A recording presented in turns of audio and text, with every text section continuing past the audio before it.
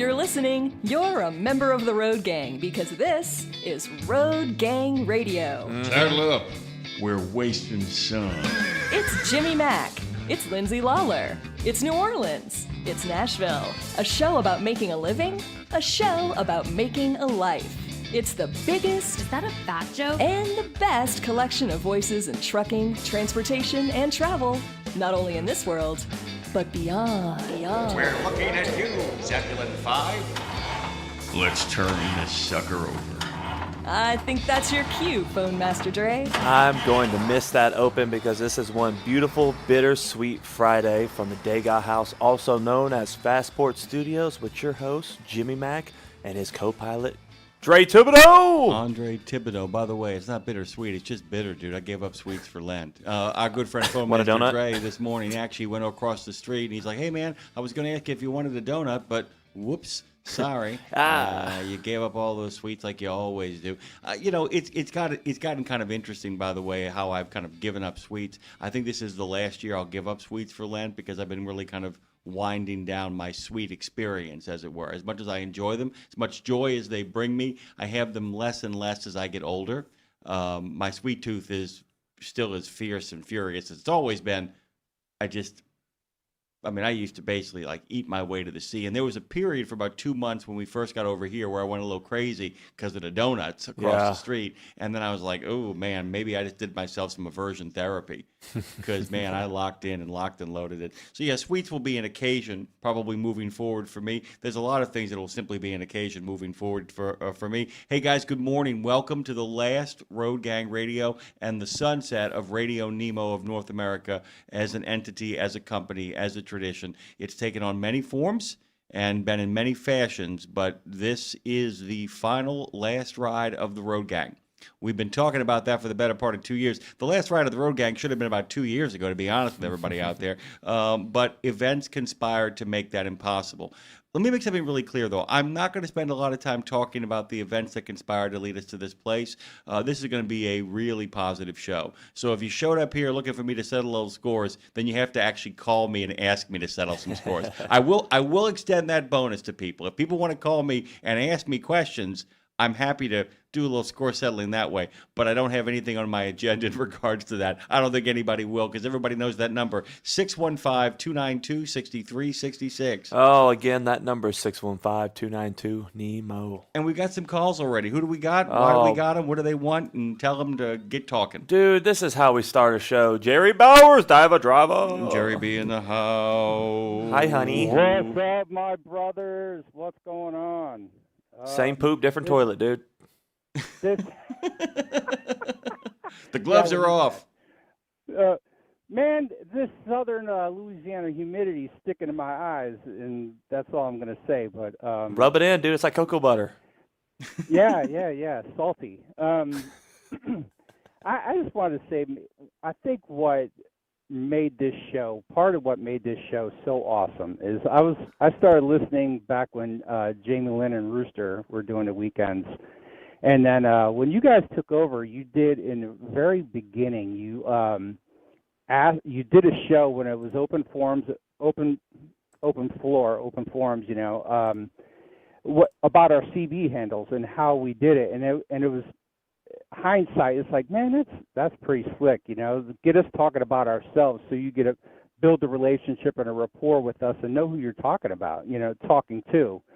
And it just, man, it's going to be a sad day. And I know it's not goodbye, it's just a see you later, but it still stings. And I think you'll find everybody that agrees. And you got my number.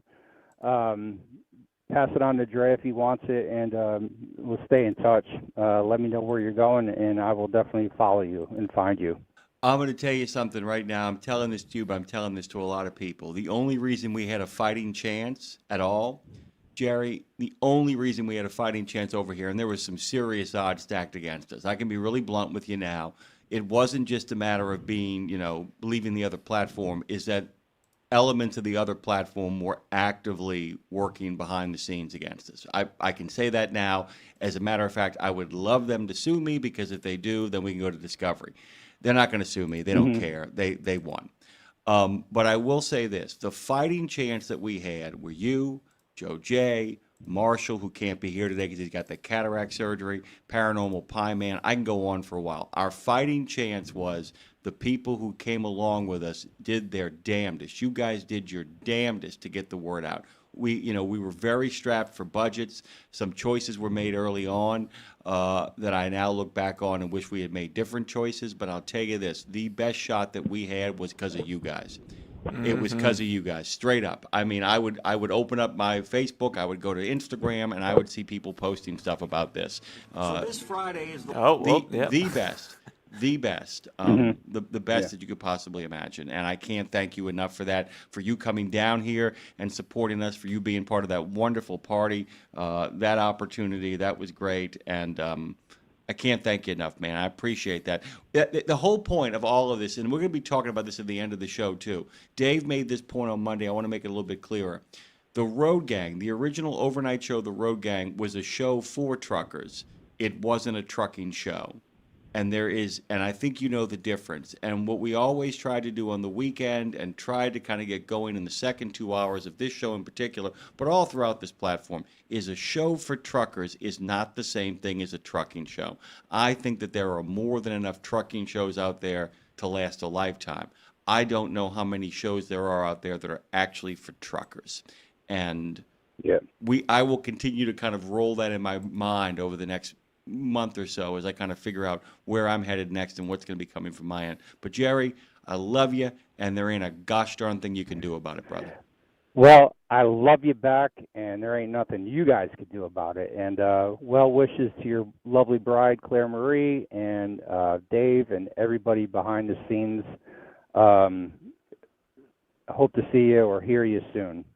Here's something really cool, Jerry. By the way, we are going to do our jobs today. We're going to celebrate some veterans. We're going to take stock of where we are in the trucking industry. We're going to do a destination detour, and then we're going to kind of talk about music a little bit. But I got to let you go because I got a whole bunch of phone calls, brother. Love you. Get out.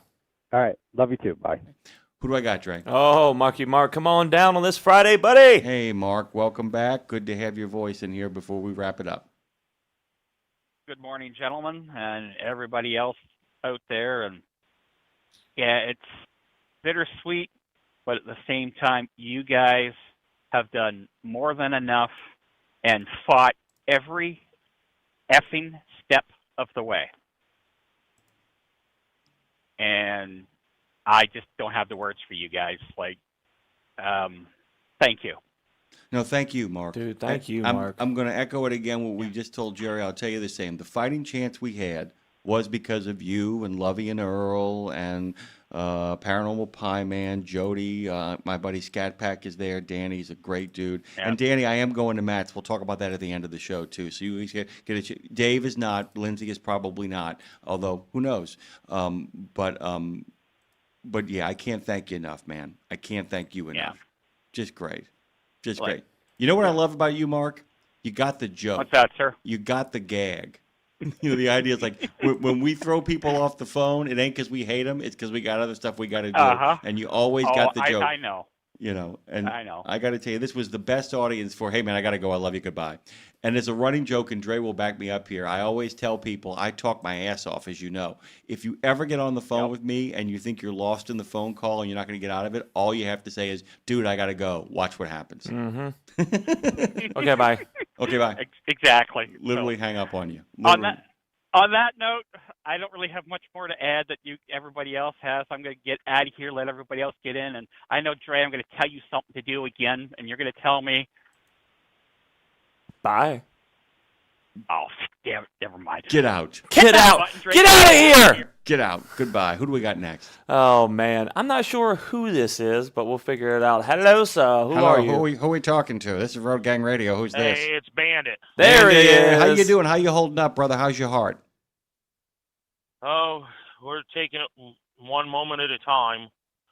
I don't know if how much you guys had said on the air and stuff. No, I wanted you to tell people what's going on, because I want the whole point of this show is the friendship and camaraderie. Please let people know what's going on. I know you're hurting. I know your people are hurting. Let them know so that people can get their prayers going and their thoughts going, and in a way that actually helps you and sends some good positive vibes your way. Please, this show has always been about you guys. All right, I'll try to get through this without turning into a bumbling idiot. A little over about a month ago, my mother-in-law came down sick.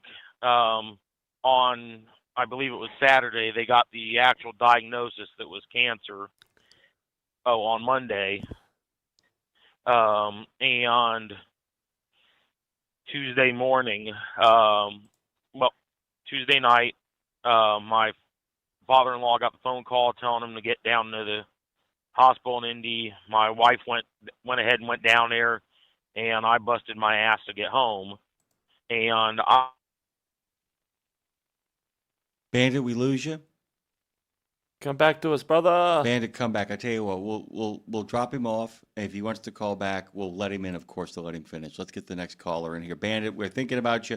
Give us a call when you get a chance. We'll bump you in. Who do we got? Oh, we got Jody and Rackton's packed. What's going on, Florida man? What's happening, Florida man? What's going on, fellas? Just calling in to say see you later one more time, because it's not a goodbye. Like, it's a see you later. It's aloha, it's ciao, it's all those things that mean two things. You know? Exactly. But just like your other caller said, you guys all have my number. And if Dre doesn't have it, you're more than welcome to give it to him, but it's easy to find. All you got to do is look at my profile. It's right there. I don't hide nothing from nobody, including sometimes when I don't have a filter. Luckily, through all these years of talking, I've always kept my filter kind of going when we've been on the show, because that's kind of a hard thing for me to do. But I didn't want to spoil anything. But I just wanted to say thank you to all you guys. Dre, I don't know how you did it. What was it, a year or two ago, when you were going 3-4 months, 7 days straight? I don't know how you did it, but you kept it together and you kept the show going. So thank you for all of that. My pleasure, man. That's pretty amazing. Pretty amazing. That's an amazing feat on its own. It's insane. It's insane. It's insane. It was insane in the brain, insane in the membrane. I can't, guys. Let's have a moment here that Jody brings up that I think is really important to remember. That there was a couple of moments during the COVID crisis, and then after that, when we were down to one person as a producer, where Dre was actually working 7 days a week. And the worst part about it, I'm going to say this now, is there were people in Ocean Springs who could have walked in and said, "Hey, dude, take a break," and didn't do it. Did not do it. And I thought about that the other day, and I am gonna air a grievance because you brought it up, and I'm gonna say this about Dre, that nobody ever, matter of fact, we actually brought somebody in from out of town that gave him a break before other people walked in there and said, maybe you should take a break.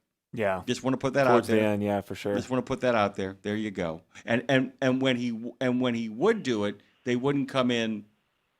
They wouldn't help them set him up for success. It was heroic what Dre did. Well, I'm very thankful for that, my friend. And dude, I'll be honest with you, talking to y'all and being able to come into such a good environment of just positivity and talking with y'all and getting the grace from everybody that called in, it made it worth it, my friends. And especially getting up at the time that we all have to get up to do this gig. Well, your gig as well. Yeah, well, that's what family's for, man. It's like, that's what trucking was all about at the beginning, being here for one another. We kind of lost touch on some of that, in these years that we're in right now, but you guys seem to bring it all together. And girls, not just guys, but guys and girls. Guys. No, you can say guys. You can say guys. I mean, guys works. Hey, you guys. I mean, that guys is guys. You guys. Guys is guys. What is it? I call them guys and galettes. Galettes, Remember thals? Oh, no. The fouls? I came up with fouls. How are you? Oh, that's foul. Jody, we got other calls we got to get to. We love you, man, and there's nothing you can do about it, brother. We really do. Thank you, man, for everything. Hey, love you guys, too. Perfect timing. I just got offloaded. Time to go get the next one. So we will see you guys later. Thank you, sir. Thank you so much, Jody. I like it very much. By the way, see you later, alligator. After a while, crocodile. Who's got a smile? Ooh, man, I think I know who this is, but let's see. Hello, who are you? Hello. Well, you call yourself a wild brongar. Yeah, dude. That's all I was hoping it was. What's up, buddy? Nothing much. Just being a local driver, which means I had to let my Sirius XM go. But I did send Mr. Thibodeau a pseudo song, but the words are mine. But everything else there is on his AI. So. I'm just, I was just proud of that. So 24 hours ago, I just whipped that up, did some poetry on my computer, and I whipped that out. And let me just whip this out. Sorry, I had to do that. Go ahead. Sorry. Go on. You sent it to me on Facebook? Where'd you send it to me? I thought it was on a direct message there. But I did send it to the Andre Thibodeau account there. Yeah, okay. Well, I'll be looking for it. I'm not seeing it right now, but maybe try to resend it. But, dude, it is awesome to hear from you. Brongar, it is great to hear from you, brother. We got 5 other calls I got to get to before our first guest gets here, but I want to give you the last word. What are your thoughts? What are your prayers? What are your hopes? What are your dreams? What do you want to put out there? Well, my hopes and my dreams is on the short term, getting my medical renewed. On the long term, being able to do the iFly attractions. I love it. I love it, my friend. I love it. We miss you. It's been too long, and I'm glad you got. I'm glad you got over the fence, brother. Thank you, Brongar. Best of travels. Be safe. Be well. All right. Be well. Bye-bye. All right. Who do I got next? Ooh, I have a feeling I know who this is, but let's let her tell us. Hello. Hello. Uh-oh. Not Hello. quite. Hello. Well, when you get a signal, you lovely woman, give me a call back. But let's go on to a familiar voice. Hello, sir. Hello, sir. Hey, morning, fellers. The Weasel. Weasel. The Weasel. Yeah. What's going on, Weasel? Oh, just like Jody and the other one said, thought I'd say, final, we'll see you later. And hopefully be able to catch up with you. Jimmy, you got my number. I'm a tech idiot. I evidently got kicked out of Facebook. I went to log in this morning, and they said no, so... What did you do wrong, man? I can't see you making anybody angry. I've seen your post before. You're not like, you're not the great instigator. You don't go around being like, hey, you gonna let him talk to you like that? You gonna let him talk to you like that? I mean, you're not that guy. What happened? No, I'm not. I might have used a improper word or something, but they do slip out at times. Well, Mother Puss Bucket is never an appropriate thing to say in mixed company. I will say that right now. You lint liquor. You lint liquor. I mean, come on, dude. What's going on? I mean, what's happening? It's good to have you, Weasel. Weasel, can I tell you how much fun I used to love having your calls on Sunday? The long drive, as I would call it. The long drive, 2 hours in and 2 hours out and 2 hours back. It always landed beautifully. Well done. Well done. And I miss doing them. Well, Jimmy, actually, when I was home, I took that drive every morning. If I was home for a week, I went out and drove around for 4 hours every morning just to listen to the show. And burn a tank of gas every other day. Just driving around listening to the show. If I seen a varmint, I took a shot at it, but that was my deal every morning, was just listening to your show. I just want to say this. Wait, ready for this? Dave Nemo, RadioNemo of North America, Road Gang Radio, a show that you can drive for 4 hours to and taking a shot at a varmint. I kind of like that as a catchphrase. I like it.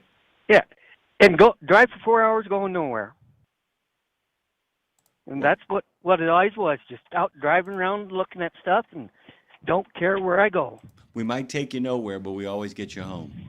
I like that one, too. Preach. That's pretty good, brother. Brother, I'm packed on phones. I hate to rush you, but I love you, and you can't do a darn thing about it.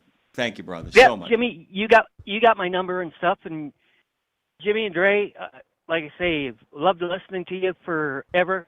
And Jimmy, let me know on your next adventure, and I'm sure I'll try to find you and everything. So you fellers have a good day, and we'll catch you later at some other time.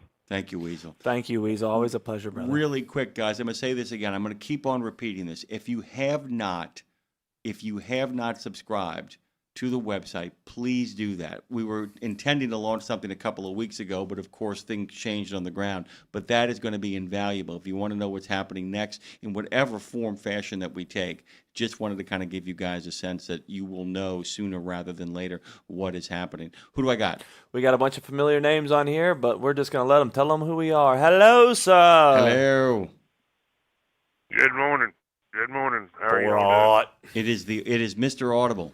God, I'm happy you called. We can hear you, and you can hear the words pouring out across your cave, Yeah, man. brother. The great consumer Right here of literature. from the hospital.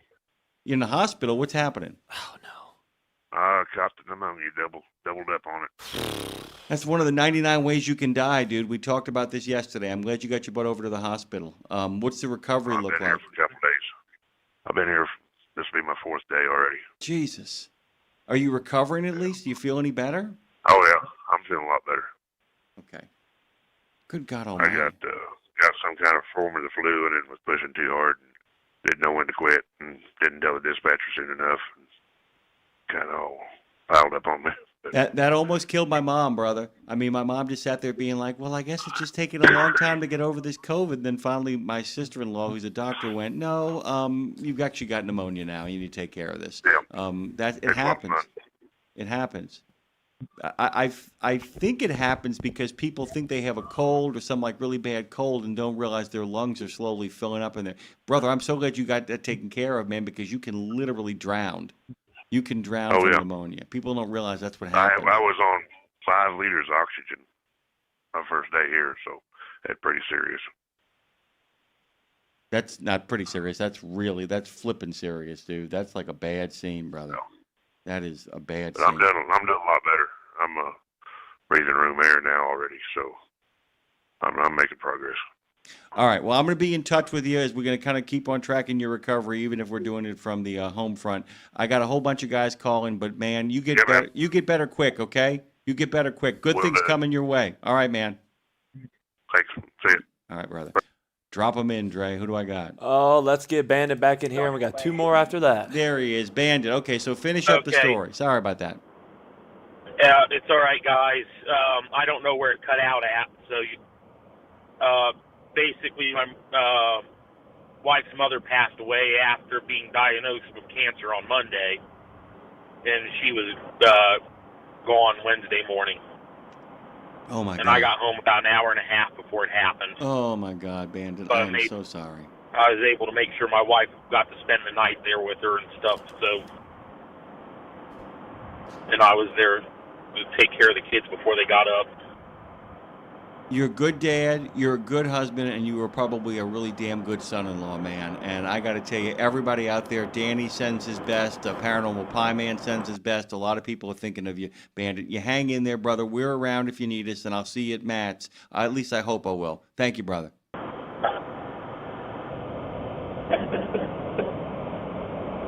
Hang in there, man. Hang in there. That's what this whole show's always been about, this, guys. So if you know Bandit, if you know him well, if you love him, and we all love him, send good feelings towards him. Who do I got, Dre? Ooh, I think we got her back. Hello. Hello. Hello. It's Tim Taylor or Tool Man. Tim Taylor in the house. Woo! What's going on, man? I saw Cindy, and I was like, ah. What's going on? Yeah, that's my wife.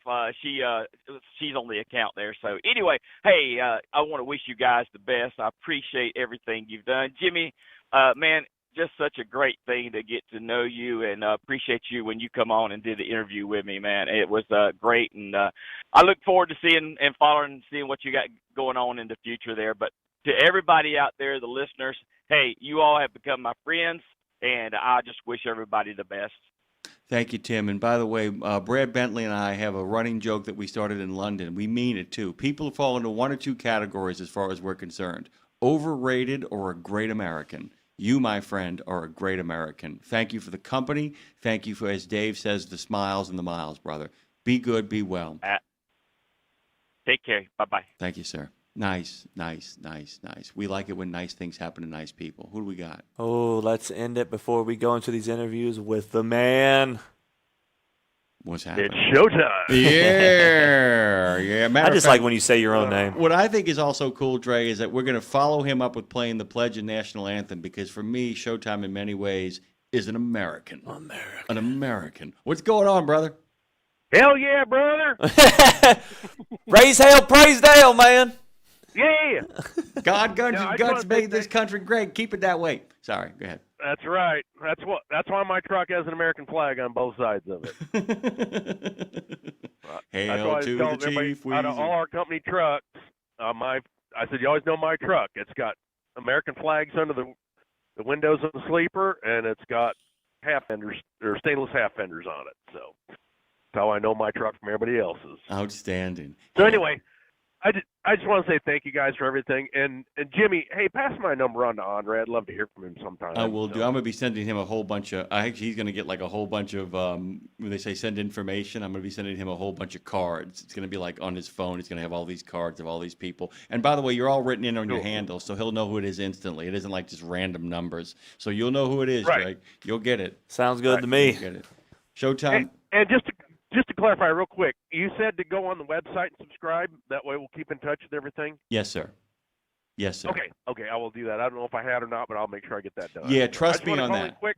Trust me on that. That's going to be. I just want to call in quick because I'm headed down to unload, and I don't know how long I'm going to be there. So, but I just want to say thank you guys again for everything, and everyone, please be careful out there. Thank you, sir. Be well, be good. And by the way, I can't think of a better way to follow up our good friend Showtime than with the Pledge and the National Anthem, followed by a break. And then we're going to do our jobs, by the way, and bring the CVSA on in here. Dre, let's hear that lovely voice singing the National Anthem one more time on this platform. I pledge allegiance to the flag of the United States of America and to the republic for which it stands, one nation, under God, indivisible, with liberty and justice for all. Oh, say, can you see by the dawn's early light what so proudly we hailed at the twilight's last gleaming, whose broad stripes and bright stars through the perilous fight o'er the ramparts we watched were so gallantly streaming, and the rockets' red glare, the bombs bursting in air, gave proof through the night that our flag was still there.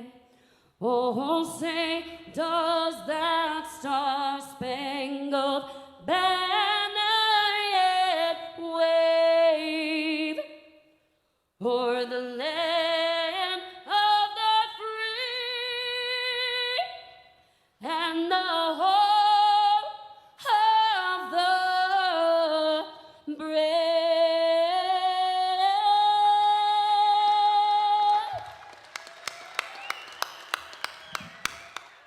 It's Friday, Friday, Friday, Friday. You know Castrol for passenger car oil and racing, but did you know that they're in the heavy-duty over-the-road market? Well, Castrol CRB Multi 15W40 and Vecton Long Drain 10W30 are now available at TA Truck Service Centers nationwide. This is the partnership in preventive maintenance. TA Truck Service and Castrol, offering you premium products and performance at great price points every day. Castrol, performance for the long haul, guaranteed. From the wee small hours of the morning to the crack of dawn, RadioNemo has been there with you. Whether you've got the overnight or you're the first wheels on the road, RadioNemo's been where you need us to be. Providing the laughs, giving the facts, playing the tunes, and keeping it rolling. We've been your light in the darkness, your first cup of coffee, and a voice of sanity. Semi-sanity, actually. We're all a little crazy here. Crazy for the men and women who keep this country going and moving and doing. Crazy for trucking, crazy for truckers of all shapes and sizes. Is that a fat joke? Not if we can help it. Because it isn't just about the rules and regs. It isn't just about the day-to-day. It's about your health, your homes, and your hearts. So we wanted to say thank you. Thank you. Thank you. Thank you from everyone at Radio Nemo for sticking with us, standing by us, and keeping the traditions rolling into the future. Welcome back to Road Gang Radio. Join Jimmy Mack and Lindsay Lawler's Gang of the Airwaves by subscribing to Radio Nemo on YouTube. We celebrate all kinds. Make it official. After all, if you're listening, you're already in the gang. The Road Gang. Make sure if you guys got to check in and out over the course of this show, as many of you have to do. And by the way, we've come to kind of be used to that. That goes back to road gang tradition of people having to kind of, showtime said, kind of step out and do the unloading. Often have to deal with dispatchers. You have to deal with people on the docks. You have to deal with people who have their foot up on the dashboard. What are they thinking? You have to deal with people who aren't wearing their seatbelts, people who are distracted in their driving, people who have 3 little munchkins in the back seat going to soccer practice. You got to deal with a lot of stuff. So if you come and you go, fantastic. I'm going to ask you guys in the middle of this great show where we're going to continue to do the shows the way we always do them and give you all the stuff, the fun, the facts, the friendship, the fellowship on Freaky, Feisty, Flinty Friday on this final Road Gang Radio. And matter of fact, could not have asked for a better guest to actually get us started because we have a huge audience this morning, lots of phone calls, lots of friends chatting it up over there. So it's a perfect time to talk about the CVSA road check announcement with Jeremy Disbro. He, of course, is CVSA's roadside inspection specialist. He joins us this morning on Road Gang Radio. Let's get the who, what, where, when, and why. Hey, Jeremy, welcome to the show. How you doing, brother?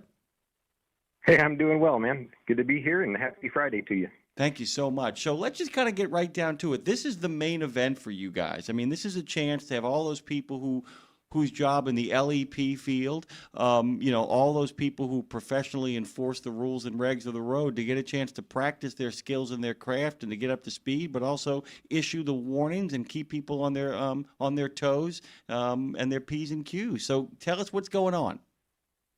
Yeah, so we do it every year, but for those of you that aren't familiar with it, it's called International Road Check. It's a 3-day event. This year it's going to be held on May 12th to the 14th. And really, it's not just an enforcement campaign. It's actually an education and outreach campaign as well. So inspectors are going to be out there. They're going to be doing level 1 inspections, at scale houses and on the side of the highways and whatnot. But they also, a lot of the time, will partner with, their local trucking associations and various groups to, just promote education and outreach, and even sometimes allow, ride-alongs or folks to shadow and kind of see how the inspection procedure works.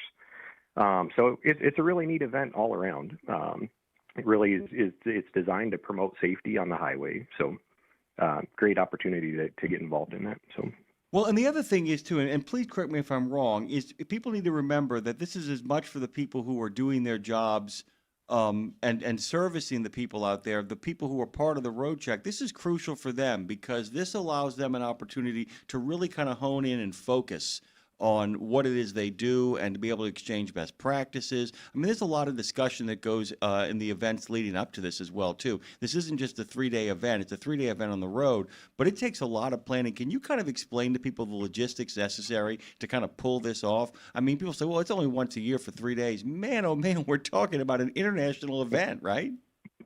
Yeah, well, so that's the neat thing about CVSA. So we're not an enforcement agency. What we do is we develop the inspection procedures that the inspectors follow in accordance with the regulations. So what's really cool about it is we not only work in the U.S., we also have Canada and Mexico that we work with, and we have the same inspection procedures. So whether you're in Alberta, Missouri, or even Mexico City, the procedure that's followed by those inspectors is developed by us, and it's designed to promote uniformity, so there's no surprises.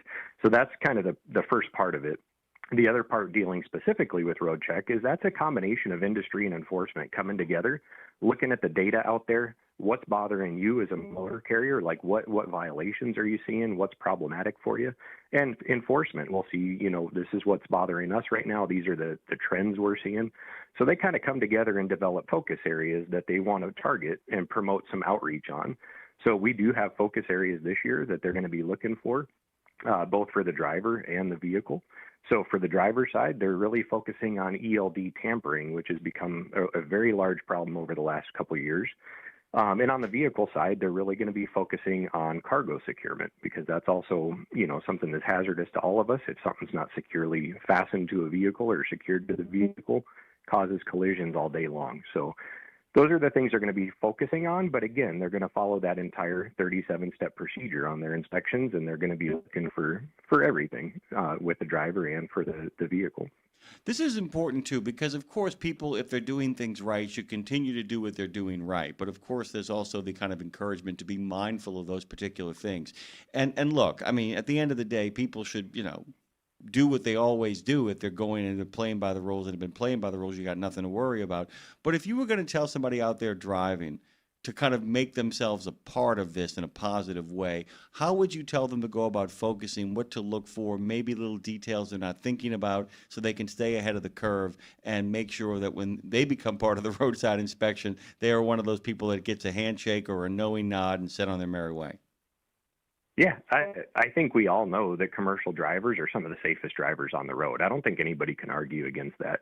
And I know the vast majority are trying to do, the right thing, and they're not out there trying to hurt anybody. But some things surprise us, right? And the regulations can be confusing sometimes. So what I would recommend, first of all, would be to go to roadcheck.org. If you visit our website, it's roadcheck.org. And there's handouts on there that you can give to your drivers, your fleet folks, to let them know what we're looking for. I get asked all the time, why do we announce the dates on this? And I think people misunderstand the point of road check. It's not designed necessarily to put people out of service or to trick people or surprise them. It's designed to promote uniformity and highway safety, right? And to build a bridge between enforcement and industry. So I would encourage you to get involved. I would encourage you to reach out to your state associations or your groups there and see if there's an opportunity to maybe even shadow an inspector while they're doing inspections to learn, kind of what their perspective is on it and build those bridges. It's not a surprise, and it's not just a gotcha thing. And one last thing on that. I think a lot of the time, like I said, we know that the commercial drivers are generally some of the safest folks out there. And a lot of the time, the collisions that we see are caused by cars that simply just don't understand how to operate around vehicles, commercial vehicles. They follow too close. They cut them off. They stay in their blind spots. So a lot of states will actually, partner with their other troopers there and do enforcement campaigns with cars operating unsafely around trucks. So this is it's really an all hands on deck kind of thing. But educate yourself. Give your truck a good, pre-trip inspection before those days. I hope you're doing those every day anyway. But if you're not, really focus on that. Make sure that you're checking all the points. And I think that's a good place to start. And again, go to roadcheck.org and you can download a lot of brochures that explain what inspectors are looking for and things like that as well. Jeremy, I always feel like anytime anybody comes on that somebody that I haven't met yet is simply a stranger ready to become a friend. Tell us a little bit about yourself, how you got into this, and what exactly it is that a roadside inspection specialist does, because you also have a lot of really great forward-facing skills. So tell us a little bit about your own story and how you become involved in the industry. Yeah, so CVSA is not a regulatory agency. I am not currently a roadside inspector. We don't do the roadside inspections, but my background is definitely in the law enforcement side. Loved working with industry throughout my career. I was a roadside inspector as a state trooper. I retired from that job, and throughout my career, I saw what CVSA did, how they promoted and provided, like I said before, a bridge, I guess, between industry and enforcement. And my philosophy as a trooper was never to write tickets. I mean, sometimes you got to do what you got to do, but my goal was to get people to be compliant and better understand the regulations. And however that happens is how it happens. And if I can do that without writing tickets, I was always happy to do that. My goal was just safety, as well as most of your listeners, I think, obviously have that same goal. They want to get from point A to point B with their cargo in a safe manner. So I think we all share the same goal, and that was kind of the opportunity to come to CVSA and really promote that throughout North America. I'm going to tell you something, by the way. You and I have walked a little bit of the same road. I was not a state trooper. I did something else. I had a badge, and I will tell you something. Very few people like doing paperwork. Anybody that thinks like, and the idea that even when you hear about those nightmare stories about small little counties that rely on quotas of tickets, which, by the way, is not as widespread as people think it is. But I will tell you, the people who have to do quota ticket writing are not fans of it. There ain't anybody out there who's like, I get to write tickets today. I get to write violations. I get to write you up. Good God Almighty, because people don't realize that when you write stuff like that up, if anything goes sideways, then you're going back to the office and you're having to write up there too. Look, we all have to master the English language, but But the writing that goes on in a law enforcement agent in their life is pretty substantial. And any chance you can to avoid doing that, we will bend over backwards to have to avoid doing paperwork. That's a pretty fair assessment, right? Oh, you got me there. I'll admit I'm a little bit lazy, but that's not the only reason, though. It is absolutely. I was taught in the academy. My goal was to change people's behavior to a safer way, right? And if whatever the lowest means is that I can do, the lowest enforcement means I can do to get compliance and to change your outlook on safety is what I'm going to do. So if that means a warning, great. In some cases, it doesn't work, and you stop the same person 15 times for the same violation. Maybe it's time to step it up a little bit and write tickets or whatever it is. But I think most enforcement has that goal. They're not out there to bust anybody's chops. They're out there to get compliance with the regulations. So. Okay. So, kind of give me the logistics of how this works now. And then, like I said, we got a couple of other things to talk about, but I really want to kind of ask you really quickly about the logistics of, so it's international. We're talking about three different countries over the entire scope of North America. Can you talk a little bit about how it is set up? I'm talking about the strategic and tactical approach to how this is put together and what people will see out there that will look different than what they normally see out there on the road. So what you're going to see that's different is you may see clusters of inspectors a little more prevalently. It's the same number of inspectors that are out there every other day of the week, really. I hear from people that they're maybe going to take 3 days off during that time period, and I say more power to you if that's what you want to do, but you're kind of only, hurting yourself financially because the same inspectors are out there 362 other days out of the year as well. So, but what you're going to see is they'll maybe focus, each jurisdiction is different. They may focus on rest areas. They may focus on, traffic stops and be pulling trucks over on the side of the road, taking them off a ramp and doing inspections, whatever they choose to do in their jurisdiction. But we start planning this a year in advance. And again, industry and enforcement is a part of that planning. We get the word out to enforcement.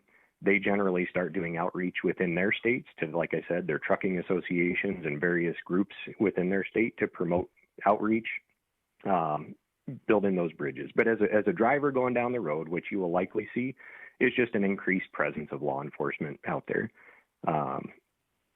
Does that answer your question? I answered it perfectly, by the way, like I said, because the thing is that people, and the other thing is, too, and the reason why I ask you to do this and the reason why you come on and have this conversation is you've made an earlier point that I want to really emphasize to all of our listeners out there, many of whom are commenting, is that this is not a gotcha.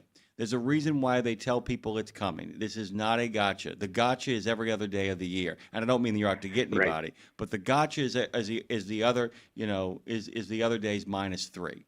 And the point of this is not to surprise people or ambush people, but just to give people a sense of what they're going to, because it's one of the things that, this is a law enforcement person. We used to make the joke all the time that we would be at a crime scene or we would be, flashing lights all around, and you would watch people way across the street slowing down. And I one time had a sergeant next to me scream out, "Yes, that's a great way not to cause suspicion to yourself by going 15 in a 35. But I think part of what does that is that people see things that are irregular. People get used to what I would call the normal on the road. And I just wanted people to kind of have a sense of it. You might see a couple of things that are different. It's just people doing their job. It's just people getting a sense of what's out there. It's just people making sure that the road is a safe place for a lot of folks. I wanted to kind of end our time together to talk about something that's near and dear to my heart, and one is a state trooper, now that I know that you were. It's really important in regards to, we talk about construction sites all the time. The other place that people should really be focused on slowing down is when you see those flashing lights and you're in the same lanes, about giving these men and women the space they need to do their jobs, because sometimes, despite their best efforts, they are exposed in really dangerous elements, right? It's near and dear to me too. So I lost trooper friends from exactly that, and it's not just troopers. I've seen construction workers hit by cars on the side of the road that because the cars don't move over or slow down. I think that's one of the best common sense laws I've seen passed nationwide in probably decades since they made seatbelt requirements. I'm telling you, if you don't know, most states have a move over law. Your requirement is to move over if at all possible when you see flashing lights, whether it's hazard lights on a car, police lights, fire truck lights, whatever it is.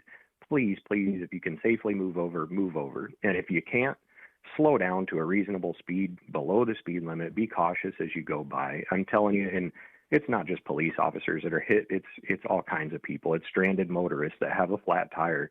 But it's personally a passionate thing for me because I've personally lost friends in that, and I'm sure many of you probably have similar stories. So, yeah, the move over law is critically important, and I don't know why we still have to talk about it at this day and age. But please wear seatbelts.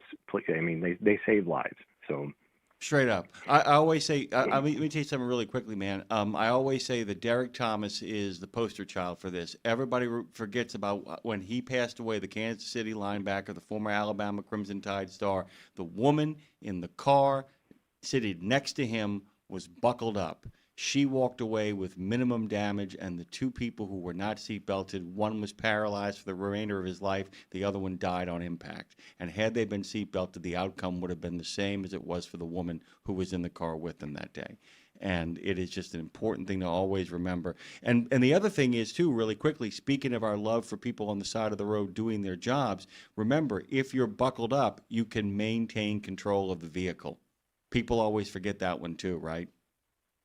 Yeah, and I think people look at it like it's just a safety benefit for them, but it's a safety benefit for everybody on the road, especially in a truck. You've got a huge open cab area where there's a lot of room to be tossed around, and you get tossed from your seat, which happens more often than you'd think in a small impact, and now you lose control of your vehicle, and you're no longer sitting in the driver's seat. So it's not just about your own safety, it's about everybody's safety, especially in commercial vehicles.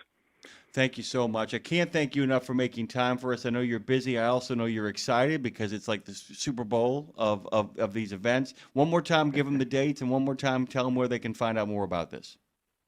Yeah, it's May 12th to the 14th this year. Please go to roadcheck.org. There's a ton of downloadable materials there at roadcheck.org. Download them, give them out to your drivers, give them out to your buddies. Look, this isn't a surprise. It tells you right in there what the inspectors are going to be looking for. So, yeah, the more we can share the word, the better off we are. Jeremy Disbro has joined us. He's CVSA's roadside inspection specialist, which means he's a guy that actually can give people the tips they need to make this kind of stuff happen for them. Thank you, Jeremy. Nice to make a friend on this final Friday of Road Gang Radio. Appreciate you, brother. Thank you, Jimmy.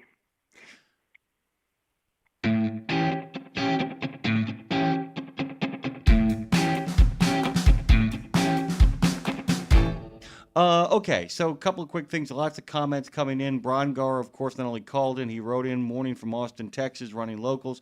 From the old road gang to the sizable media kingdom has been a long road indeed. That's right. It was a small little pocket. Then it got big. Then it got really, really small. I will tell you that anybody listening to the other platform, remember this, that I'm going to make a special request at the end. I have some comments to make in the final half hour of this show, and I have one request of you guys, and I will actually hand it right now. Bear witness to what it is that's happened here. Bear witness, and I don't mean to what's happened in the last few months. Bear witness to the 50 years, the 50-plus years, because there are so many people who claim to have an audience of 1 million. They didn't build it. There are so many people who claim to have original segments. They didn't make them. All this springs from not only Dave Nemo, but I'll give you guys some information at the end, too, as well, to kind of give a couple of shout-outs for why you get all this quality content on a regular basis. Steve Kelly says it's been a hell of a ride. And by the way, Nick asked, is Radio Nemo shutting down? Where you been, Nick? I mean, good to have you here now, but yeah. So as of 11 o'clock this morning, Radio Nemo of North America will sunset as a company. Other things are coming your way. Please subscribe over on the website. Put in your information. Trust me, you're going to want to do that, because one of the things I'm really excited about Phone Master Dre, whatever the next thing I do turns into, is that look, Dave is set up in a way. Dave's great strength was to do day after day after day of radio.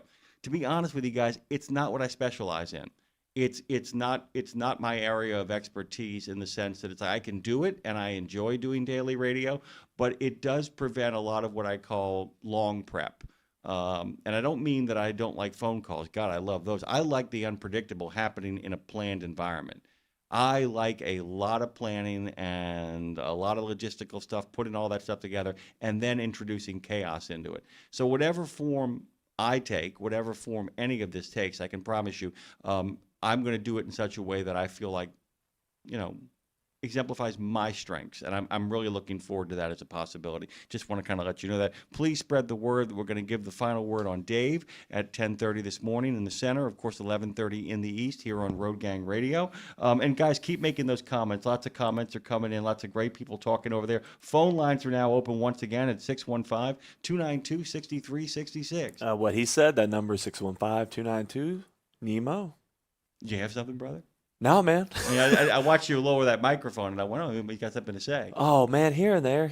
I'll be back in. I got a few things to say, especially about where we're going and how we're doing and where we came from, but at the same time, a few little news things, but you carry on, sir. So just good morning, hashtag RGR. This is Bruce Almighty. Grateful for the community y'all have built. Absolutely agree. Enjoy your life and each other. See y'all down the road. Share my number. I love y'all, and there's nothing you can do about it. Those are the words of Bruce Almighty. Chowder, I hate to break the bad news to you. You're not definitely overrated. You are a great American. He says, good morning, all. Thank you for the good times and talks. Thank you for those who have called and hope to call and continue talking with. I really hope you, if nothing would make me happier, by the way, guys, than if I found out that long after this thing had shuffled off its radio coil, that you guys were all still talking and still meeting up, whether it's at a TA or a Sap Brothers or one of those hole-in-the-wall, out-of-the-way places that has the best flapjacks on the western side of the Mississippi. Who do I got on the phone, Stray? Oh, it's Chowder. You said he's here. He said his name 3 times and he appears. What's going on, brother? Hey, I'm kind of like Joe Hendry from TNA. Say his name and he will appear. Hey, shameless plug for us geeks that are still D&D and throwing the dice and listening to the wrestling, but that's all right. Takes us all to go around. Really calling in to say thanks for being family. Kind of tough. But also, I got to give this weather road conditions, Jimmy. We got a lot of greasiness up here in the central Iowa area. I'm up on I-380 right now, and we still got a lot of spin-outs going on. The snow's not coming down and the wind's dying down. The roads have been attempted to be treated. It looks like I guess it would be the south and east kind of direction on 380s. Looking pretty good. We got one somewhat driving lane on the north and westbound up here on 380 above Cedar Point and that. Just be careful coming out here. They're doing the best you can.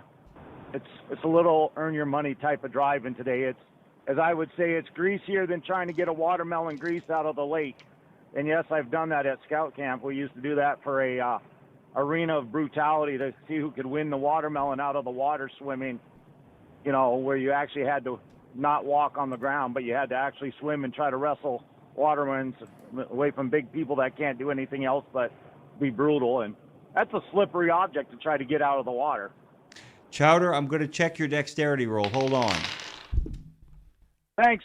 Hey, brother, you got it. You're going to make it. You made your dexterity roll. Oh, good. You're going to make it. It's all Nice. good news. You got the Yeah, dice roll. Good. That's good. Did I get at least 17? Oh, yeah, Any dude. No, modifier, buddy? actually, you got a 19 because it was an 18 plus 1. I'm telling you right now, brother. You got it going on. I appreciate it. But yeah, no, Jimmy, I've enjoyed all the segments you brought us. Peter Stark's Adventure and Revolutionary Road, obviously my favorite two. I've told you. I like the history and the perspectives, and then Peter Stark's listening. I enjoyed his adventures because it made me want to go do my own. Well, I tell you what, And then, brother. At the end of the show, there is one thing in regards to programming that I can announce formally, and we talked about it the other day on the show as well too. So pay attention to that because Right. we may have some good stuff coming for you in regards to Peter Stark country. I can promise you that. Right. And Dre, it's been a great run, from do you always talk third person to some of my rants that you told me I had to calm down and stop using adjectives in conjunction with each other without commas and stop Tarzan and everything to just being there.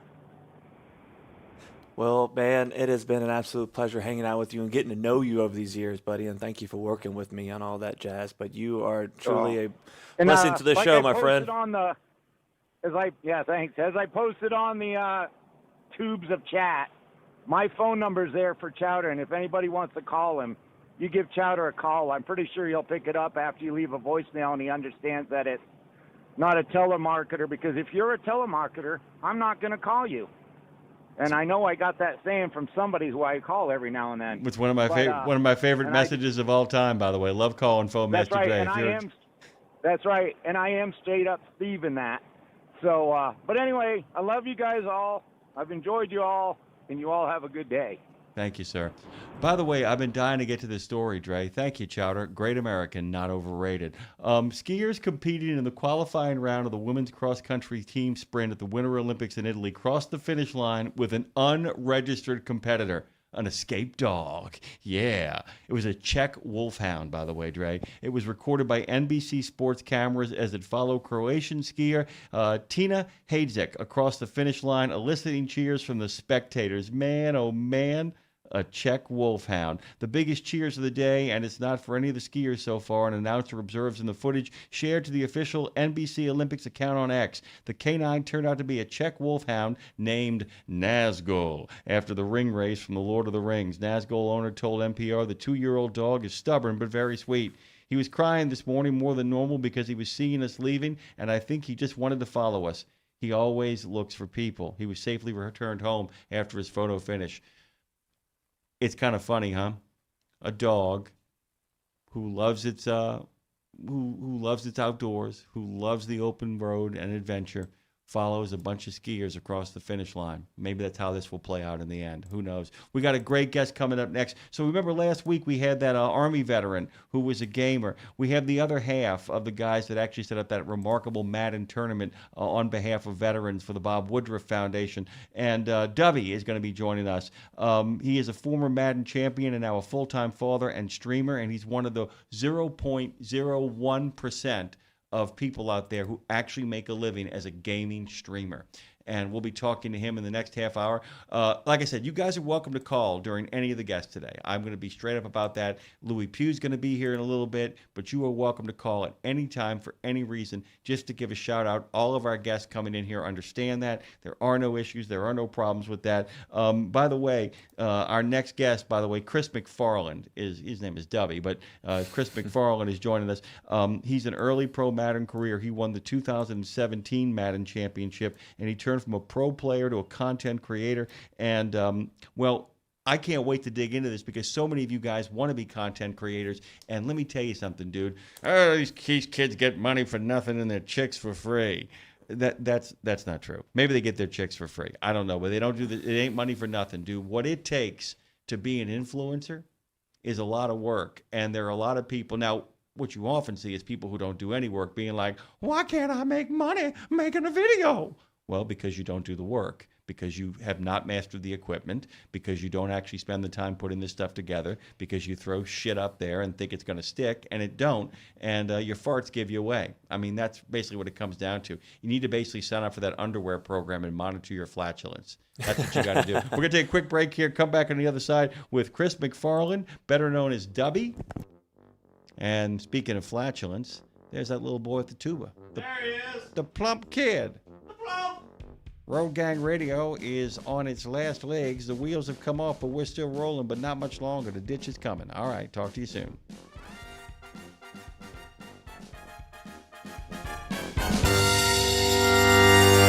In a video game, if you get enough experience, you level up. And when you level up, you gain more skill. And with enough skill, you beat the boss and win the game. Sounds a lot like trucking, doesn't it? Except in trucking, you don't beat the boss, you become the boss. And if you want to be the boss, you gotta meet the boss. And that boss? Carrier's Edge boss, Jane Jezraoui. Want your drivers to level up?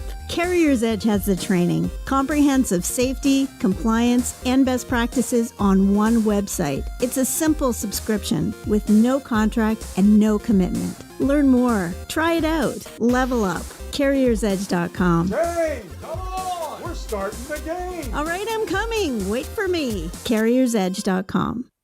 There are precious few nonprofits in the trucking industry, and even fewer that make a tangible difference in the lives of professional drivers. So thank goodness for the St. Christopher Fund. Since 2008, over 4,000 over-the-road semi-truck drivers have turned to the St. Christopher Truckers Fund when a medical issue took them out of work.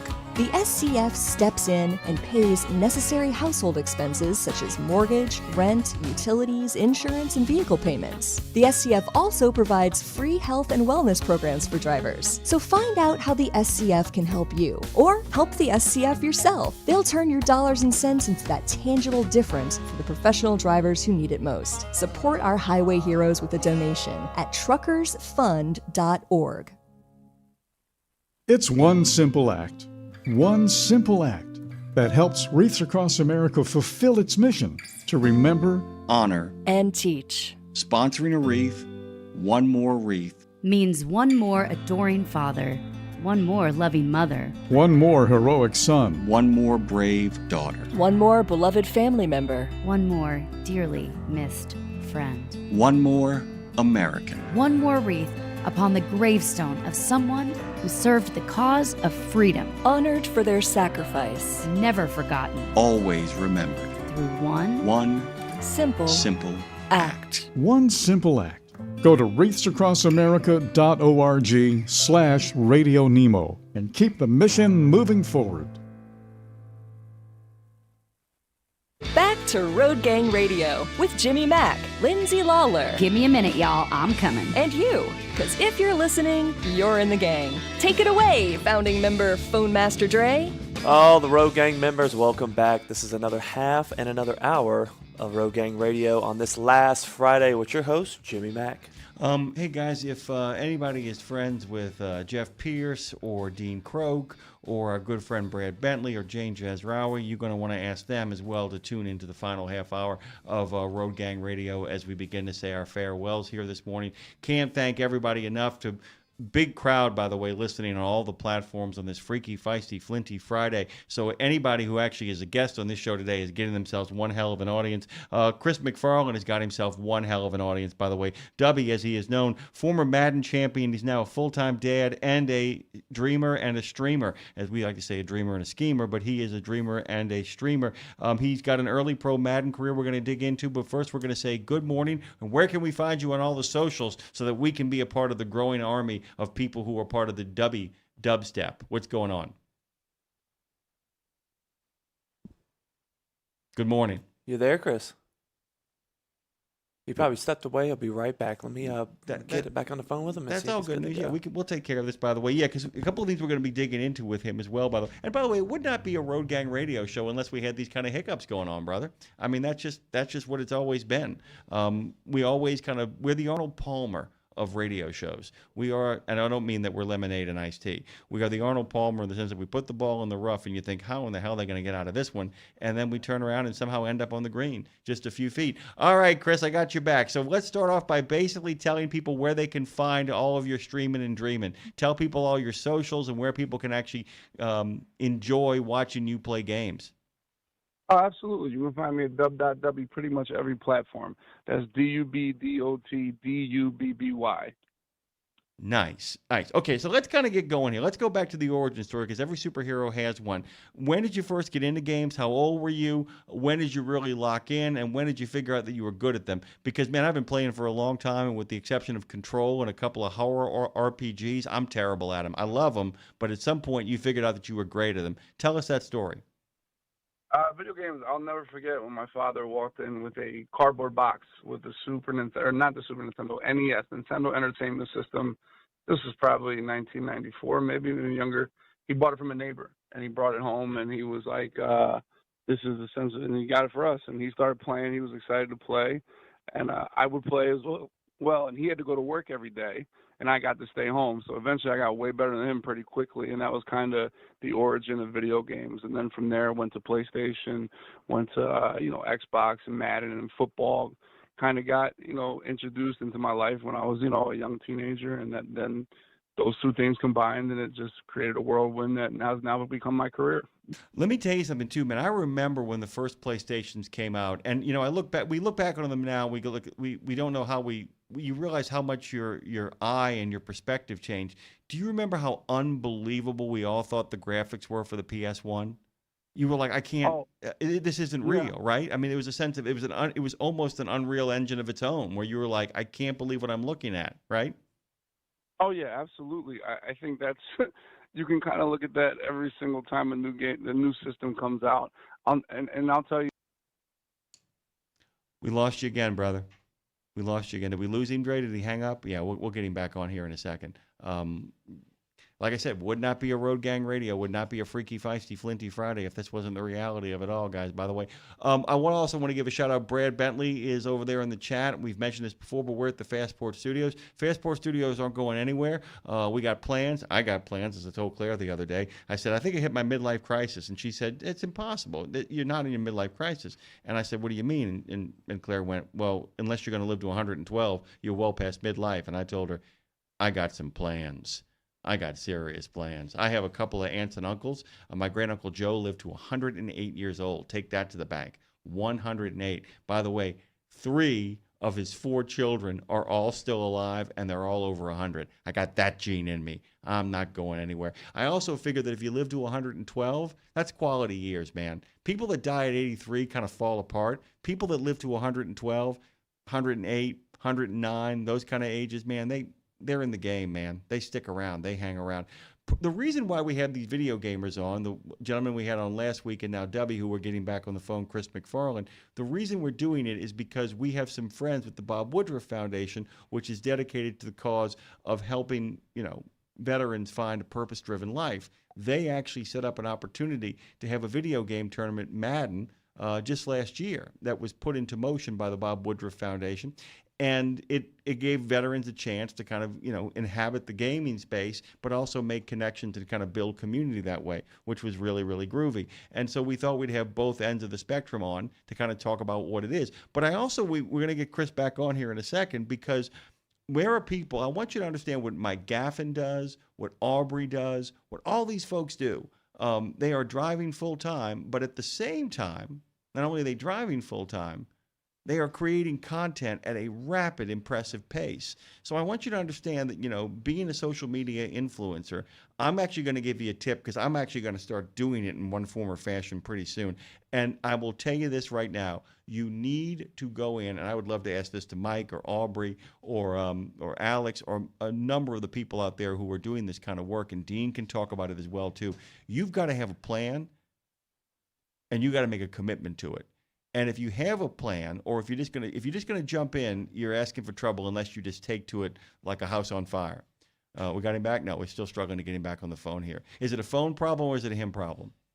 It's a him problem. Okay, that actually makes me feel good, because it means you guys can give us a call at 615-292-6366 and jump into the conversation. Like I said, I won't air any grievances, but if you ask me, I'll tell you some, as we found out a little bit earlier. I do want to give a shout out to my friend Phone Master Dre over here, and it was pointed out on 2 occasions. The COVID crisis, number 1, and then when we had to let Sydney go. That was a really kind of sudden thing, and we hated to see her go, but we also needed her to go. And so when that happened, was the strain of maintaining this company began to really get felt at that point, because a lot of people, the problem with a job like this, the problem with doing this, guys, for a living, is that this has to be your passion. And what you also have to do is you have to make sure that everybody who does it with you actually shares that passion. And Dean talks about this in regards to being an owner-operator all the time, the idea that you're only as good as your partners. And what happens is that you have to start making tough choices. One of the things that I have learned over the course of my many years here is when you feel like you probably should fire somebody or you should let somebody go, you should let them go instantly. You should actually sit down and you should have a talk with them and say, it's time for you to go. And if you don't have the power to get rid of them, then you need to make a decision on your own to kind of walk out the door as well, too. So for Dre, it was a passion to deliver for you guys and a passion to make sure that we stayed on the air. And so what ended up happening in those crazy moments was that he was actually working 7 days a week. I don't know how many of you were like cognizantly aware of that at the time. There was a 3.5 to 4.5, I think maybe even 6 month period where that was going on. We're going to get Chris back on the phone here, and I will continue to give a shout out to Dre when we come back. Hey, Chris, welcome back. Sorry about that, buddy. Oh, yeah, the phone just dropped. I'm sorry, man. But we're back. We're locked and loaded. Okay, so one of the things I wanted to dig into, by the way, is so that you discover that you're very, very good at this, and one thing gives way to another. So you actually got into becoming a pro Madden player. Can you kind of talk about what that journey looks like? How one goes about being somebody who's really just good, playing Madden, to then being able to play online, to then say, I want to enter a tournament. How does one become a pro Madden player? I think it all started playing my friends, and I have a 5-year-old son now. I was just thinking the other day, everything I got interested into as a kid was kind of just influenced by my friends. Like, what are you guys doing, essentially? And they would play Madden, and they would play it in somebody's basement or whatever it may be, and then they would play for a little bit of money here and there, and there was different, like a hierarchy in the friend group. And essentially, you made your way through those ranks. Like, do I want to keep doing this? And once you beat your friends in the neighborhood, then you plug into the internet, and you'll never forget the first time you're on the internet and you play Madden or you play any video game, and it's like you're playing a juggernaut. Like, these guys know all the tricks. And I remember getting blown out one time, probably PlayStation 2, and I was playing the Titans, and this guy blew me out. And I'll never forget the feeling. It was like, and you get to a crossroads. It's like, do I want to get better, or this is not for me? And there's many things in life where you go to crossroads, and maybe it's just not for you. Like, golf is a little bit too hard for me. I've given up. It's too much. But Madden, the video game, scratch that itch to where I want to keep getting better. How can I get better? Let me keep playing other people, keep playing better. And essentially, you just get some friends that are on the same, wavelength as you, or the same mindset, and you practice with them. And then, oh my gosh, is my phone? Are you still there? I'm here. I got you, brother. Oh, I'm sorry. My phone's just blacked all the way out. I thought it dropped again. Oh, no, but yeah, so you get your friends, and you essentially, the people you play are just as good as you. That's how good you're going to be, and you get the same group of people, and you grind, and you get better. And then EA just thrown, so many tournaments that are easy to enter and free to enter. And essentially, it creates an opportunity for you to win these big money tournaments and make a career out of it. Okay, so like I said, there are tournaments in regards to player versus player, in regards to third-person shooters that I'm well aware of. I know of Madden tournaments, but I don't know how they operate. Do you get to pick your team? How does all that work? Well, it's just a bunch of different type of modes. You can play with the regular team sometimes, but recently they've done a lot of Ultimate Team, which is essentially like fantasy football, where you can add different players that you want, and then the game mode will then put out new cards every single week that continue to improve your team. And it happens, once a year. Once football season starts, you'll have a new Madden, and you'll get wiped out, and you'll have a new fantasy team or a new ultimate team. And you can pay for your cards too. Like, there is things where you can pay to upgrade your team. Your team is kind of like your investment. The more you can spend tons of money on your team to get it perfect and the best you can, and so on and so forth. But that's kind of the new mode that they've adopted for the last 10 years. It's called Ultimate Team. So you get on Madden and you build this team from day one in August. And I still have it going right now, and it'll go all 12 months of the year until the new Madden comes out. So it's my understanding, by the way, and I got a whole bunch more questions for you. We'll get to content creation here in a second. You actually were a big part of the Bob Woodruff Foundation Madden tournament for veterans. Am I understanding that correctly? Absolutely, we did that probably about 2 months ago now. Tell everybody about how you got involved and what that meant to the men and the women who were able to participate in that. Well, Madden has a lot of veterans within it, the Madden community. I feel like we are a tight-knit community from top to bottom. It's one of the best things about it. And it was brought to my attention by one of my buddies, and then my guy Slim goes to, I believe you guys talked to last week, who is a veteran himself, is a close friend of mine, and we were pitched the opportunity to do it, and it was a great cause, and Madden essentially growing anything, producing Madden events is kind of something I really look forward to and excel at, essentially. So when we were given this opportunity to do something for veterans and Madden, it went hand in hand, and it was a great opportunity, and we took advantage of it. And by the way, that in and of itself, producing that event, being kind of the spearhead with your friend, and by the way, he was terrific on the show as well as you are. That's an opportunity for content creation. And so I kind of wanted to talk about this because it's something that I actually have a great understanding of, and because of the job I've had and the responsibilities I've had, have not been able to kind of get into the content creation the way I would have liked to. But I do feel like I have a grasp of it and an understanding of it. But I want you to kind of lay out for our listeners, because we've got some truckers who play the trucking simulation games and do a lot of work in that space, who somehow manage to create content while simultaneously doing their job. You are one of those fortunate people, but also because of your talent and your dedication and the rigor at which you practice, to be a professional content creator, which puts you in the 0.3% of all people who are creating content, particularly in the area you're doing. Talk to us about what it takes to make a living as a content creator. I mean, essentially, well, first of all, I won a Madden tournament. That helped me, so I got bankrolled $75,000 to Madden. That helped me. So I can't go without saying that. But you had to get good. I mean, I hate to say it, you had to GIT, GUD. I mean, you had to get good, right? Oh, yeah. Well, it takes, honestly, and I think about this all the time, it takes video games. I mean, it almost essentially, I wasn't good in school because I was playing video games at night. I didn't do good in school. I didn't do well. And it kind of did hamstring a lot of other parts of my life, like a lot of kids. So it's definitely a sacrifice as far as getting good at video games. And it's definitely something that I put a lot of time into, and a lot of these kids that play video games put a lot of time into. But as far as content creation, that's more when I get 30 years old. I was also blessed but because of video games in school, in my teens and my 20s, I didn't really have too many backup plans to go back to school. So it was work or content creation. And I was also blessed that I was working with my father. He had a family business, and he would climb trees and take down trees, and the arborist and landscaping. So I was able to almost tell him I need a week off because I got a live event to do, or I need today off because it's a big content day. So I had a very flexible job and a great situation to be in, to be able to full send the whole content creation thing.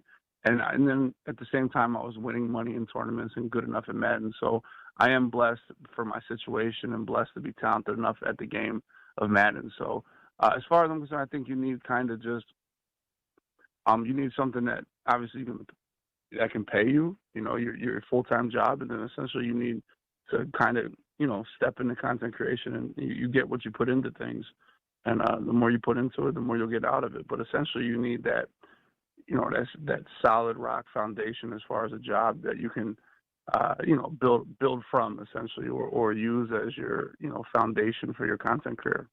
By the way, our good friend Roscoe 713TX Roscoe is a content creator. He does the trucking simulator and has a lot of followers on TikTok and a lot of other spaces as well. Explain to people what it means to create content, because it ain't just playing online. It ain't just getting on a Discord. It ain't just kind of playing online. There's a lot of work that goes into it. Tell us what the average day for a content creator looks like in regards to your work schedule, because you got to be disciplined, because ain't nobody going to make you do it. You got to do it yourself, right? 100%.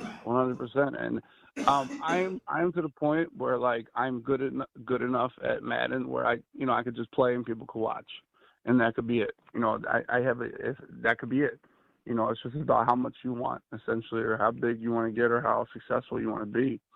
And there's so many different platforms and there's so many different types of content. It's only making. I have pretty much completely delegated my YouTube to my video editor, so he takes care of that. And the best thing about him, he's a morning guy, and I'm a night guy. So if I get off at 4 a.m. or something like that, I can tell him, and he's already working on the project for the next day. So I've delegated that, and then you got to do little short form content. So whenever before I start working the next day, I'll sit there and edit all the little videos that I got, all the little 30-second, clips that I have. I'll put those together before I start going. And then, at nighttime, I'll start playing video games, maybe 9 p.m. And then before you know it, it's 3, 4 in the morning, and before we get to bed. So definitely a long day, but that's how it's always been with video games for me. It's always been, one more game, and then the sun's coming up. And that's kind of carried over into my adult life as I play video games for a living now. I'll tell you this, my my long-term co-host, Lindsay Lawler, loves to ask this question, and I love the question too, because my wife and I are both avid co-op players, and we're avid what we call it going through a haunted house in the comfort of your own house. We'll play like Resident Evil or Control or something that makes us jump out of our chair together. But you've got to have your snacks, right? So what are your go-to snacks when you're playing your games? All right. I mean, I don't snack. I don't know. I never, honestly. I'll eat a meal, but I don't think I ever like eat like a snack while I play the game. Wow. I discussed this the other day on the stream, and it's like, when do you have time, man? Like, how do you like? I don't know. I don't know. Yeah, I don't really eat. I have been, as I've been trying to eat better. I've had these tuna packets, the little, Star-Kissed tuna packets. So a lot of problems with me is, like, if I stream till 3, 4 in the morning, I'm really hungry. So it's like, damn, man, do I go eat a whole meal at 4 a.m. or like order, Taco Bell or something? Oh. But I've kind of supplemented that with a nice tuna packet. Eat some buffalo tuna or some fresh tuna while I'm hungry before I go to bed, so I'm not, starving and things like that. But as far as snacks, I've never really been like a guy with like, Doritos or something like that, because my controller's already scuzzy without eating food and things like that. So yeah, I've never really been a snack guy, actually. Let me ask you something as well too, because I asked you the question earlier. About, is there a team that you play? Sometimes I meet people who play Madden who could give a damn about NFL football. I am told that you actually do, that you are a general NFL kind of knowledgeable person. Who's your favorite team? Who did you grow up with, and who you're rooting for these days? Well, I grew up in Philadelphia, so by default, you got to be a huge Eagles fan. Yeah, it baffles me. I think I got into Madden and football video games because I was a football fan. I don't know how you wouldn't, but essentially, you would get mad at your team on Sundays or mad at your team and curse them out, and then, all right, well, I can make the decisions now. Give me the reins to the team, essentially, and that's what led me to play Madden. But yeah, NFL is a huge part of my life. I was an Eagles fan before I was a Madden player, and it's cool to just follow a team and be getting into the Madden space, meeting so many other people that not only Eagles fans but every other team. I like to try to travel to different NFL games throughout the year and meet people from the Madden space that are also fans of different teams and so on and so forth. So it's definitely a blessing to be in the content creation around the NFL for me, and it's an awesome space. Well, I'll tell you something. For a long time, one of our regular contributors was Mike Florio, who you probably know from Pro Football Talk and NBC Sports. And I'll tell you this, man, I'm a lifelong New Orleans Saints fan. I will actually be able to tell how old you are. Name your favorite 3 Philadelphia Eagles quarterbacks. It's Donovan McNabb. Michael Vick, and now Jalen Hurts. I am 38 years old. Yeah, I was going to say, because if the name Ron Jaworski had popped up, I'd have been like, you're a Generation Xer. If you named Jaworski, if you had named him, I'd have been like, there is a Generation Xer right there. That big old stash, Fear the Stash and the Cannon of Ron Jaworski. The Dick Vermeil days. Actually, being from New Orleans, I went and saw that Super Bowl. By the way, not a good one for you guys, but you're also the only fan base. I have to tell you, I have never met a fan base that has won so much that is still so very angry, and I'm kind of proud of you guys for that. To be honest with you, I think it's kind of terrific. As I've gotten older, I watched 20 years with no Super Bowl. They made fun of us, and it was really frustrating. And then we won 2 in the last 8 years or whatever. And we are still pissed. I'm not the pissed fan. I'm not. I'm kind of satisfied. Last year's Super Bowl was really a blessing. Made me super happy. It was a little bit different. I don't know. It was just hit a little harder as I gotten older with a family and everything. It was special. So yeah, I'm not the angry one. I don't know. You're not wrong. We are a rabid bunch of dogs that are angry at everything. I think we enjoy being angry. Like, I think that's the the perfect spot. The happiness just doesn't feel right, so we need something to complain about. What is it? Happiness is for Packer fans, by the way. Although I will tell you this, and I can say this I actually believe that Saquon Barkley said, I'm going to come from one team to another, and I'm going to carry every ounce of Philadelphia rage on my shoulders. That year, he ran like a man possessed. I mean, it's like he was on a mission to murder every other team he faced. He was going to jump jump, run through, and slaughter everybody that came within a 50-yard radius of him. It was really one of the most remarkable seasons in NFL history. I want to kind of get back to what your plans are next. If you have plans to expand what you're doing content-wise, or if you're just going to kind of hunker down and keep the pattern going. If you have any goals moving forward, and how does one plan to increase your piece of the action? That's a great question. As I've gotten older, I'm 38. I mean, these kids winning Madden tournaments now are 19 to 22 at the most, so I am a dinosaur in this field as far as competing in video games. So I got to try to always keep my leg up and what's next. The Bob Woodruff Foundation, that event was a great example of stuff I would love to do in the future more, because I feel like I'm very good at that. Because one, I've been a content creator creating Madden content, but I've also been a player on the other side of that. So I kind of know what goes in on both sides. So as far as Madden events is definitely something I want to continue to get involved with. And then, just variety gaming. You talked about Resident Evil. I actually just beat the Resident Evil 2 last night, the remake, as I'm getting ready for this new Resident Evil here in a week or so. So just variety gaming, different games, different avenues. Every single thing that opens, because I guess I talked about, I really don't have a fallback plan. I'm 38 and I have a 5-year-old, so I have to continue to make this work. And it's not going to do it by itself. So we got to keep the best foot forward and just continue coming up with new ideas and new opportunities for me and my family. Debbie, one more time with feeling. Tell everybody all the socials, where they can find you, and how they can get in the game. And when everybody plays, everybody wins. So tell them where they can go. Yeah. It's dub.w on every platform, man. You guys can check me out, YouTube and Twitch. We're actually live now on Twitch. Well, we've been live now for 7 days as we've done a subathon. So where the more subs I get, the longer live we go. We still got about 60 hours left on the clock. So we've been live, that long. So it's been a grind over here on Twitch. You said you go to a lot of NFL stadiums. Is there one you haven't been to yet that you can't wait to get to? Soldier Field in Chicago. I haven't been to a lot, probably like 5 or 6, but Soldier Field, there's rumors of the Indiana situation. A new stadium. Yeah, that's a bad scene, I kind of man. want to go to that Soldier Field right there on the lake. Lambeau is one I haven't been to either, but that's going to be there forever. I probably want to wait till my son gets a little older and maybe go with him. But Soldier Field, I want to go there before there's rumors of new fields in Chicago come to fruition. By the way, really quickly, if you ever find yourself coming down to New Orleans for a Saints game, you let us know. We'll make sure we meet you there. We got season tickets. Thank you, sir. Oh, for sure.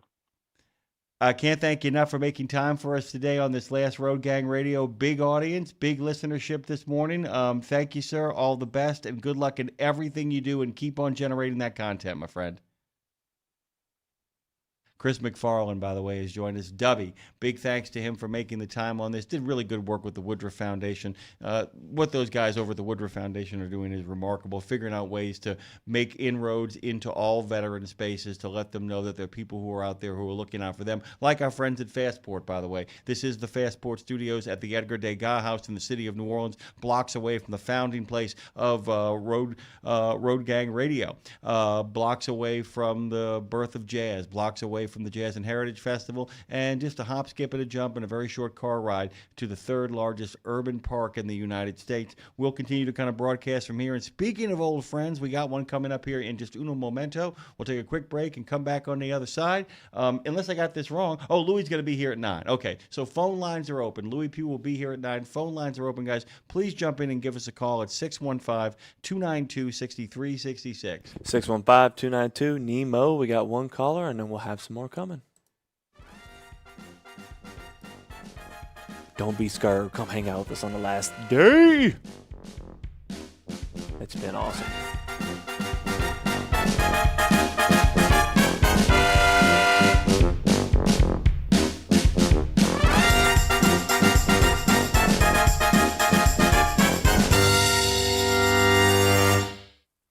17 Sapp Brothers Travel Centers are known for great food, hospitality, and mom-approved showers and restrooms. But don't forget the service centers. Sapp Brothers ASE certified technicians can repair nearly any issue in shop or roadside, including axle repair. Dig into your free steak dinner with your oil change. That's a Sapp Brothers tradition to thank you for your business. Tires? Sapp Brothers will beat any competitor's advertised price on tires. And download the Sapp Brothers app for exclusive promotions in the shop, restaurant, and store. Your spot under the coffee pot is waiting for you at Sapp Brothers. It's Friday, Friday, Friday, Friday. Exceptional value and exceptional values. That's Bennett Trucking. A core commitment of faith, family, and freedom has driven Bennett to being the leading provider of innovative, integrated transportation solutions, both at home and abroad. Bennett's values are not just compatible with providing high-paying jobs and unmatched customer service. They're inseparable. If you're looking for an employer or a partner who believes the best business model is being a model citizen, then Bennett Trucking is the place for you. Go to BennettIG.com and find the folks who share your values.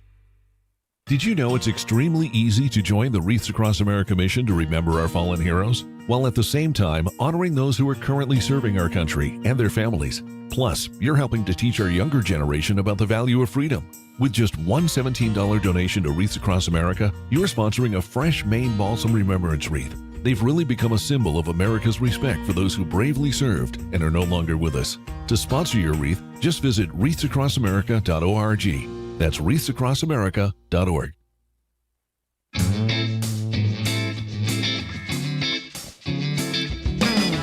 Yeah, baby, we are back on this final Friday of Road Gang Radio with your host, Jimmy Mack, and his co-pilot, me, at the Fast Sports Studios. Hey, really quick reminder, Louis Pugh gets here at 9 to join Dre and I on this last Freaky, Feisty, Flinty Friday on Road Gang Radio. After that, it's a really kind of, like I said, we tried to do this in a way. We said our goodbyes over the course of the week to our regulars like Terry Taylor and Megan Kate Neslin and Matthew Holbert and our good friend Peter Stark. I don't know if you noticed something there, especially the three authors, by the way. There is a method to our madness around here about how we kind of put stuff together. I mean, there really is. I mean, I won't lie. I won't apologize for my Generation X loves, time, old life, Western books, wood paneling, collectible toys, Star Wars toys, all that kind of stuff that just kind of makes its way through my imagination, has made its way onto the show in one form or fashion. Trisha Gardella is going to be joining us to talk about kids in national parks. That's a conversation that is well worth having, a destination detour of sorts, wrapped up in some really beautiful books that are for children. And then Pert Near Sandstone, whose new song, Shooting Star, is just terrific. Their music is great, by the way. They are responsible for one of the most forward-thinking music festivals in the country. So we're going to put a bow on everything here. And before we get to the 3 phone calls we're getting, you guys can join that conversation as well, too, by jumping in at 615-292-6366. Oh, those last 4 are Nemo. Before I get there, the thing I'm going to say in the last half hour really is aimed at the legacy of this platform, the legacy of the previous platform, the legacy of Dave, and the legacy of what all the people who have, left this circle of trust on good terms, and want to kind of give them all shout outs and talk about what all this means in sort of an existential way. I do want to talk about your own situation there, the 10 years that I have been with you guys. And like I said, there is possibilities of me still inhabiting trucking space, but I'm probably going to do that on my own terms and in my own way and avoid this sort of, I won't lie to you guys, there's a lot about this job I love. Most of it involves talking with you guys. Most of it involves talking to making new friends and all that. There is stuff here that is grinding. I used to make the joke with Rod Knopfsinger, oh my God, once again, continuing resolutions and will Ray Martinez get confirmed? That's all the first year of this job was an ongoing conversation about continuing resolutions and FMCSA confirmations. The world has changed immensely. And this is my warning to you. Eugene Debs, the great labor leader, also a maniac socialist who basically was put in prison by the Wilson administration during World War II. But he had a famous line he had in a speech. He said, "I will not lead you to the promised land, because if I could lead you there, some damn fool could lead you out." And he said, I need you to get there on your own. Mm-hmm. And what Debs was getting at there is that Debs wasn't really a socialist. He's probably closer to a libertarian anarchist. And I mean those terms in the actual meaning of those words, as opposed to, when people say libertarian now, what they really mean is a Republican in a higher tax bracket who likes to smoke weed. I mean, that's nice. And people say anarchist. What they usually mean when they say anarchist is they mean a borderline personality disorder who likes to throw bricks through windows. That's not what either of those two terms mean, by the way. Someplace between libertarian and anarchist is the original Republican Party of 1854, 1856, which is the Free Soilers. And what Free Soil meant was they wanted to be able to compete for any job they wanted to compete with without having people undercutting their wages through either slavery or indentured servitude. Free soil, free land, free men. Free soil, free labor, free men. That was it. The problem with being an independent spirit is that learned helplessness and despair become part of the route. Many of you guys have spent the better part of the last decade, and it's been the fault of a lot of people, having to deal with non-domiciled drivers, having to deal with people who were undercutting your wages. Not those drivers. It's so easy to blame those drivers who were undercutting your wages, but it wasn't those drivers. They would like to make more money, but they were simply indentured servitude to very powerful forces who were attempting for the long part of a decade, and even before then, to absolutely kneecap you on wages. That's what all of that was always about. Every little one of these anytime, unless something has a really rigorous training program attached to it with real benchmarks to be met, any attempt to bring in new drivers was not about opportunity, it was about undercutting. The problem is with all of that is many of you guys are anti-union, I understand.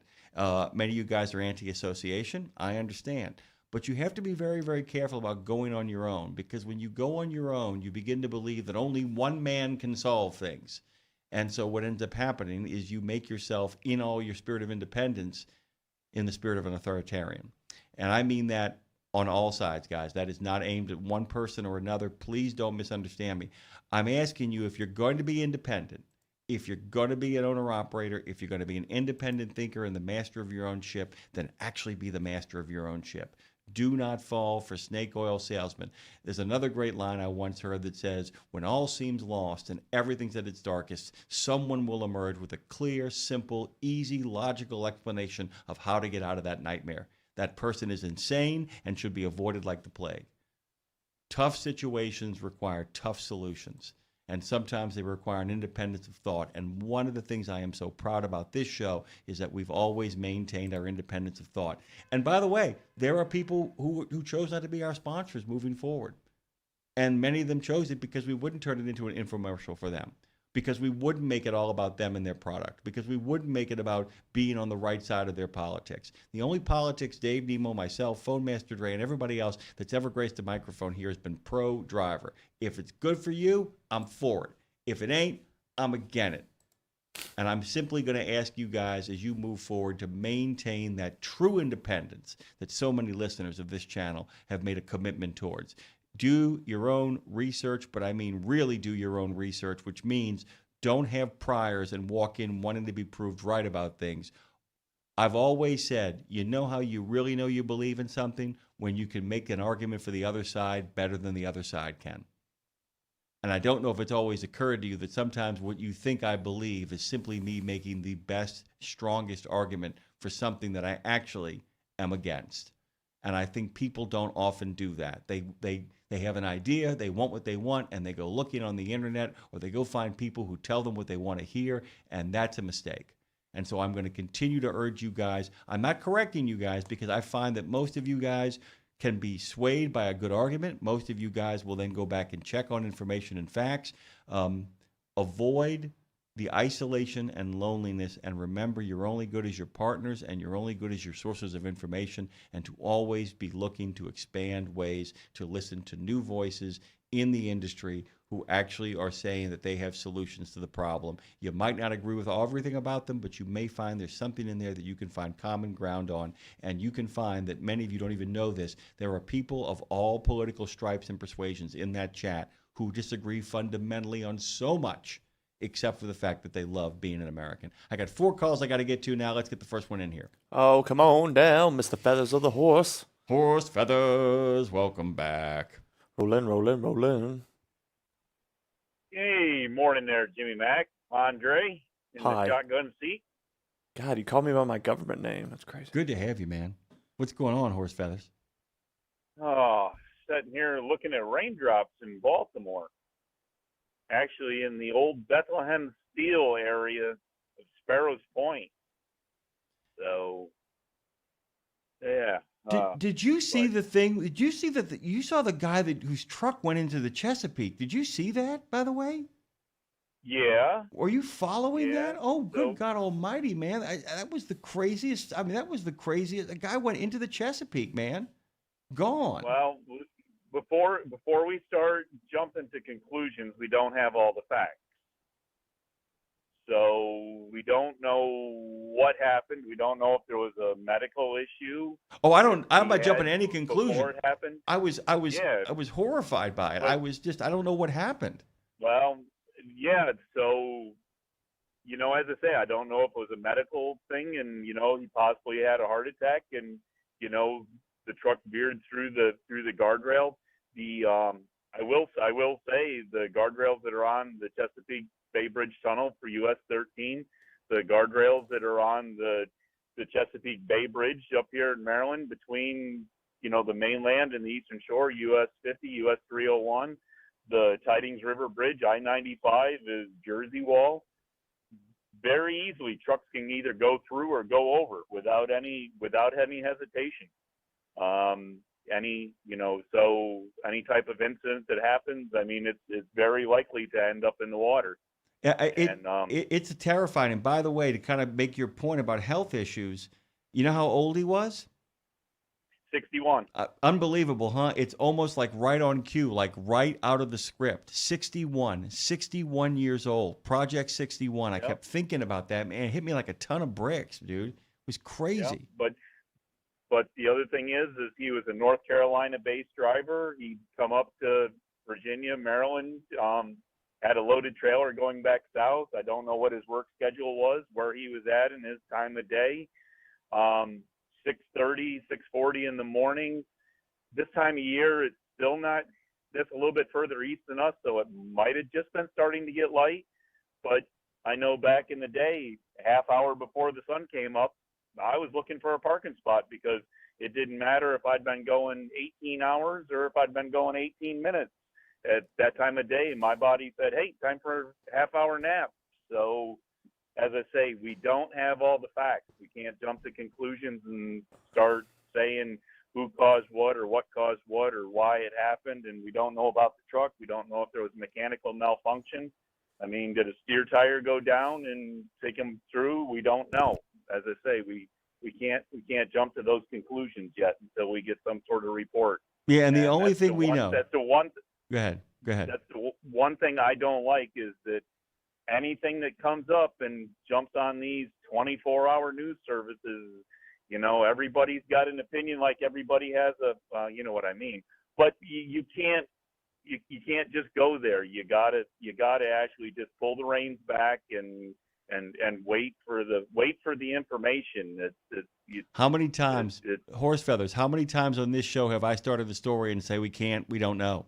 We don't know. Absolutely. The only thing we know, the only thing that they're pretty sure of that the early investigations have shown was that it probably wasn't weather related. Is the only thing that they can say with any sort of remote certainty that it wasn't weather related. But I mean, mechanical malfunction, heart attack. I mean, it could have been another driver too. I mean, he could have been. I mean, we don't know what caused it. We don't know what caused it. It just was so strange. The fact that, like I said, 61 years old, and this is a guy who had a lot of miles and a lot of smiles under his belt.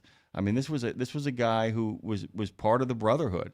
I mean, this was not this was not some random actor here. I mean, he will be missed and beloved, dearly beloved man who will be missed. It's a great reminder too, though. And the other thing is I mean, he was driving for Purdue. Purdue runs decent equipment. I run with a lot of, up and down the highway next to a lot of their equipment, and I don't have any problem with being next to any of them. I've never never had any issues with them, and they always look like they're decent shape. And so, as you say, but anything can break at any time. These are machines. So as I say, when we find out the report, we'll know more information about it. It'll take him about a year to put that together, by the way. And Horse Feathers, thank you, by the way, as if right on cue, Dre. He did exactly what do you notice how much of the story he had command of? He knew the limited facts already. He knew where the guy was from. He knew who he was driving for. He knew all that information. That's the kind of listeners we love, Horse Feathers. Amen. We got 4 people coming on here, but I wanted to give you a final chance. I know you didn't call about the Chesapeake accident, so I did that to you. But I want to give you a chance to get some thoughts in here.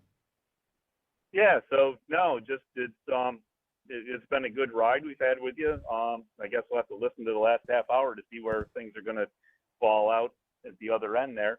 But no, I've been listening to Dave's show. Not so much in the last 10 years, probably since I've been back on the overnights. But when he went to XM, that's where I started listening to him. When this platform came, onto the FM, not the FM, the XM satellite. Sorry, I've been up all night doing this stuff, and with the exemption of hours of service, they make me work more hours.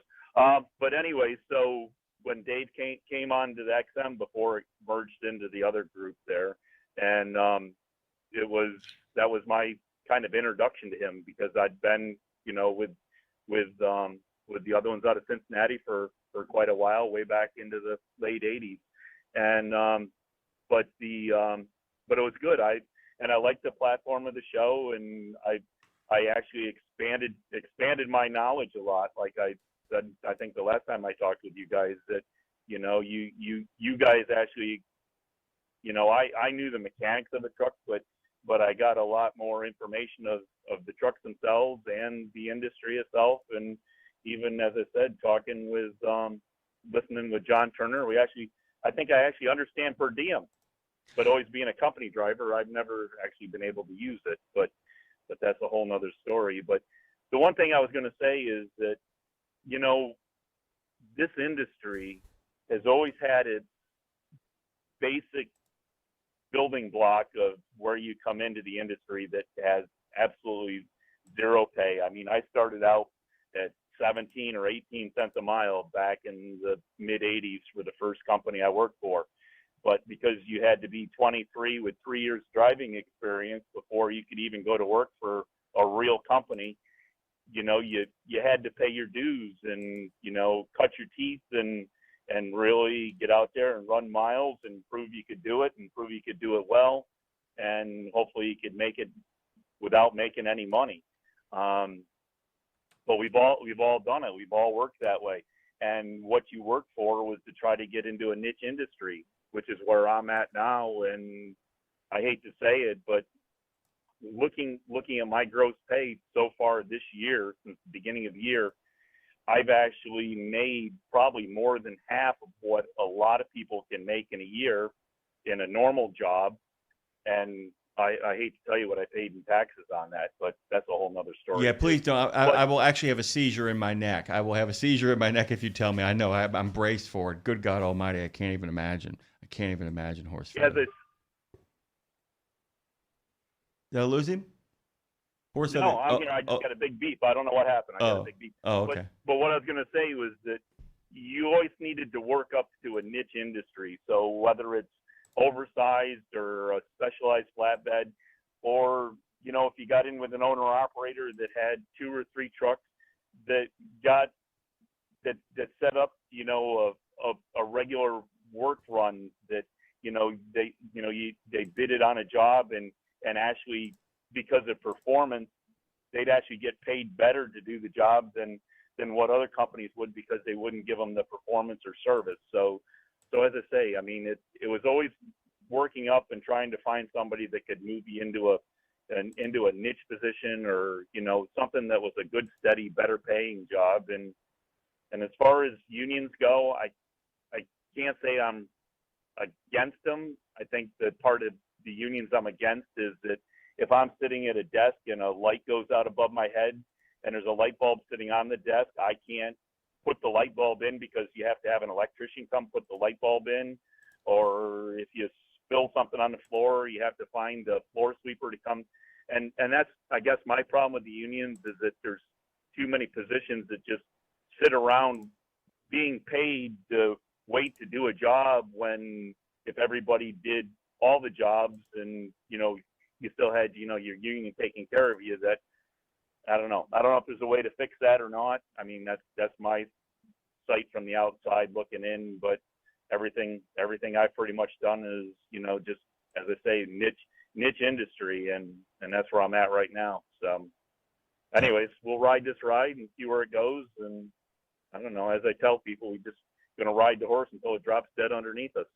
Thank you, sir. And the wheels have come off, but we're still rolling. Thank you, Horse Feathers. I got 3 more phone calls to get to. Thank you, brother. Best of driving, and I hope you enjoy the final 30 minutes. Thank you, sir. Absolutely. Thank you, Jimmy. You got it, brother. Let's drop in another one of our friends. Well, let's a real good friend. Let's say hey to Rebecca Brewster. Rebecca Brewster in the house. How about this for a final show, huh, Rebecca? So much good information rolling on. How you doing? I'm doing wonderful, and I 2 things I just wanted to say, and I know we chatted on Monday, but first of all, Dre, you always made me feel so special when I called in, so I really want to thank you for that. Always a bright spot on my day. And then Jimmy, 201 of us on the ATRI team, we will all say there is no one who has been better prepared to interview us and talk about ATRI research. It's as if you were with us when we were writing the studies. You knew them front to back, and I can't thank you enough for how much dedication you put into sharing with your listeners the ATRI research by knowing it yourself and understanding it yourself. And I just, that means so much to me. So I just wanted to call in and say thank you. I've signed up for the newsletter. I'm going to stay in touch. But I just really appreciate all you all have done for ATRI. I'm going to say this, and I mean this. The reason I was so prepared is when you're welcoming people you love into your house, you want to make sure that the enthusiasm that they have, that you share with them. And it has been an absolute pleasure sharing that enthusiasm with you. And by the way, I have a doctorate, so I kind of am a nerd for information and research and collation. So well done. Well done. Well done to you as well. Thanks, gentlemen. Thank you so much. I will see you all down the road for sure. Yes, ma'am. And by the way, beautiful day, you lovely woman. We love you, and there's nothing you can do about it. Thank you, Rebecca. And I wouldn't want to. Thanks, guys. Bye. Who do I got, Dre? Pack Rat, and 2 more after that. All the best with Pack Rat. How you doing, my football fanatic of a friend? Oh. No. Pack Rat? Come to the phone, brother. All right, we're going to put him on hold and get to the next call. We'll get him in here. Who we got? I have a feeling this is a certain... Hello. Chappie. Hey. How you doing? How are my brothers today? God, I'm happy to hear from you. Hello, sir. Not to play favorites. Dan and Grandy. How you doing, man? If I was any better, I'm sure it'd be illegal. Love it. You do a lot of legal things. It's okay. Hey, you know, I just wanted to call and tell you guys thank you for all the miles, for all the smiles, for everything you guys have done over the years. You know, it was through you guys I learned about Channel 21 Ministries and their need for chaplains, so I became a chaplain. It was through you guys that I began to understand, you know, the need for drivers to have access to mental health services and nutritional services. And if it wasn't for you, I don't know if I'd have walked through the door that the good Lord opened. You know, I mean, you showed me the need, and the good Lord opened the door, and I went through that door. I was looking forward to sharing my research with you guys on the air, and maybe one day I can still do that. I don't know. We'll see. But I'm going to graduate this December. I just started my field testing, so we're on track. And I'm going to miss you guys. I hope I hear you soon, because it's going to be difficult to adjust without you. Well, you know, and I'm going to be really honest with you, Chappie. The biggest problem we had wasn't with you guys listening. It was that we couldn't get other people over here, and it was very, very difficult. And I'm going to address a little bit of that in the last half hour. It just, at the end of the day, there were a couple of really gracious and wonderful people who stepped forward after I made the announcement in an attempt to kind of say, well, is there a way we can keep you on the air in the current form? And I just said, man, this is getting harder and harder and harder to do. And it wasn't from a lack of love and passion, and it was definitely not because of the listeners' passion. It was just that we just could not get the engine to turn over. And what was happening was, as the sponsors dried up, as they got targeted and kind of moved off of us, it became a self-fulfilling prophecy. And I'm, okay, since we're going to talk about this, I brought it up, I'm going to say it right now. There were one or two people who claimed to be our friends who then started rumors about our demise. So then you tell somebody who's thinking about sponsoring us that we're going to be sunsetting the company, and it becomes a self-fulfilling prophecy. And there was somebody in particular at another news organization, not SiriusXM and not Landline, Oida's been as good of a friend as you could imagine, who literally started the rumor about us, and that started the blood flowing at that point, and it became hard. I was going into meeting after meeting saying, like, well, I don't want to put my money if you guys are going to sunset this thing. And I began to realize, you don't want to put your money in here, and I can't, I'm going to end up having to sunset this thing because you won't do it. And that's what ended up happening. I mean, really, we got played with. But it wasn't because of the drivers, dude. If we could have found more of them to find us, because once people found us, they were with us. And it was really awesome and wonderful. And it's like, and our friends, content-wise, stuck with us. Like Rebecca stuck with us, Jane Jezraoui stuck with us, Dean stuck with us, and I got some kind words for him at the end, too. I want to make sure I get to. I got to let you go because I got other phone calls I got to get to, Chappie. I'm at bloviating on here and want to squeeze everybody in. But we love you, we love you, we love you, and there ain't nothing you can do about it, man. Thank you, sir. Thank you so much. Good to hear from Chappie. That just means Huck is here. Hello, Huck. Hey, Huck. What's going on, man? Hey, good morning, y'all. I believe my wife is listening, so good morning, doll. Good morning, y'all. Good morning, doll. Nicely done. Right. Like everybody else, I just want to say thank you for all the miles and smiles and everything that in between.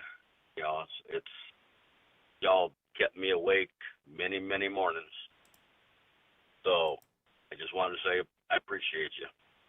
And we appreciate you, God, too. we appreciate you, Huck. I have to tell you, Huck, it's always great finding a kindred paranormal enthusiast, by the way. Love that as well, too. The Spooky Highway has a near and dear place in my heart. I just love a night filled with gauge illumination. I'll just say that. I'll just put it that way. Yeah. It just makes all the difference in the world, brother. I can't thank you, by the way, for the haikus enough. I can't thank you for the goofball calls enough, the off-kilter sense of humor enough, and in many ways, you are a perfect member of this here road gang. I got to let you go to get to the break and to get to one more phone call, but thank you, Huck. I love you, man. I do. I love you, too. I just sent Dre a haiku, and I want him to pass it on to everybody, you and Claire and Dave and anybody. And it sums up a good transition point. Thank you, sir. Well done. And by the way, we will share that haiku on the air as well, too. Thank you, sir. Be good, drive safe, and get home. That's the only job you all really have, is to make that money and get home. Before we get to Pack Rat, when life brings changes, an end is never the end, but new roads to climb. Love it. Amen. You know what else I love? Pack Rat. Pack Rat. Few minutes, go. Good morning, G Mac. Great. Okay, sorry, my dispatcher called when I was on hold there, and the nerve of some people, right? That's the job, though, man. That's always the job, brother. That is what it comes down to, man. It's like that's the one thing. Is like that's why we never get like angry at dead air. We're like, something's going on, dude, and we hope they're safe, and we hope they're getting the job done. We hope they're making that money. You know what I'm saying? So you got just about a minute or two here before we actually get Louis Pugh on. Go ahead. I just hope this is not our last conversation, but we'll see how things play out. One of my goals was to turn you into a CFL fan. So, I enjoy it immensely. I got to tell you, the one thing I love about the CFL is I always watch it and I always say to myself, how can they incorporate? And I have to tell you, there are a few NFL teams out there, and the Saints are one of them that basically play like their hair is on fire. And I love that about the CFL. And I've become a real kind of, I really enjoy it. Now, what I do is the same thing I do with most NFL games. I sit down and I watch extended highlights. But it's a blast, dude. It's like score or get off the field, you know? There's a player, you might be familiar with him, JT O'Sullivan. He was in the. Oh, okay, yeah. He talked about his. He did a podcast. He talked about his last year. He played.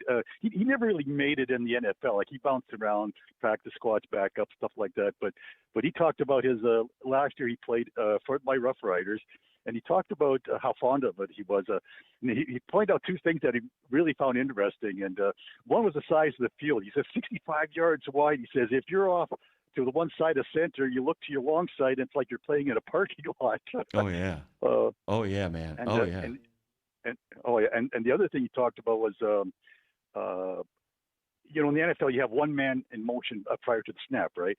And he says in the CFL it's basically everybody can be in motion except the offensive line and the quarterback. So you got 6 players that could move prior to the snap, and he says that the kind of it makes it interesting, that pre-snap recognition as to what you're going to do, because those the wide receivers will be charging that line of scrimmage as they're getting ready to hike the ball. So he found that interesting, and like a lot of the NFL players that have played in the CFL, they often speak very fondly of their time in the CFL. Yeah, and by the way, it basically, by rejecting Warren Moon, the NFL got a taste of its own medicine when he came out of the CFL. Oh, yeah. It's like, you want to see what I can do with 3 downs to play with? Watch this. And he and Jack Purdue lit up the NFL and changed the NFL forever and proved a great reminder. Tragic, by the way, but I often think that Moon doesn't become the quarterback he becomes if in fact it isn't for the CFL. My brother, I love you, and this is your contribution to this show to remind people that people had a life outside of trucking, even when they were in the cab, is just a reminder that if you don't enjoy the things that you enjoy, then you're not doing the job right. Thank you, Pack Rat. Jimmy Mack, and thank you. You mean the world to me. All the best to you, Pack Rat. You really do. You mean the world to me. And thank you for the kind message you sent Dave as well, too. We'll be back on the other side of this with one of the great good guys in this story. Our friend Louis Pugh, the vice president of OIDA, is going to be joining us. We got a great lineup for the rest of the morning. And then, guys, please tune in at 10:30. I got some final thoughts. St. Christopher Truckers Fund provides free health and wellness programs for drivers to help prevent some common medical conditions seen in the industry. These programs include diabetes prevention, rigs without cigs, a tobacco and nicotine cessation program, healthy habits for the long haul, a 12-week total body wellness program, a vaccine voucher program that includes free flu, shingles, COVID, and pneumonia vaccines, and GPS, Get Preventative Screenings. That includes free at-home cancer screening tests. These programs are available to Class A over-the-road semi-truck drivers. For more information or to register for a program, visit the St. Christopher Fund website at truckersfund.org.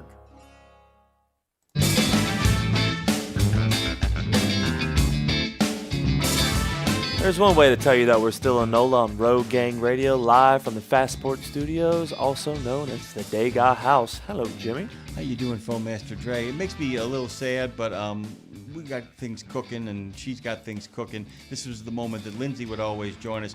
Lindsay, by the way, continues to grow and expand and work on making sure that her podcast, We Should Write, makes it to every single platform where you get your podcast, lining up great guests as we speak, making all kinds of wonderful stuff happen. That incredibly talented woman will be part of what I'll be talking about in the final 30 minutes of this show. We've had some real friends along the way. You guys heard me kind of explain what happened over here. I've alluded to it, and by the way, as I said, today's show will not be about airing grievances, but more about doing our jobs, giving you guys the CVSA road check information you needed, doing our jobs, giving you information about how influencers with video games are actually creating a number of opportunities and relaxation for veterans, and continuing doing our jobs, talking to people who are in fact truck drivers and veterans and friends of this show. Of course, I can be talking about none other than our good friend Louis Pugh of OOIDA. Hey man, good morning and welcome to the last freaky, feisty, flinty Friday on Road Gang Radio, man. How you doing? Pew, pew, pew.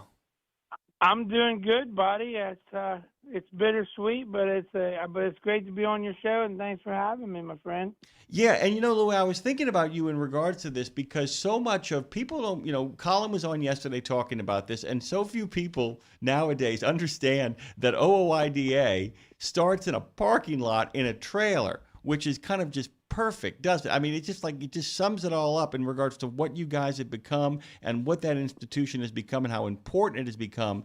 Born of the 70s, just like the Road Gang, born of a moment in time, just like the Road Gang, and having made an impact on so many people and continuing to do so, brother. When did you first start to, we've talked around it, but I just kind of wanted to give people your background, dude. I mean, when did you start driving a truck for reals? And, and when did you make the move from the truck driving to actually being a spokesman for tens of thousands of men and women who make their living independently? Yeah, I started driving. Well, I started driving a truck, I guess you'd say, when I was old enough to drive, because we grew up on a farm and drove some farm trucks. And in fact, I was pulling around a pickup truck and a stock trailer before I was old enough to really drive. But that's rural America and the way it used to be. And then I went to the Army and drove a truck there for a little while. And then I started trucking. I got my CDL on my 21st birthday and hit the freaking road right from there. And back in those days, you either drove an orange cab over or a yellow cab over. when you were starting out and had no experience. And I mean, I had my CDL. I got my CDL with through the service, but yeah, I drove an orange cab over for about 9 months, and then left there and went to work for a local owner operator. And talk about a complete flip. Went from pretty much got to do everything by the book to a little more of the wild, wild west, I guess you would say. I went to work for a guy, had 5 trucks. We hauled steel and plastic pipe and all kinds of stuff like that to the East Coast and load garbage back to western Pennsylvania, eastern Ohio. And I worked for him for about 8 or 9 months and bought my first truck and leased back to him for a while. And then the rest is history, I guess. And I had my own truck till 2017. So I bought my first truck in 95 I think 95, and then until 2017, I was asked to come here to the office and by Jim and Todd to try to learn how to drive a desk. And it's tough, isn't it? It's a different animal completely. Yeah, I think I'm still a better truck driver than a desk driver, but I do my best. I wish there's a lot of things I should have paid more attention to in high school that I got to relearn now. Well, I'll tell you this, man. It's like the one thing riding a desk and riding a truck really teach you is that you have to make a friend of boredom. And what I mean by that is not that the job is boring. Truck driving isn't boring, nor is actually riding a desk. But often you'll find yourself having to make a decision of like, okay, what can I recheck now? What can I go back over? What can I take my time to make sure I got this right before I send this memo off? Is in many ways the same sort of disciplined thinking you need to do to a pre-trip. Because, you know for a fact that the wrong email, the wrong piece of information, the slow follow-up can often lead to disaster when it comes to dealing with people on Capitol Hill or in state houses across the country, that often if you get there late, you don't get there at all because the votes already happened or the votes have been lined up. And it really is about doing the same thing over and over again each day, while at the same time looking for all the random stuff they throw at you while you're simply trying to get the job done. How'd I do? You did good, and I just if you had let me, I got a couple funny things that you kind of me and Oida. It's kind of funny how we got here. You know how there's all these like things that happen through life, and then it's funny because I joined Oida for the first time in '96 because, like I said, I was hauling trash and steel out and trash back, and there was a whole bunch of us guys that kind of all ran in the same circles, and there was one big company and then a few little guys that had their own authority with 4 or 5 trucks. And one of those guys was Kenny Bell. He was from Pennsylvania. Great guy. Had some trucks. Had a son-in-law leased to him. We were all pretty good friends. And he told me, he's like, you need to join this group, OOIDA. So I did because I liked Kenny. He was just a good guy. And I wanted to go to work. I was going to lease my truck to Kenny. But the funny thing is, Kenny had his insurance through OOIDA at the time. And I was too young, so because I was 22. But I was too young; they couldn't insure me at the time. So long story short, though, yeah. So isn't that crazy? And then then I don't know. In 2004, I was nominated for the board and got on the board. And then 2006. This is how long it takes to move things in Washington. In 2006 was the first time I ever went to D.C. representing OOIDA and trucking, and I, of course, was a truck driver, and it was for what? Truck parking. And here we are, all these years later, still trying to get truck parking. I know, and the worst part is we've been using football analogies all morning, and you're the one that came up with the best one. We're at the 5-yard line, but remember, there are teams that literally have losing seasons or lost in the playoffs because their red zone percentages weren't good. And it's like, have we ever been this close before, Louis, where we are in regards to parking? This is as close as we've gotten, right? Yep, it's as close as we've gotten. And I was actually in Washington last week and got a lot of good feedback. It looks like there's some good things coming. Hopefully, we're going to have a highway bill come out here pretty soon.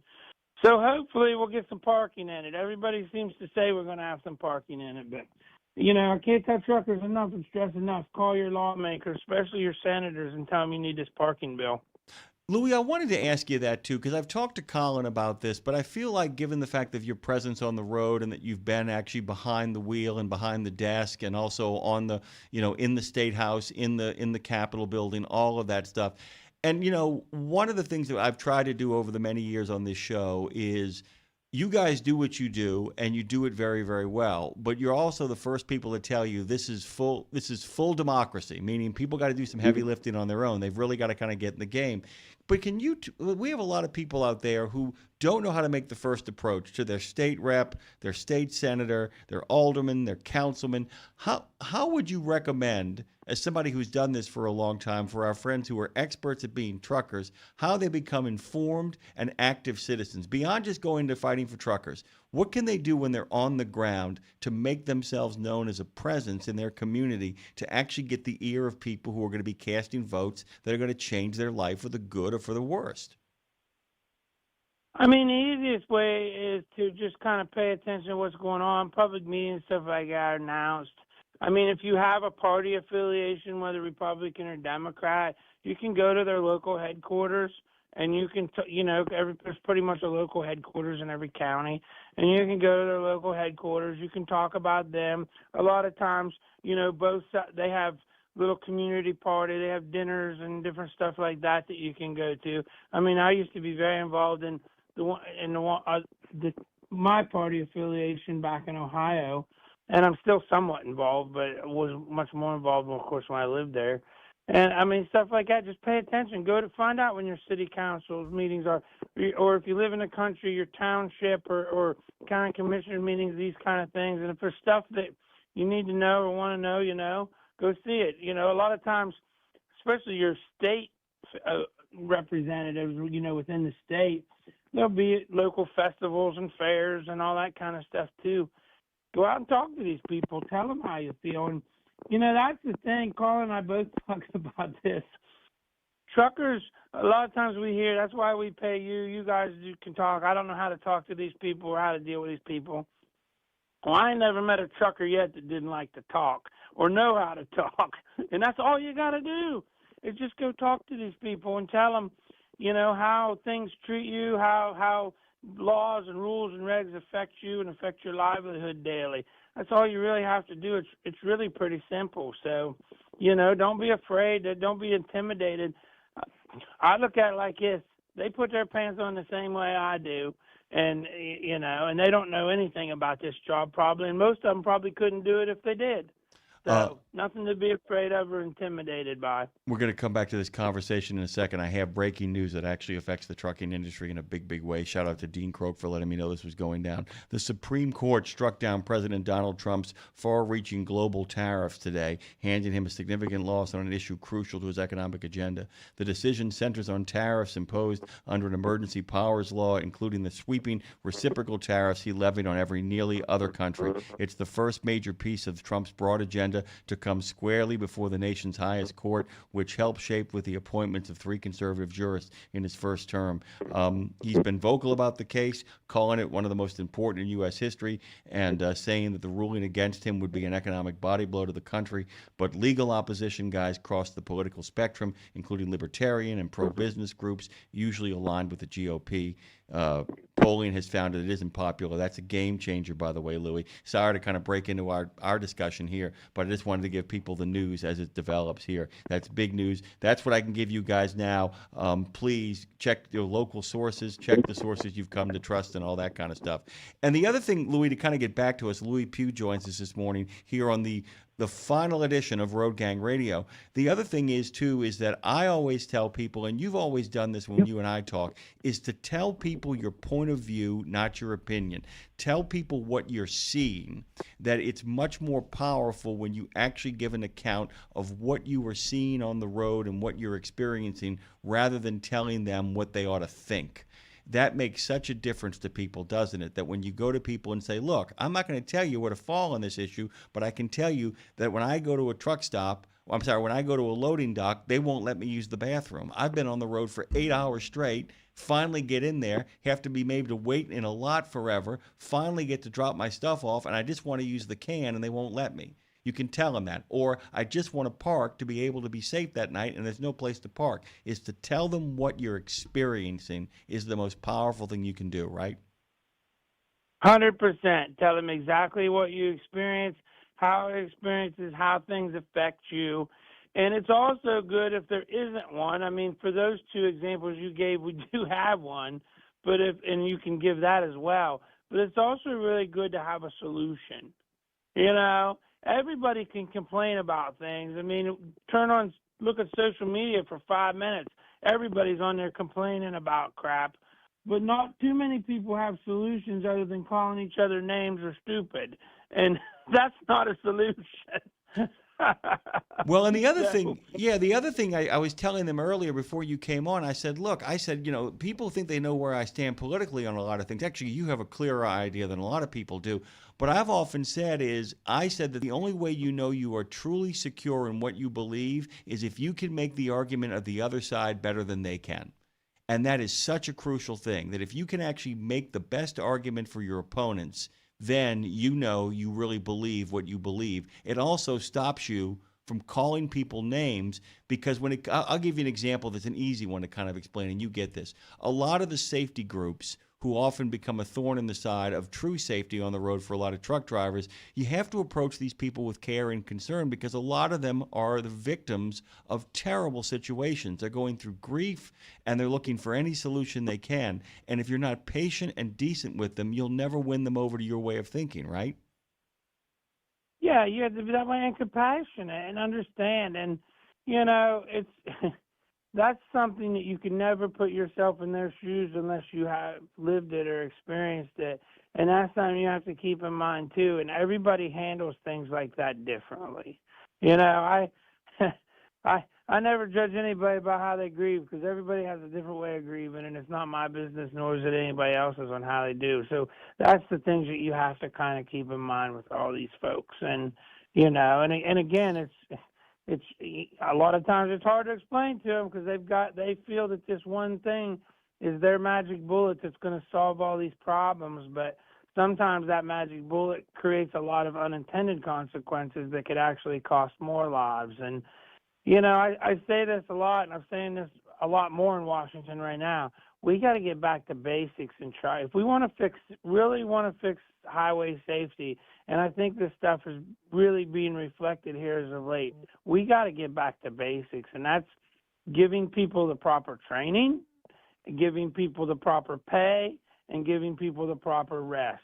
Those three significant things, and those are just basic things too, would help this industry tenfold, in my personal opinion. Yeah.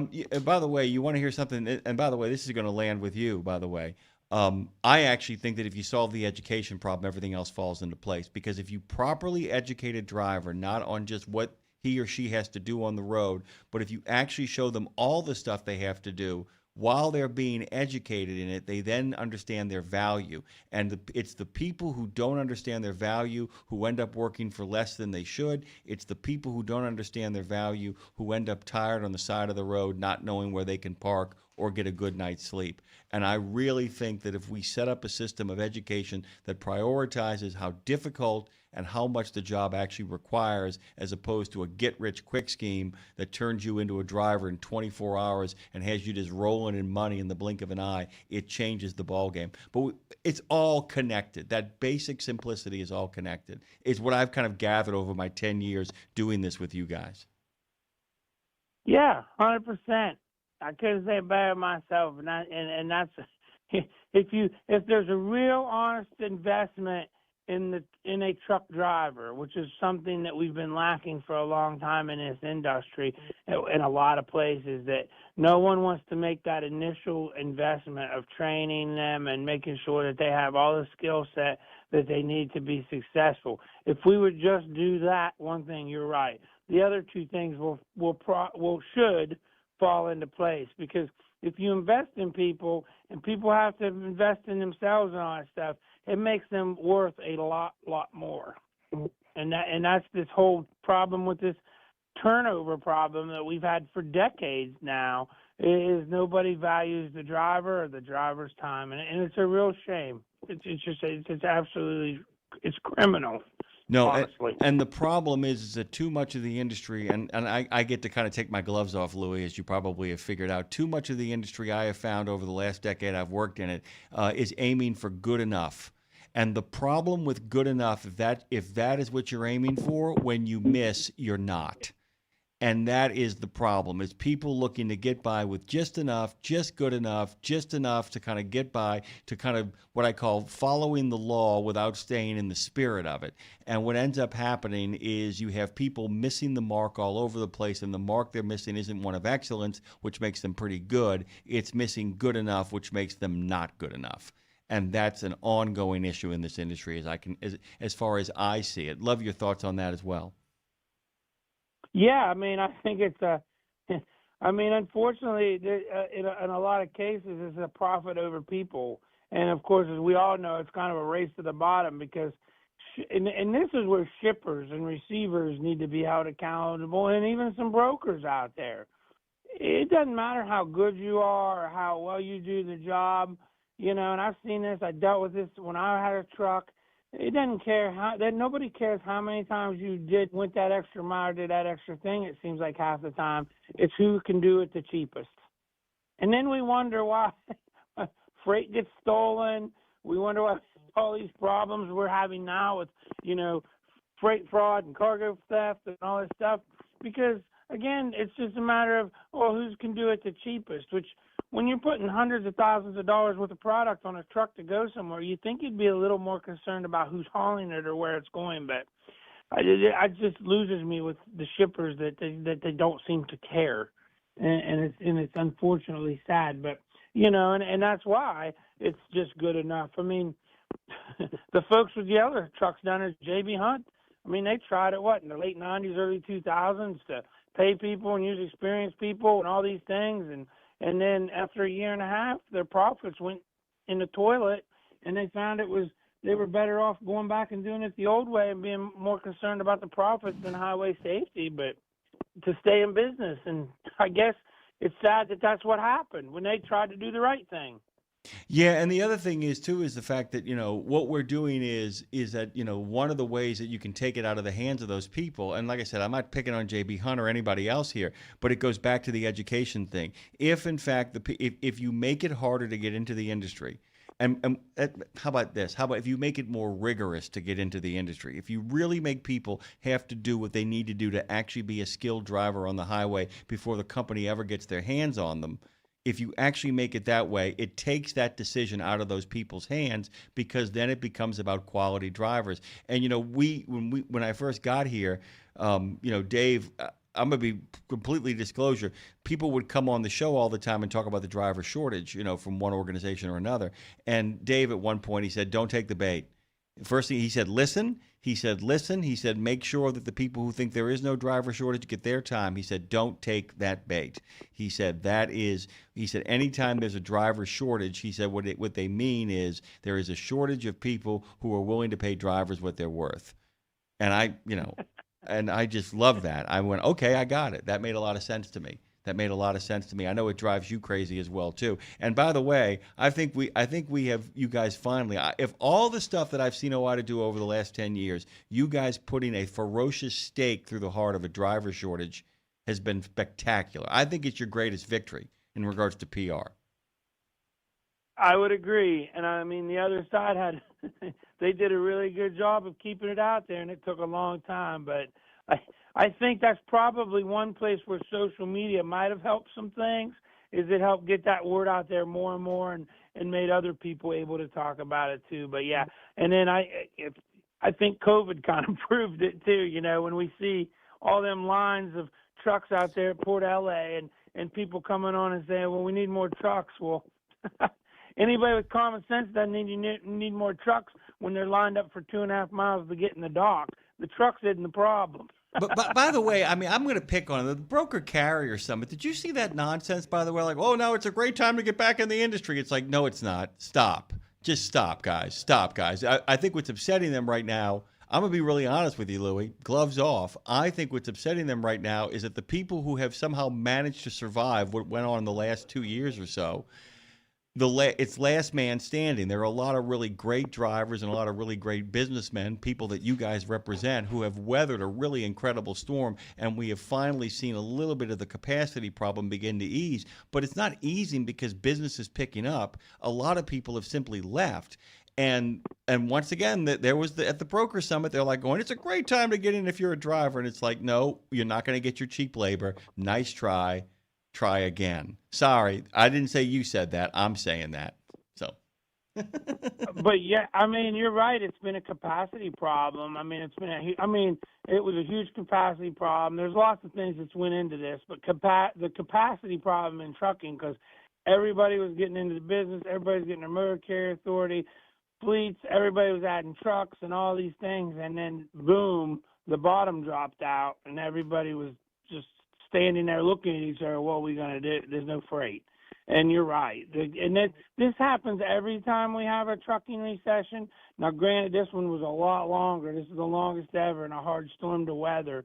But the people through the years, when these come and cycle through, the people who are the smart business people and survive usually come out on the other end way, way better, because rates will go through the roof, and you'll get back to the place where you can pretty much get what you ask for, get what's right, you know, maybe a little more than what's right. And so those times hopefully are on the horizon.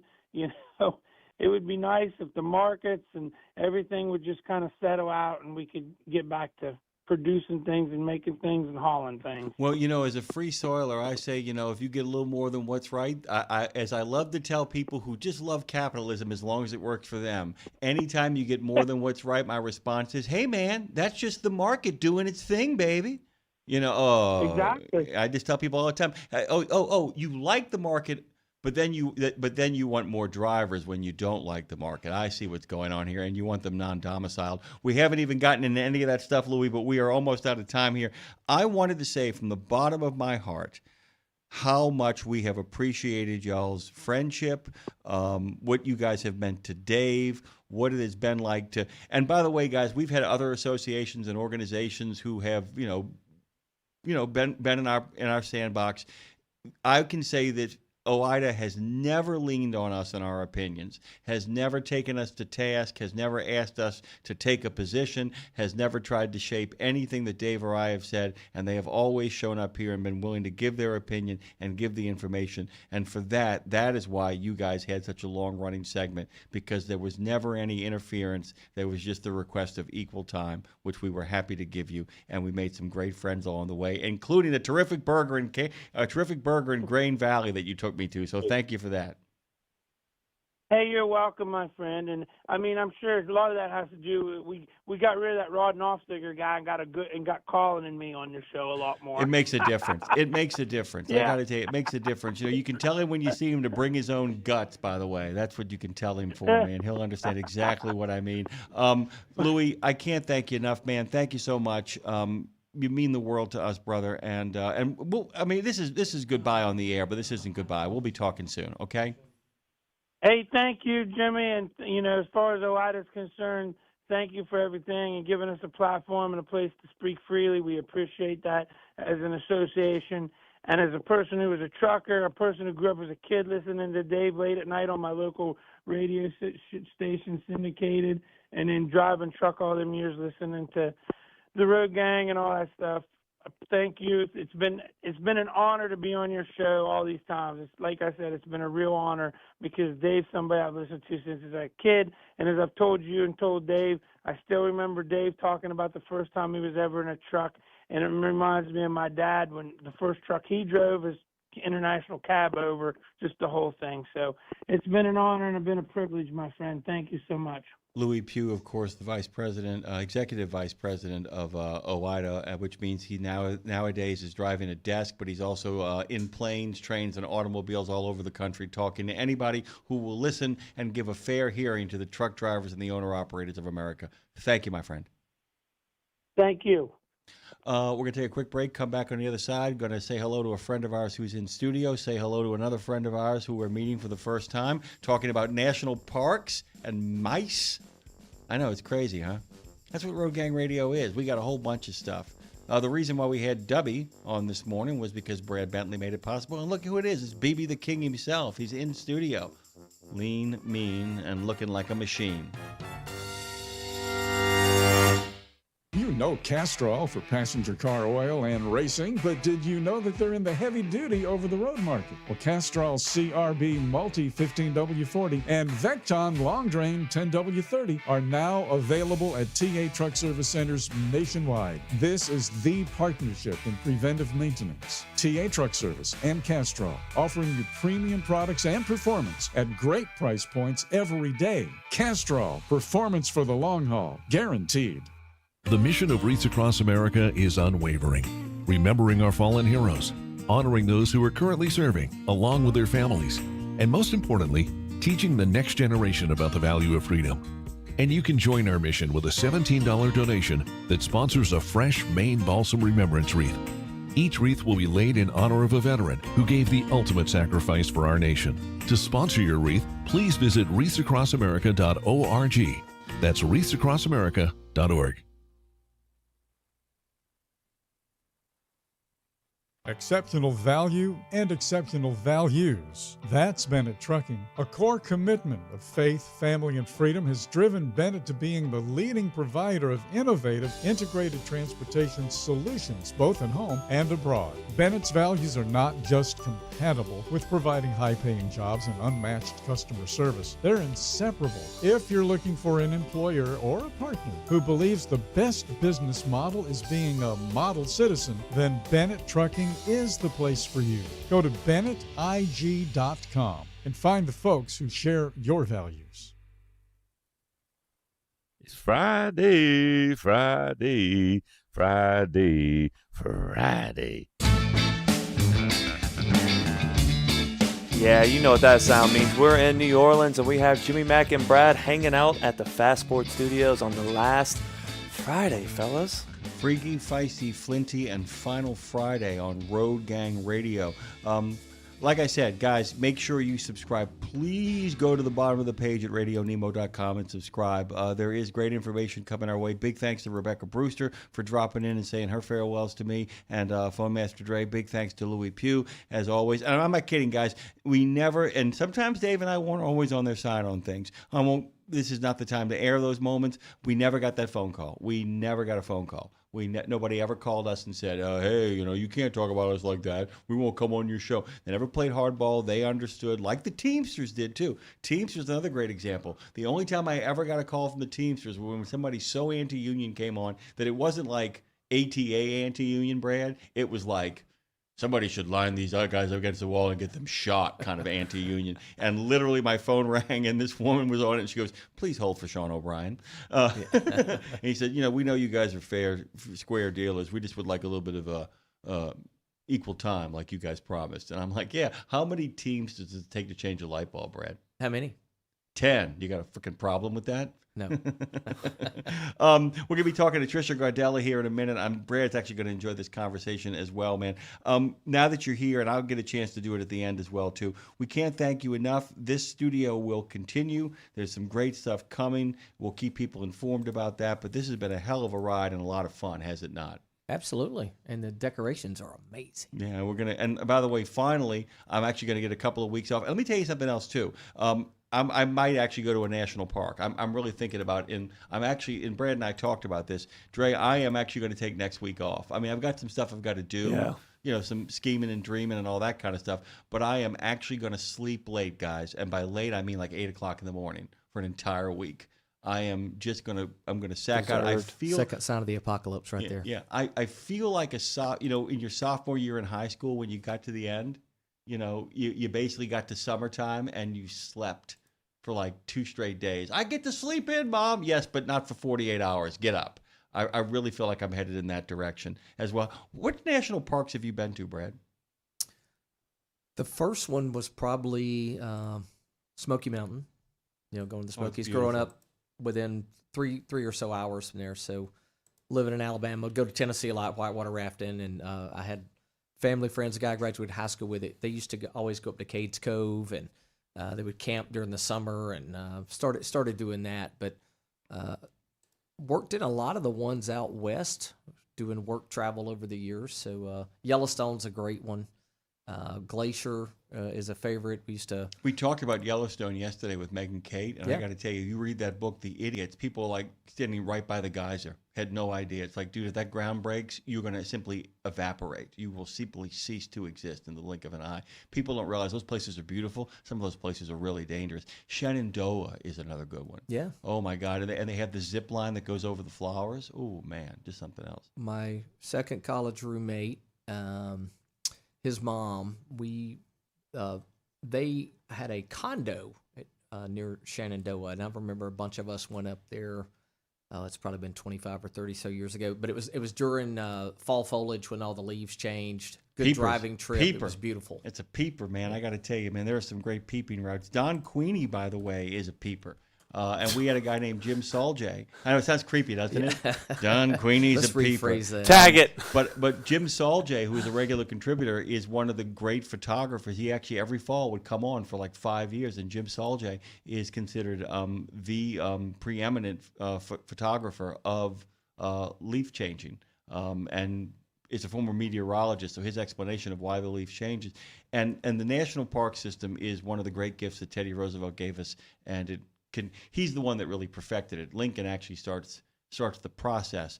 But I say all of this because I want you to meet somebody. I'm meeting them for the first time, too. Trisha Gardella is a lovable great-grandmother of 7. Wow. Let me repeat myself, a great-grandmother of 7. She's on a mission. She wants the newest generations to learn about, visit, preserve, and embrace the national parks and national monuments, and to encourage Generation Alpha to appreciate our nation's great historical treasures and resources. She has penned a book series called Mouse Traveler. She just released the 10th book in the series, Mouse Visits Everglade National Park. And I'm going to let her speak in her own words. She joins us this morning. Trisha, welcome to the final Friday. You got a big audience, by the way, as people tune in as we sunset this platform. Welcome to the show. We're thrilled to have you. Your books are incredibly charming, and you really are on a mission, aren't you? I am on a mission, and it was something that just came to me. I wasn't looking for one. I've always written standalone books, and when a book, Absurd Said Bird, came out, there was a mouse on the cover that the illustrator I had chosen did, and I fell in love with him, and I knew I needed to do more books about him, and he finally told me what he wanted to do. And he wanted to go to national parks. By the way, guys, we couldn't ask for a better guest this morning, along with being an adventurer and a traveler. She is a rancher out of California, by the way, and is a big believer in conservation and protecting the national parks. So basically, you've come into great company here. A lot of the men and women who drive across the highways and byways often do their downtime, their 34 or their week off, going to these majestic landscapes, by the way. And you have covered a whole bunch of them. Some of the darkest places in the United States, including the Acadia National Park as well. You've been to all these places, right? I mean, we're going to just say this right now. You have been. No, you haven't. Oh, okay. No, I've been to 20, but we have 63. Oh no, I meant for the books. I didn't think you'd been to all 63 national parks. I meant for the book. Okay. Every one in the book. No, I haven't even been for all the books because, I'm as a great grandmother. I am getting up there. So when I came up with this idea, but in this day and age, there's so much information out there, and I live very close to Yosemite, so I know how national parks work. I know people who work at national parks, and I knew what Mouse wanted to do, so I was able to craft it. Tell everybody a little bit about Mouse, by the way. Tell them about the character of who Mouse is, along with being a curiosity adventurer. Mouse originally was he lived on a farm, and his main mission was to get to the moon. And he wanted to go to the moon, and he promised all the other farm animals that if they helped him, he would bring them back cheese. And Mouse kept saying absurd. Bird would say absurd every time he said anything, and we didn't know why. But in the end, or towards the end, we found out that he's building an airplane, and airplanes, don't go to. So when the airplane crashes, Bird picks him up, and they fly back to start to build a rocket. And that was the perfect thing, and that's what told me that this was meant to be a series, is that it transitioned into something so perfectly. And you brought up Everglades, and Everglades is very close. We just finished a book that's called Canaveral National Seashores, and I felt like I could cheat a little bit because it doesn't say park at the end, but it's very close to Kennedy Space Station. So I had a lot of fun showing Mouse as hoping that he's going to get to the moon again. So that's the story of Mouse. I love that, by the way. I want to kind of add too, and as I was going through the series, I've been to the Acadia National Park, I've been to Carlsbad Caverns, I've been to the bottom of the Grand Canyon, I've been to Yosemite. My wife and I don't live too far when I'm not in New Orleans, because Claire and I actually have a place in California near the Joshua Tree. Been to Mount Rushmore, been to the Washington Monument, the Jefferson Memorial, because the other part of the process isn't just about the parks, it's seeing these monuments. But before I do that, my colleague Brad Bentley is here with me this morning. He's got a question for you. You had something, right? No, just a comment. One of my favorite things on the Everglades is actually it's terrific bass fishing. It is. Well, he doesn't do any. Yeah, if he hooks one, he's going in, man. That's Mouse right there, dude. I actually took my daughter bass fishing there when she was probably, 8 or 9 years old. We had a blast. Well, that's exactly the point, I think, of what Trisha's getting at here. I mean, this is what I wanted to ask you about, too. So these books are a way of grandparents and parents and great-grandparents of sitting down with their kids and their grandkids and their great-grandkids and opening up them the possibility of going to these places. Why do you think it's so important to get alpha in the game as quickly as possible when it comes to national parks?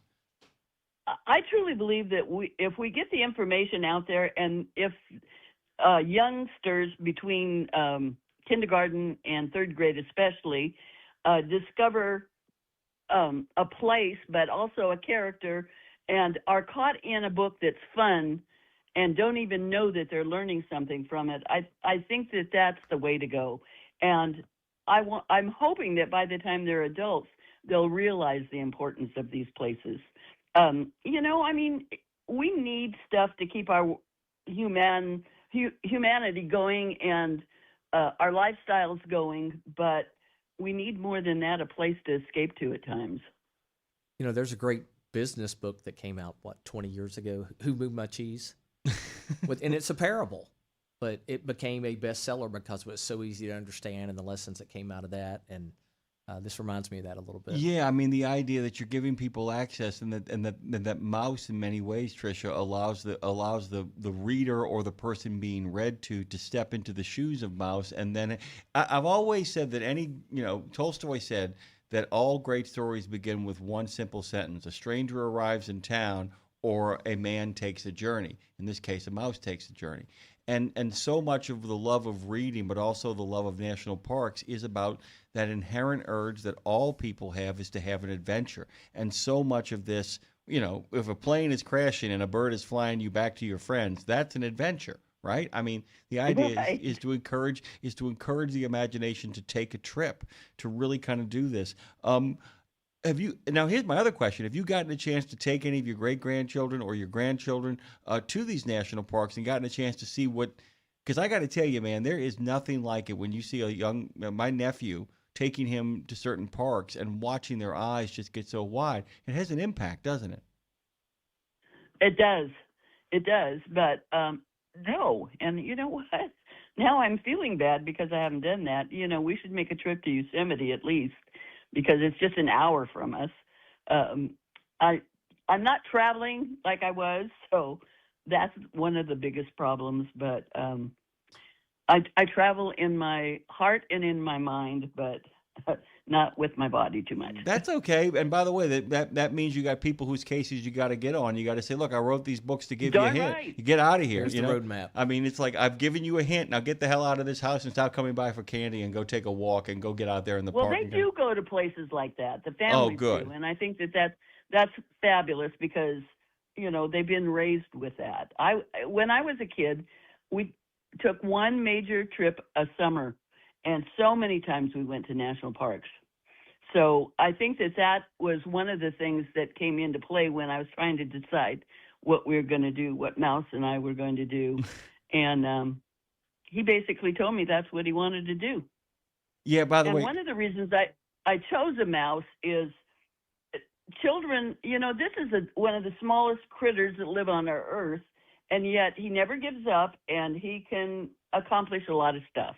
And I think that that's another good thing for children to see, that you just do what you do because you want to do, or because you're driven to do it, maybe.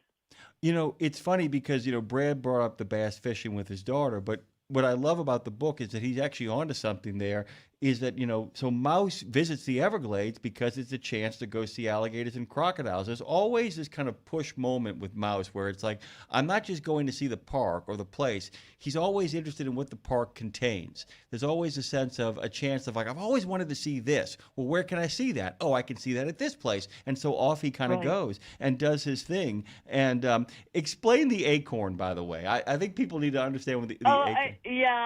I probably should have put that more, but when he visits Yosemite at the end of the book, a bobcat tries to get him, and the bobcat comes towards him, and while this is happening, he picks up an acorn and he's going to throw it at the bobcat, and at that minute he wishes that he was home or something like that, and the next thing he knows, he's home. Well, he doesn't know that it's a magic acorn, and when he goes to Mount Rushmore and Mouse visits 6 national monuments. When he goes to Mount Rushmore, he lands on Teddy Roosevelt's mustache. And he wishes that he was down where he could see all the big heads. And at that same time, he's reaching in his backpack looking for some snack or something, and he picks up the acorn. And when he wishes that, he gets moved. So that's how he understands that. And I think that we need to say that Mouse, in the very beginning, has learned. He goes to a library and he watches all the kids doing their thing on the library, and he learns by trying out the keyboard of a library, and he jumps on escape, and that's what takes him. He because of that, he learns to teleport. So when he gets the acorn, it's another chance to teleport in a different way and gives him control that he's never had. I love that, by the way. And guys, just to give you a sense of this, too, this isn't just like really nice pictures and a cute little story. There's so much great information as well. Like, I did not know that the manatees, by the way, would flock to the warm waters around power plants in Florida during the winter. I wasn't aware that that was part of their pattern. And there's so many things that you point out in these books that are really great kind of, you know, foundational information. You know, you actually take a moment to kind of reflect on the endangered species over there in the Everglades, and, you know, and characters from the other books come back. They do show up. You know, Absurd himself actually is there as well. I hadn't read all of them, but, you know, there was Mr. Absurd himself. You know, there was Bird showing up as well too. And you know, and part of that is really fun because it means you get to tell these same stories over and over again, but the locations change, and because you've built a little world, you can actually bring different folks in along the way as well too. I have to ask, where's Mouse going next? Mouse is next, it's Canaveral. I mentioned that earlier. But Mouse, what we're working on now, and I'm really excited, in the holiday season, I have other books that I do too. And my Christmas books were selling very well. And I thought, Mouse needs to do something Christmassy because we do about 3 books a year. And my illustrator is old as I am. So it's really, I didn't know that when I chose her, but she is perfect and she's become one of my best friends. And anyway, I asked her about this, and she's working on 2 books at the same time now. And the Christmas book is called Mouse Visits 12 National Parks, and it's based on the 12 Days of Christmas. And it's really fun. I had fun. You talked about the information I put in there. I love research. I have a degree in ancient history and archaeology, and so those are my passions. Other passions are researching. I tell you, make you laugh. I have a doctorate. My wife, by the way, their undergraduate degree is in medieval literature. So in regards to that, you're in good company here. And by the way, you gave us all kinds of great information. I just want to kind of give people a sense of this as well, to take a little moment for a little PSA. But we have so many men and women who drive all across the country and actually, at moments in time when they do have a moment, are able to go through this. The first national park, Yellowstone, was established over 150 years ago on March 1st. The reason our listeners know that is because Megan Kate Nelson, who wrote Saving Yellowstone, about the foundation of it, was on the show yesterday to say her goodbyes to us, by the way. And that, by the way, was followed up by Yosemite National Park in 1890. But it's not until 1916. I have to tell you one thing on that. All right. I've got to interrupt here because I can't stand it. Yosemite, in almost all ways, is our first national park, even though it wasn't national. But it is the first park that a government, it was right at the time when California was becoming a state. And I can't remember the names of the ones that really fought for it. But they did not want to see people just move into Yosemite and make it a circus.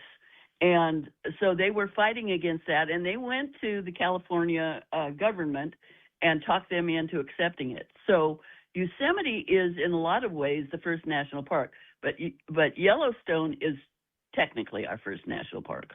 Yeah, and by the way, Megan's book really does a great job explaining Yosemite, too, in the race against time, that both Yellowstone and Yosemite came very close to not being parks at all, but becoming overdeveloped and then plundered. And a lot of really people who were deeply concerned about the history of the country put their foot down. Sometimes some extraordinary coalitions of people, including Native Americans, really shrewd businessmen, and genuine conservationists, put their differences aside and worked together and prevented all of this stuff from getting lost into the dust of history. It's an amazing story. What is your favorite fact or information piece? Just randomly. You can change your mind 2 minutes from now. I think that my favorite is Niagara Falls, is very impressive. And it's a perfect example for what can happen to something that we have turned into national parks. And what I love the most about that story about Niagara Falls is that we were a really young nation, and you know how the younger brothers are always very sensitive to things. And Europeans were really making a big deal about Niagara Falls being so business, turned into business and all that, and how it was being ruined, and that we as a nation had no appreciation for things of beauty or that were important or whatever. And that's basically how national parks got started, because some of our leaders, I'm talking about Congress and different places, resented that. By the way, this is really fun. We actually are at the historic Edgar Degas House in the city of New Orleans right now, which of course means we're in pretty close proximity to New Orleans' National Jazz Historical Park.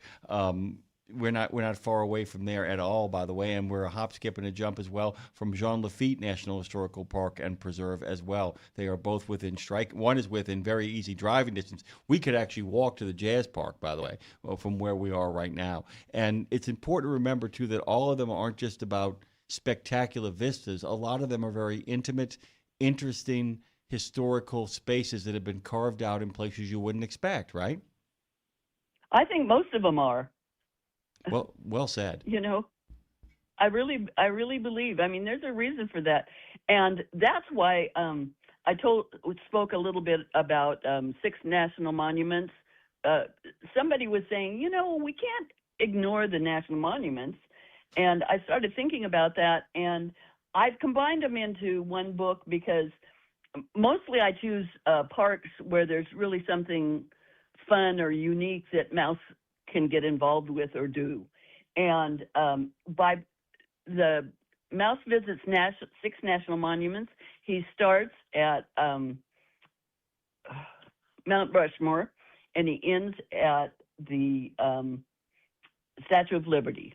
And it's because he has learned how to control his acorn. That's where it happens. But I needed a way for him to be able to get to all these different places. So he moves to different places, and they all sort of relate to each other. And I want to do that again, and I had never considered the 2 you just mentioned, so I think that would make a perfect book.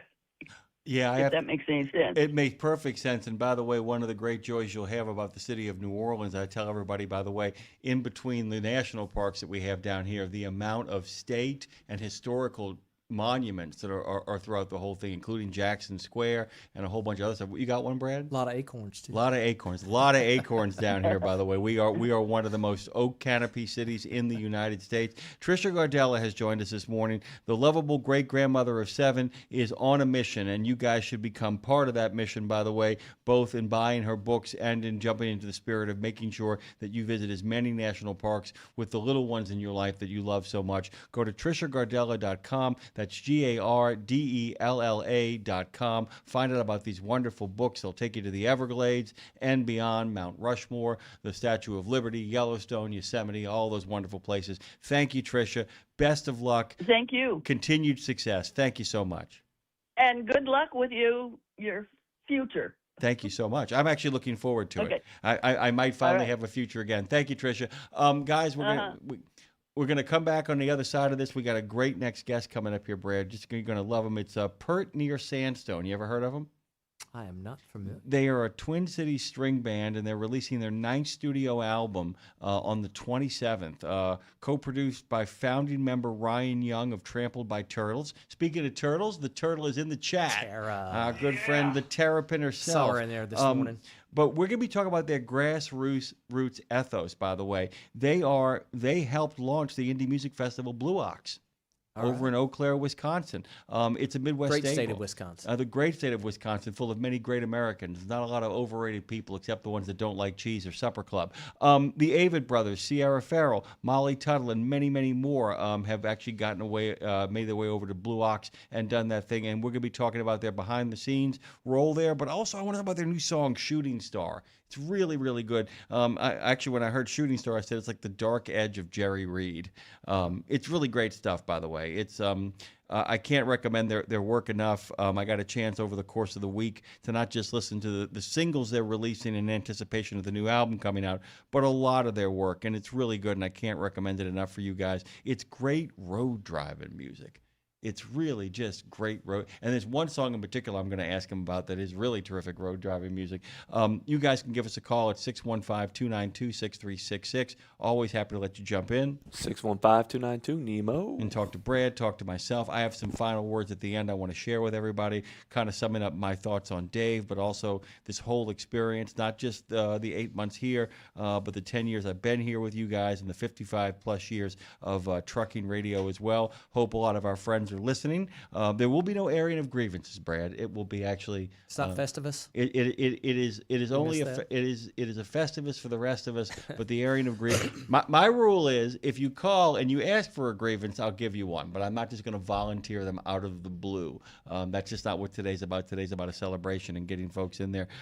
Where's your next adventure? You and I are going to go to the St. Patrick's Day parade together, right? Yeah, looking forward to that. Coming up, be on the 14th on a Saturday. We get to wear a green. I'm half Irish. Jimmy's full Irish. Oh, I'm full Irish. Good God Almighty. I mean, my middle name is my mom's maiden. So and look, Mardi Gras is great.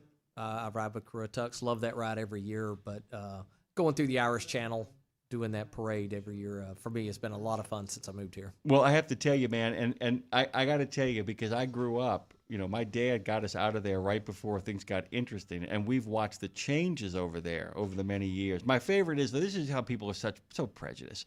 My favorite is, hey man, do you see the channels coming back? And my dad went, you mean there's white people there again?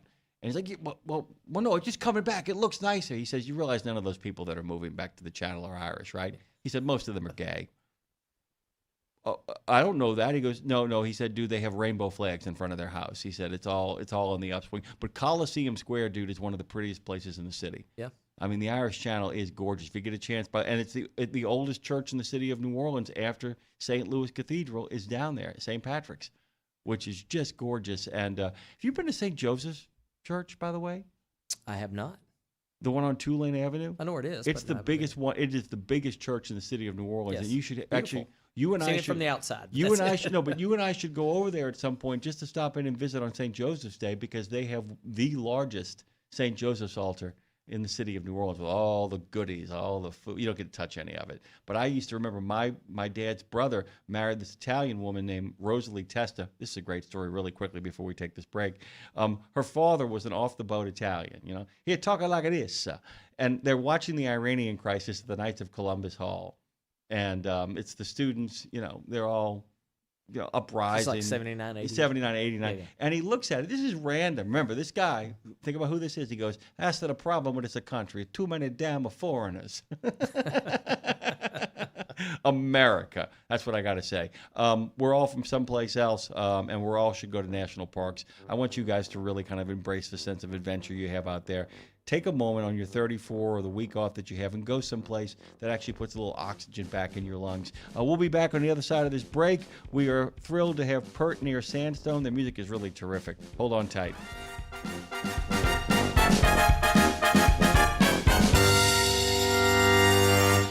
St. Christopher Truckers Fund provides free health and wellness programs for drivers to help prevent some common medical conditions seen in the industry. These programs include diabetes prevention, Rigs Without Cigs, a tobacco and nicotine cessation program, Healthy Habits for the Long Haul, a 12-week total body wellness program, a vaccine voucher program that includes free flu, shingles, COVID, and pneumonia vaccines, and GPS, Get Preventative Screenings. That includes free at-home cancer screening tests. These programs are available to Class A over-the-road semi-truck drivers. For more information or to register for a program, visit the St. Christopher Fund website at truckersfund.org. There are precious few nonprofits in the trucking industry, and even fewer that make a tangible difference in the lives of professional drivers. So thank goodness for the St. Christopher Fund. Since 2008, over 4,000 over-the-road semi-truck drivers have turned to the St. Christopher Truckers Fund when a medical issue took them out of work. The SCF steps in and pays necessary household expenses such as mortgage, rent, utilities, insurance, and vehicle payments. The SCF also provides free health and wellness programs for drivers. So find out how the SCF can help you, or help the SCF yourself. They'll turn your dollars and cents into that tangible difference for the professional drivers who need it most. Support our highway heroes with a donation at truckersfund.org.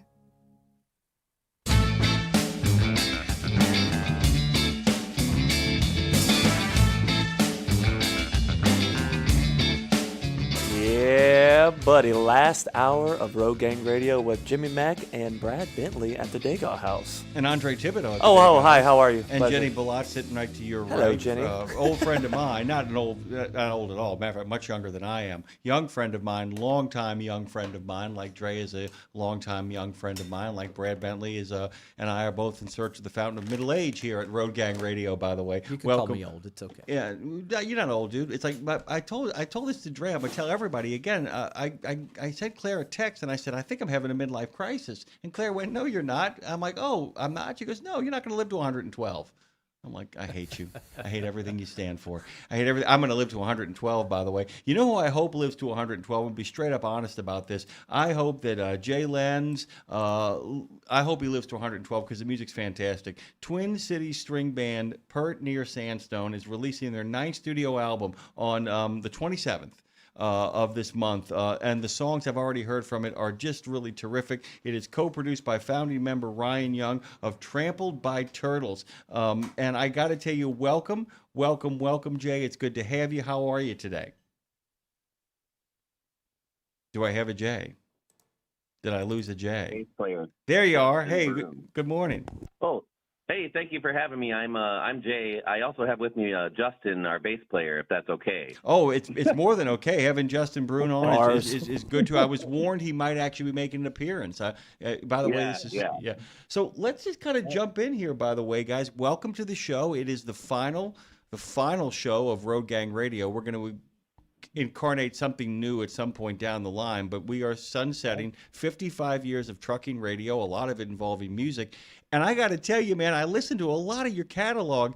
There's a lot of songs that might be about trains, but a lot of them feel like they could very easily apply, particularly when it comes to drinking too much coffee, to being a truck driver. Yeah, very much so. I wrote a song called 20 Cups of Coffee in the Morning, one for every beer I had last night. We do travel a lot. We're a mid-level band. We drive ourselves all over the place in our 15-passenger van. We've been from coast to coast, even driven around in Europe and all that. So traveling is kind of our main key in our band. We have a kinship with truckers. By the way, I've been recommending the music all morning long, guys. I kid you not, for all of our listeners out there in the chat right now, having a really good time enjoying the show this morning, welcome to everybody. I just want to kind of let everybody know that this music really does kind of harken back to an earlier time, and I would love either one of you, since you're there together and you don't have to like say you go, to kind of give us a sense of the background of how you guys got together, how the band forms. Give me the superhero origin story. I'd love to hear it. Yeah. Well, yeah, I mean, I was playing in the heavy metal bands and ska bands and rock and roll all the way through the 90s. And in the early 2000s, about 20 years ago, this band formed kind of out of accident, out of necessity for one of my friends going through hard times. And we started playing this old-timey music. Nate had a mandolin. And then I thought, Ryan Young, who was in a bunch of bands with me before, he used to play violin in high school. I thought, Ryan, you should play violin with us and play some fiddle, it'd be great. And then here we are 20 years later, Ryan's traveling with Trampled by Turtles. And we're still hitting the road and making albums and playing old-timey music. But again, we're from Minnesota, so I can't say it's really authentic what we do. We do a lot of original songwriting and in that kind of string band tradition. And there's a good scene up here in a long tradition of folk music and that sort of older style that was really popular up here, and a lot of us grew up and kind of came of age listening to that as well on the West Bank of Minneapolis. Well, and the thing about Minneapolis as well, a lot of people, we've had a number of guests on here, including the former producer of Prince's. Anybody can tell you that the city of Minneapolis is one of the great melting pots of music, where the possibility of getting fusion bands that actually have the sounds of almost like fusion cuisine, where you're like, wait, how did you manage to mix Vietnamese with Cajun? I don't know how this happened. We know how it happened down here, but there really is a sense of that because you're so much in the mix.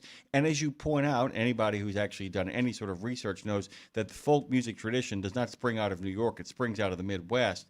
That there is a wide source of music to draw from, and I'm kind of wondering when you start collaborating, giving your own background in ska and heavy metal, and then you got somebody who can play a violin, which of course the moment you add the words Americana or country in front of it, it transforms into a fiddle. But there really is a sense of that one of the great things about Minnesota and Minneapolis from an art scene place is that it really is American in that it's a melting pot. It forges things together that you would think might not work together, but end up working together so very well. Was that your experience and what you drew from the Twin Cities? Yeah, very, very much so. In fact, I always kind of joke that it just gets so cold here in the winter that we all kind of have to hunker down and do creative things indoors for about 6 months out of the year. Yeah. That's part of it. And another thing that lends to that is proximity.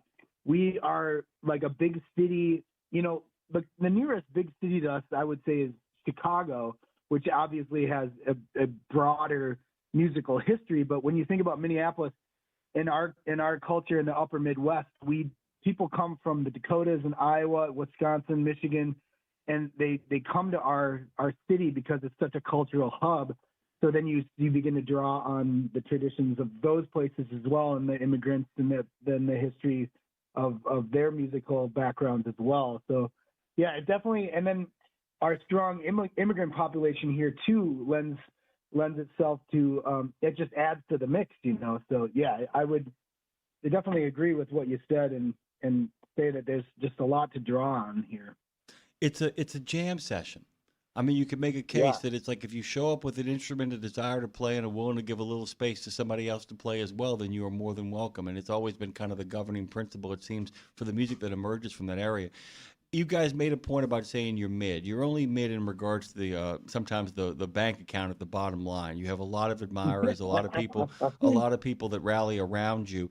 And I kind of want to, and we'll get to. And I'm saving the new material for the end of the conversation. I do want to talk about the music festival as well, because you guys have played such a large part in it that it's kind of worth talking about, because it in many ways springs from the exact sort of thing we're just talking about. Tell people what Blue Ox is, how it all kind of came together, and what your role behind the scenes is as well. Sure, yeah. So Blue Ox, this will be our 12th year, or is it 13? Dang, it's funny when you lose count, or you skip the 13th anniversary. It's like the 13th floor in a building. You just pretend it doesn't happen. So it's either 12 or 14. Yeah. There you go. Could be 14 years. But we actually we did have a virtual one over COVID too. But so our festival is owned by the Bishop family, who for decades ran a country jam in Eau Claire, Wisconsin, and they approached us when we were out in Colorado playing with the Traveling McCurries, of course the famed McCurry family, Del McCurry and his boys. But it was just without Del, they were traveling, and we were opening up for them. And Mark and Jim approached us at a show in Denver, and we're like, hey, we got this country fest. We're thinking about adding like an Americana bluegrass stage to it. What do you guys think about helping us start something like that? And we're like, oh, yeah, that's a great idea. And then we went to check out the space, and they have this incredible campground and this perfect spot for a stage. And we're like, what if you just had a standalone festival that was bluegrass and Americana apart from your country jam? And they were kind of into that idea, and we tried it out, and it's just been an incredible journey.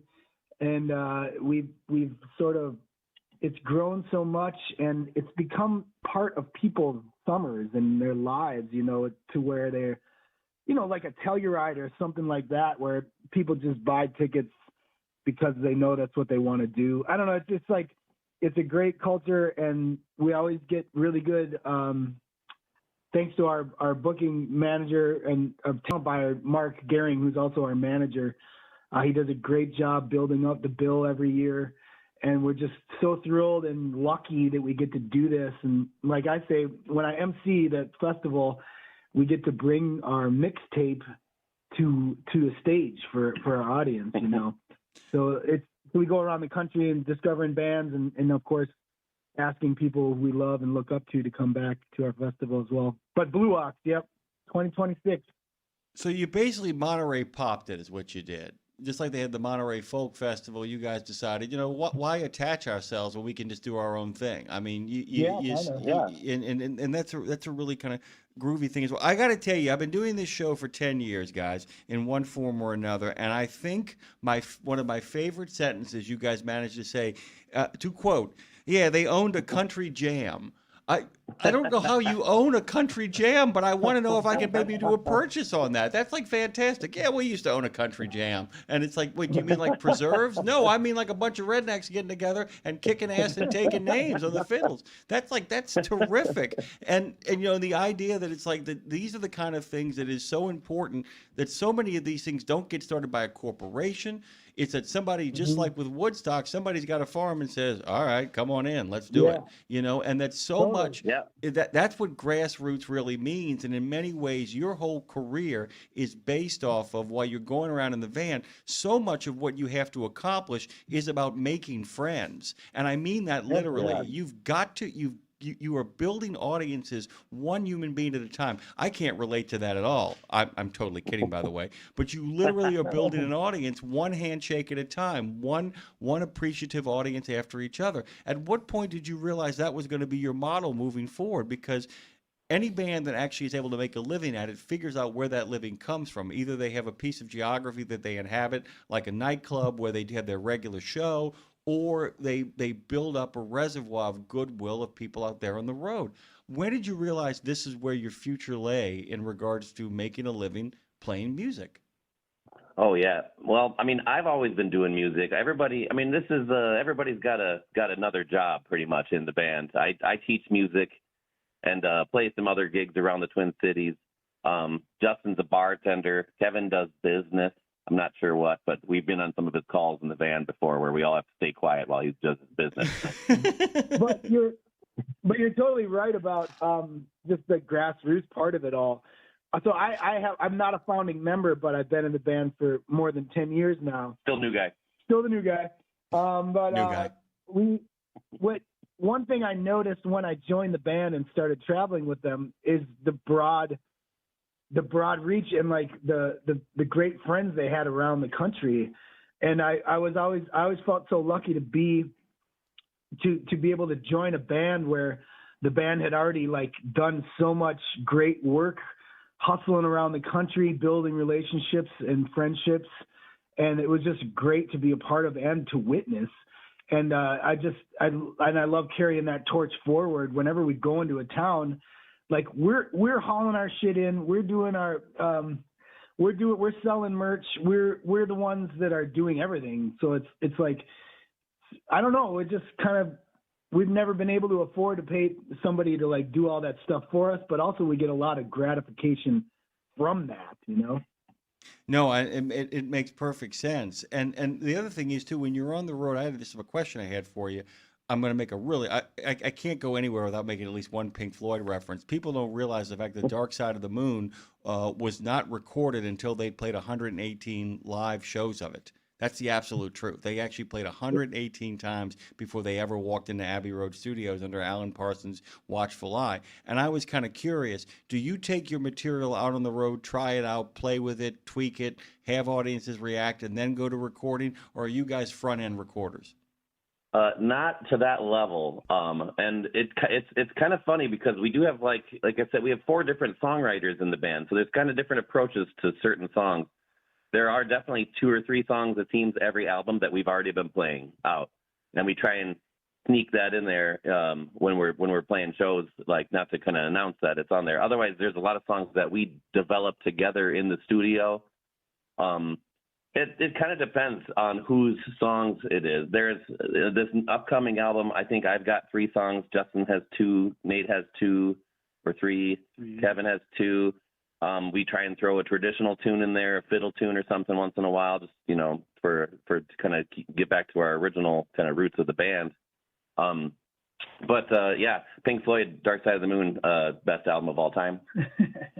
I would, depending upon what day it is, I might agree with you. My opinion changes from time to time. Sometimes I wake up and decide that it's a beautiful day and that Van Morrison's Astral Weeks is the greatest album ever made, and then sometimes I wake up and find that it's overcast and very gloomy and about 58 degrees, and at that point I decide that Dark Side of the Moon goes really well with tea and biscuits, and I couldn't agree more. Guys, I want you all to go to Pert Near Sandstone. It says exactly like you think it's spelled, PERTNEAR, sandstone.com, and find out about all the great stuff they got coming up and going on, including a new album, by the way. But before we get to the new album, an earlier one, I have to tell you, I have fallen in love with Waiting Days, the album Waiting Days, and I'm making that recommendation to everybody out there, by the way, who's a truck driver or anybody that makes their living on the road. The whole damn thing is about making your living on the road is what it feels like, including songs like End of the Line, Out of Time, and of course, I mean, it just goes on and on. I mean, it really is something you guys should check out and listen. But talk to me about the new album. Talk to me about the songs on it, how has it been putting it together, and when the touring starts for that album in particular. Yeah, touring starts right next week. We're hitting the road. We're heading out west from here. We're playing through the Dakotas on our way out to the Pacific Northwest. The album, I think, is a little more eclectic than some of our previous ones. Kind of varies. I have a song called Side by Side that's kind of the title track of the album. not really for any reason other than just kind of felt like it matched the concept of the band or the album together.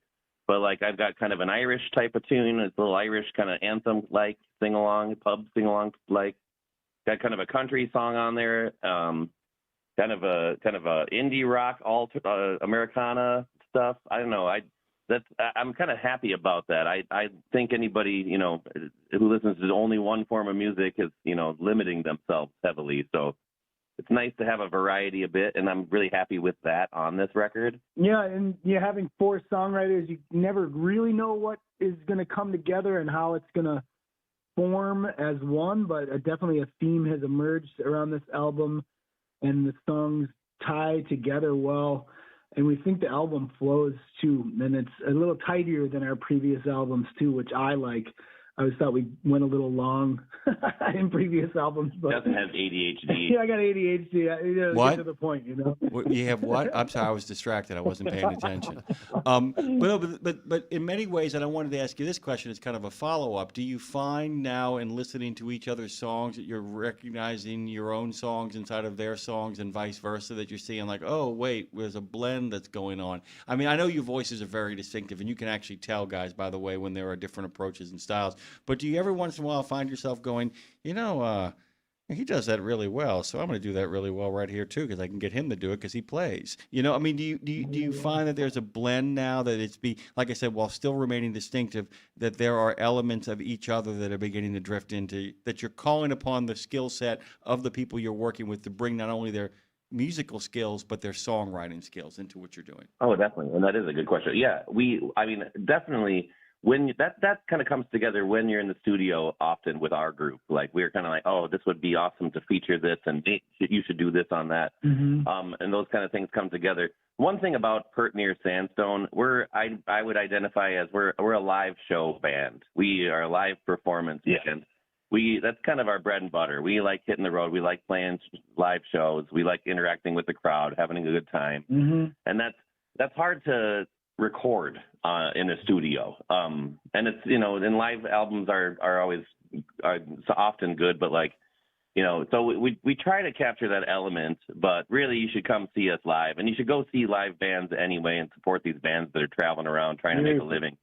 Well, it's interesting because since we're playing musicologists and encyclopedia music too, I've always said that, as good as Sam Cooke is in studio, if you listen to that great concert he does down in Miami, it just knocks your socks off, except for the back line is a mess. And that's always the great challenge, is that's why people don't realize when some of these great live albums, I mean, I don't know if you know, remember Billy Joel's album, Songs from the Attic? Do you remember that album when he came out with it? Is that he had to, it wasn't a live concert. He actually was picking each song depending on where it was played and whether it fit the intimacy of the moment, so that certain songs were played like in the 300 table seated Bijou Theater and other places were played in the Spectrum in Philadelphia. And that the problem with a live album is that, you can do it, but people don't realize the production level that has to go into it to be able to capture both the energy of the live, but still give the listener a pristine, sort of glorious experience, right? Yeah. In this day and age too, like with everything, I mean, everybody's got their phone up recording it. And I mean, seeing it on Instagram for 15 seconds, it's sometimes you just got to get there and enjoy it and have a thing for yourself and really absorb a good show. And it's just, it's there for you. Yeah. And be there with other people in a room together, What do you mean? I can't just isolate myself in a crowd of complete strangers? Hold on, I want to give everybody some advice really quickly. Turn the damn phones off. Okay, sorry, I had to kind of get that off my chest here. I wanted to ask you too in regards to the places you choose to travel. Do you guys get down south ever? You see, I'm going someplace with this. I notice there's a lot of Midwest and West stuff. Do you guys ever make your way down to beneath that MD line? Well, let's see. I mean, we're from Minnesota, but I know how to pronounce Louisville. Yeah, we get down there. We've been down there, just not often. We've been to Florida a couple times. We get Missouri, Arkansas. Yeah, we played with Arkansas in Arkansas. They're good buddies down there. We were just in Nashville for Americana Fest. Yeah. Justin stole John C. Reilly's tag off of his cable. I'm proud of you. I'm proud of you, Justin. May you live for 1,000 years. You got to make your way a little further down south. Dre, bring that microphone down so we can do it for him. You got to come down where people talk like this all the time. Oh yeah, man, yeah. You gotta make your way down here, down to this part of the United States. We'd love to have you down here. Everybody talks to you like that or like Harry Connick Jr. Hey, baby, you can make your way down here and kind of make that happen. So talk to me about when you guys go out on the road. In regards to do you make discoveries with the music? And the other question is, at what point have you all gotten good about planning these trips to know what your limit is? Because there is a point where to quote the great Steve Perry, they say that the road ain't no place to start a family, but there's got to be some point where you hit the wall. Have you figured out how long you can travel before the wheels come off? Well, we've had wheels come off our van. We've had several vans, by the way. Our current van is Vandolph. Justin and I, actually driving back from Nashville, watched all 3 Lord of the Rings from on an iPad. So we dubbed that one. Otherwise, we had Frosty the Snow Van. Before that, Justin put a big rip in the side of it trying to go through a Wendy's drive-through and get a Frosty. We had Vanderson Cooper, the Silver Fox. Oh man! But yeah, so we've been on the road for a long time. Yeah, I can tell by the way you're punch drunk. By the way, and you're still. I mean, you sound like a guy who is actually the world champion, but lost 12 heavyweight fights on the way to winning like 96 of them. No, that's me. We do have limits. I mean, we end up our no more than 2 weeks. Yeah. 2 weeks is too much. Yeah, we don't go for 2 weeks. I mean, what we do, our shows, they're not. We play fun and intense, and it's hard. Yeah. It's hard to do that night after night after night. So when we maybe in 10 years retire to be like a relaxing jam band or something, maybe we can do longer trips. But we do 2 weeks out, and we do end up sometimes like this in the year. Already looking at our schedule, we have a couple of like long drives back, like a tour that ends in Portland, Oregon, and has to haul back to Minneapolis, and one that ends on the other side of Colorado. But fortunately, we do love getting out and we'll do a lot of hop out of the van and go hike around. We'll always stopping at state parks or whatever. Yeah, you mentioned national parks before. We were, we make a point. In the past couple of years, we've been to Yellowstone and Teddy Roosevelt. Drove through Glacier. So we always make a point to get outside and stretch our legs. Yeah, that's key to longevity. By the way, I forget what it's called. Have you guys ever been to the surface of the moon? I think that's what the park is called. Yeah, yeah. Craters of the moon. Good God Almighty! I'm looking at my friend Jenny here. Have you ever seen Craters of the Moon, dude? Look it up online, Dre. If you get a chance, look it up online. It looks like you're on the damn moon, dude. It is wild. It's like southern Idaho somewhere, and we got out and hiked around there. You can't really hike on the.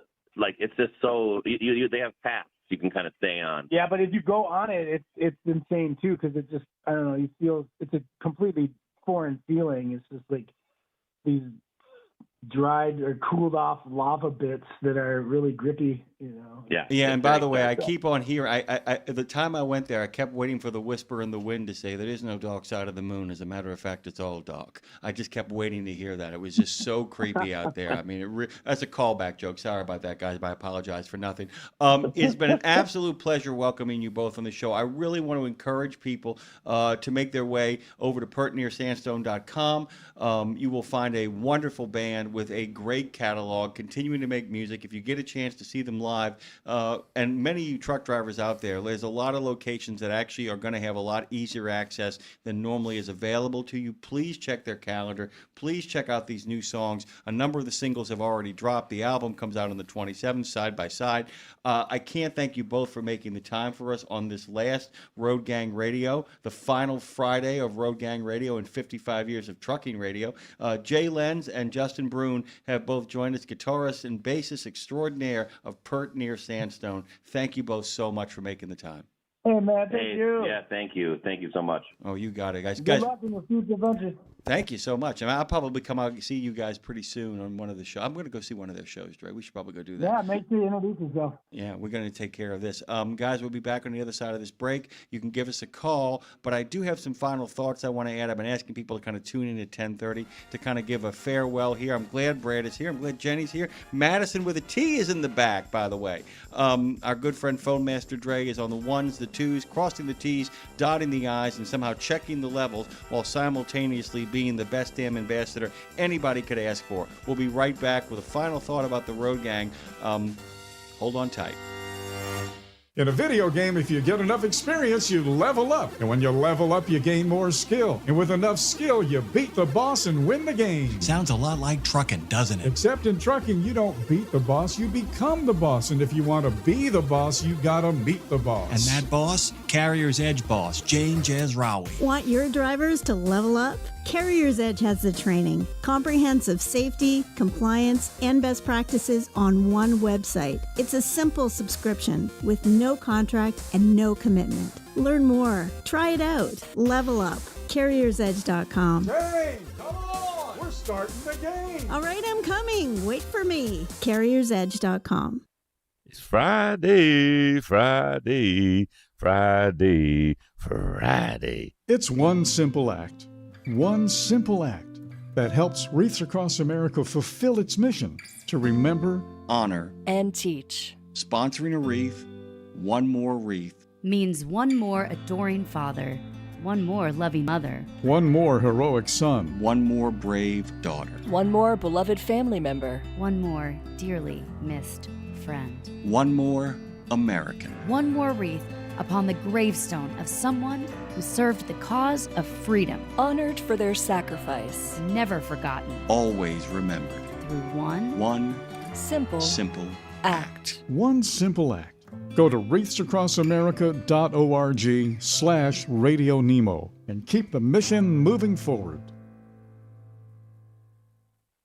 From the wee small hours of the morning to the crack of dawn, Radio Nemo has been there with you. Whether you've got the overnight or you're the first wheels on the road, Radio Nemo's been where you need us to be. providing the laughs, giving the facts, playing the tunes, and keeping it rolling. We've been your light in the darkness, your first cup of coffee, and a voice of sanity. Semi-sanity, actually. We're all a little crazy here. Crazy for the men and women who keep this country going and moving and doing. Crazy for trucking, crazy for truckers of all shapes and sizes. Is that a fat joke? Not if we can help it. Because it isn't just about the rules and regs, it isn't just about the day-to-day, it's about your health, your homes, and your hearts. So we wanted to say thank you. Thank you. Thank you. Thank you from everyone at Radio Nemo for sticking with us, standing by us, and keeping the traditions rolling into the future.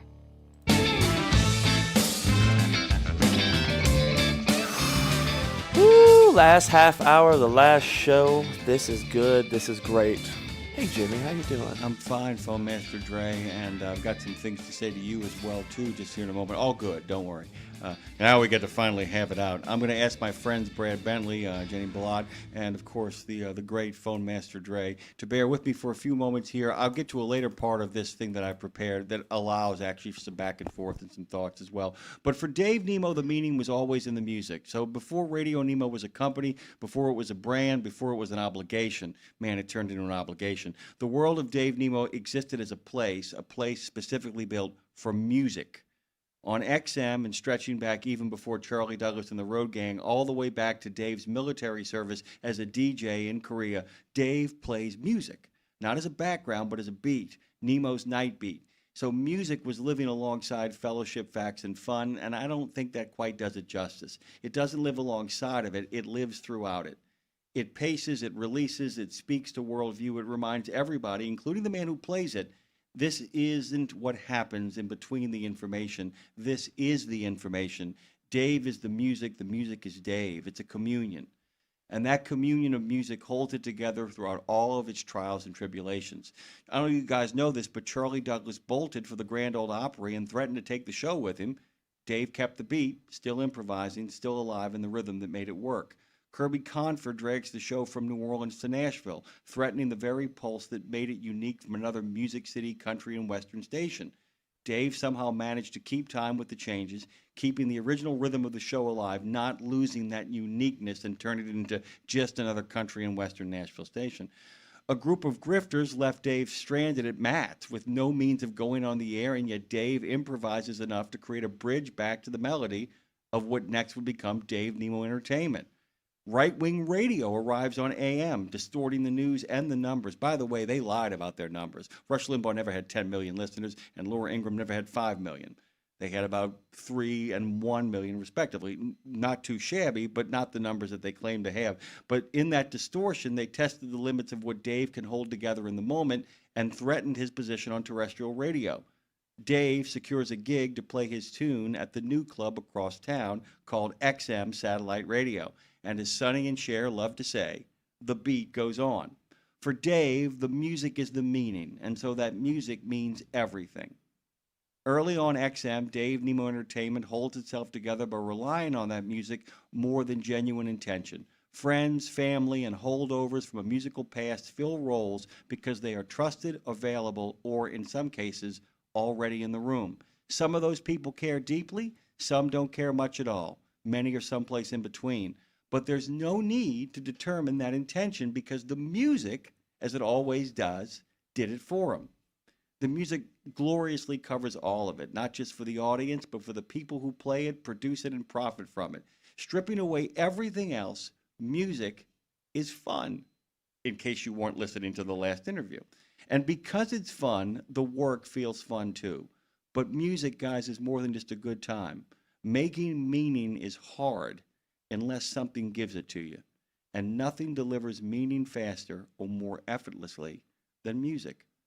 I mean, listen, guys, it's one of my favorite songs of all time. Go ahead and play the amazing Rhythm Aces, The End Is Not in Sight, and just listen to the lyrics. I guess I knew it all along. I'd have to come back home, 'cause this living on the road only makes me tired and sore. Like a bird without a nest, like a stranger in the night, and my soul cries out for rest, and the end is not in sight. You don't need too much quiet contemplation to understand your mission, your purpose, your reason for broadcasting to late-night over-the-road truckers after listening to that song. The rhythm of the show, the music, the laughter, the conversation, it all makes sense in that moment. Then everything changes. Sirius merges with XM, and here the beat stops. The new entity removes the music. Guys, I don't pretend to know all the considerations in making that choice. Scott Shea said it was about attorneys and licensing and all that, but SiriusXM played music on many other channels. I just can't escape the thought that once again, truck drivers across America were being viewed as an exploitable profit center rather than a cherished customers whose needs had to be nourished. If you ask me, I think it was a cynical strategy. They used the drivers to build the numbers by giving them paid but easy access to a show they adored. They marketed those numbers to spur investment and deployed those investments to build subscription. It sounds like everything Dave always played his music against, doesn't it? And once they built it, they patted themselves on the back and then took away the very thing that brought drivers over in the first place. And I suspect they did it, as folks like that always do, because they thought they knew better. And when it comes to profiteering and pleasing shareholders, they did. At least they did in the short term. They framed it as a format efficiency, but its effect was existential. The show lost the element that made it porous, forgiving, and human. Without music, everything else suddenly carries more weight. The rhythm of personality replaced the rhythm of the road, the rhythm of the record, structure over feeling. Conversation had to do the work that melody once did. What the music had made effortless, its absence turned to heavy lifting. It's no longer Dave Nemo, it's a show. Notice we have moved from the present tense to the past. Because the music was the meaning and Dave picked that music, it's logical to conclude that music, meaning, and Dave are a seamless one. And because the new entity removed the music, it goes to follow that the new entity actually removed Dave. And in doing so, they removed his future. And without a future, there is no present, only what is past. That being said, somehow, because of that beautiful, melodious voice, somehow, because he was naturally curious and that he loved people, somehow Dave, for the better part of over a decade, managed to maintain that beat. He found the music in the friendships and the associations that he forged and the people that he met and the decency and kindness that he brought to everything he ever touched. And in that way, the music, while having left the show, never left Dave. And we are all the richer for it, because it meant you got news and information and the facts that you needed, but you got it from a place of warmth rather than just bloviating facts. You got meaning in what was going on because it was always told to you, knowing who you were. The original Road Gang was not a trucking show. It was a show for truckers. And for the better part of a decade after they removed the ability to play music for Dave, he somehow, and I believe this, and this might not make some people happy, I think that he never forgot that the show was for no one else but you. So thank you, Dave. Thank you for 55 wonderful years of radio.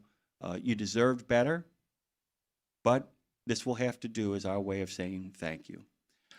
On a personal level with everybody here, and I would be happy if you guys want to chime in and talk from time to time, I want to kind of begin by saying, that what has happened up to this point, I am happy to take full responsibility for. I made some decisions that I'm very proud of. I made some decisions that I look back now and I go, that was kind of questionable. But there are 4 people I want to thank before I get to the people who actually worked here. That I want to thank. One of them is sitting across from me. I will save him for last. Jeff Pierce, Jane Jezraoui, and Dean Croak are 3 people I want to talk to before I give a shout out to our good friend Brad Bentley. Jane could have pulled the plug as early as June and decided in an act of grace to extend us the sponsorship for the remainder of the time to the end of the year, and in doing so gave us the lifeline to continue to make payrolls. Jeff Pierce, who did not get along with me so well at the beginning of our relationship, turned out to be one of the great good guys of this entire story. In the midst of a lot of people jumping ship and a lot of people literally canceling meetings, as I told you guys about, he continued to be a friend. He continued to be a guy who stood up for us. He and Courtney George and Amber Karen over at Reads Across America proved to be friends in the best possible way, once again stepping in to keep us alive during Christmas, and I can't thank him enough. And of course, the indomitable, remarkable Dean Croak of DAT, who has managed to somehow become a regular on the show simply by just being damn good at what he does. And I would argue with anybody that the best damn trucking show on radio is the hour that when Dean and I are on together. And I will put that up against anybody, anytime, anywhere. And of course, the man sitting across from me, Mr. Brad Bentley, who has been a spirit animal to all of us, encouraging, giving great advice, giving actionable advice. There's so many people who tell you what you should do from a programming standpoint and how you can actually get your numbers up, or what you should do in regards to this, that, and everything else. We knew what to do. We didn't have the resources to do it, and it was Brad that continually reminded people of that, cast us our lifeline, and always never lost the spirit of what the original Road Gang was all about. Those people, and the people I'm about to talk about, prioritize content over complaint, camaraderie over contention, and quality over quibbling, and we are forever in their debt. This really is the last ride of the Road Gang, guys, and I wanted to take a moment before I kind of turn this over maybe to the phone lines and maybe to give Dre a chance to talk as well here, and anybody else that wants to as well. I don't even know how to begin to thank these folks except in bullet points, in the sense that, we talk about a diamond in the rough, right? Well, how about a diamond that actually walked into the rough? Has there ever been a better example of that than the Terrapin herself, Turtle, who arrived to us as a completely organized, utterly enthusiastic young woman and turned out to be one of the great happy accidents of all time? Showed up on what was supposed to be an internship, was lied to about what that internship was supposed to be about, and then turned out to be the best. Gosh darn, she should have been general manager. I will just simply say that she has all the skills, and she is headed off to a wonderful, extraordinary life that she so richly deserves, and we are all the richer for having known her. If Donna Hall did nothing else, introducing us to Tara Garris is one of the great gifts, not just from a professional standpoint, but from a human standpoint. I now come to the well of empathy that was Lindsay Lawler. if there was anybody who has sacrificed her career more to make sure that the drivers had a voice to be heard on, if there is anybody who constantly understood that there were wells of empathy, compassion, passion, desire, love, enthusiasm inside the heart of a driver, I haven't met anybody who doesn't have that feeling more than Lindsay Lawler does. She cares deeply about you guys, always cared deeply about you guys. The way she would light up when her favorite truckers would show up from Gary Salisbury. You only need listen to any of the playbacks when Gary Salisbury calls and listen to Lindsay's reaction when she realizes it's him to realize the deep well of love and concern she has. Then there is maybe the greatest 24-hour ambassador of RadioNemo who ever has existed, and that's the man sitting over there at the control panel right now. A lot has been said over the course of this entire show, not to mention the 7 days a week for a 3.5 to 4 month period. It felt like a lot longer. It felt longer to me too, Dre, not because I was getting sick of you, because I'm like, how much longer can this man go on? How much longer can he do this? Not to mention the fact that this radio station, RadioNemo, in one form or another, with the help of a lot of people, managed to keep this channel on the air.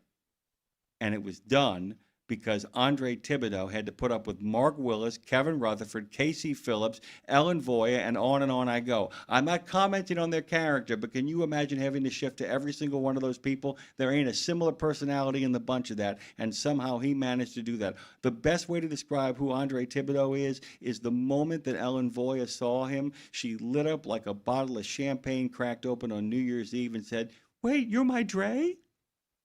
And gave him the biggest hug you could possibly imagine on the floor of Matt's. He drives me crazy.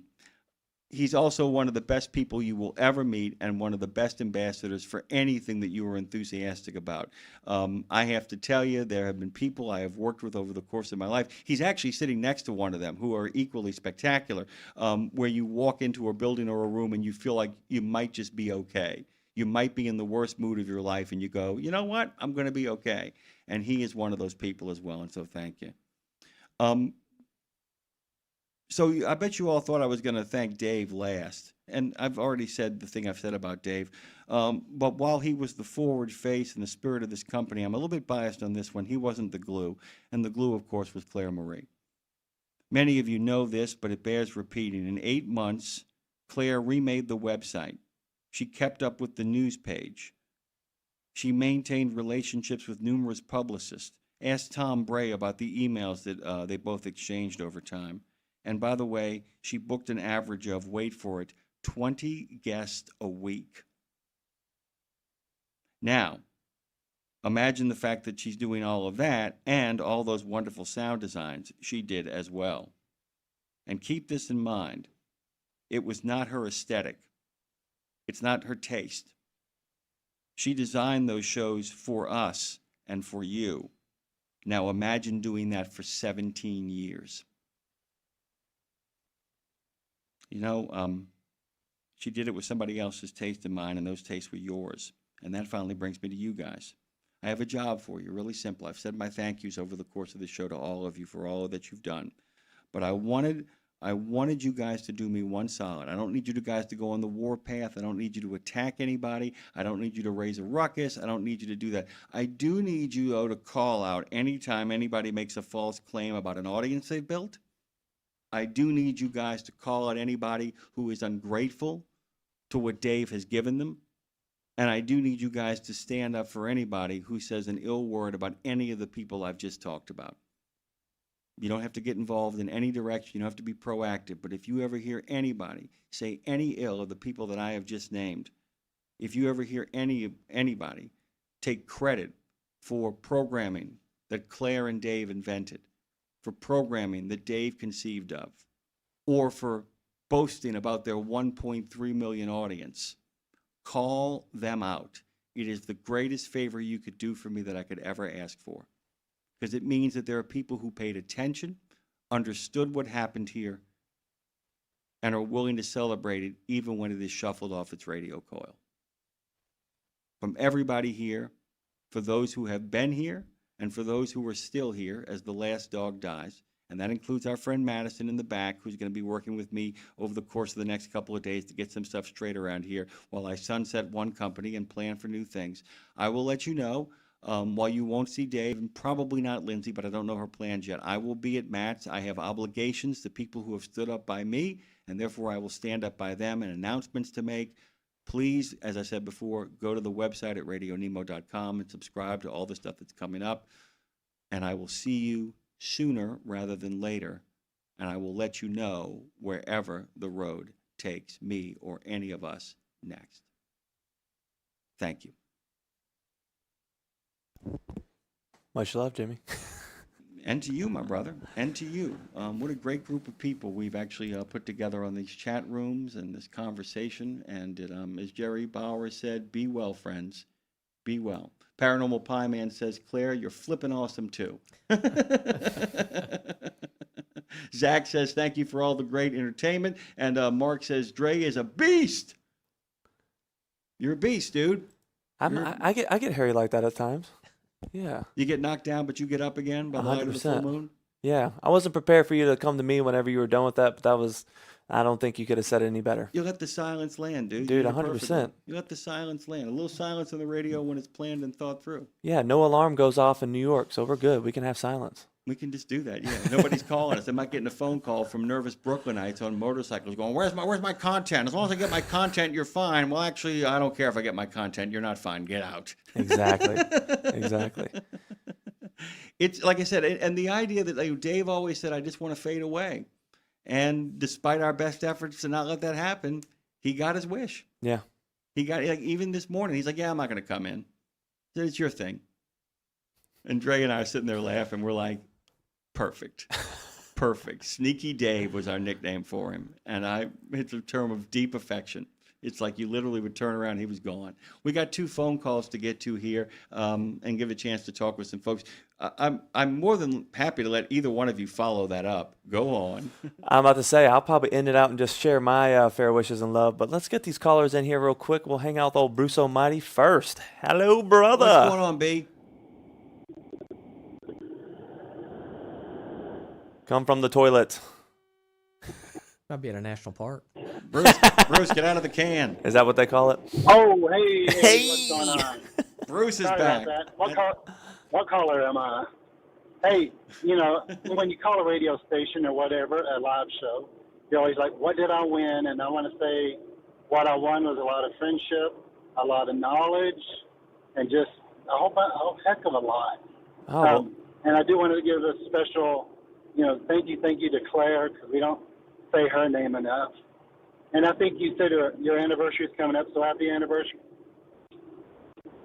Well, it's going to be a Jimmy? great one. It's going to be the 10th anniversary, so thank you. It'll be 10 years of marriage this year. I'm very excited about it. Very excited. Thank you. Thank you. Well worth it. But, thank you, Dre. Thanks, Tara. Thank you, everybody. But, I wish you well. It's kind of like a season being over, and we got to wait a few months to see what the next season's going to be like. Well, yeah, pitchers and catchers have reported, so I'm very excited about the prospects. I'm a little stoked. I really am. I agree with it. It's a great way of looking at it. It's like something else is coming. We will see what it is. It could be very interesting. I hope you enjoy it, Bruce. Bruce, can I thank you?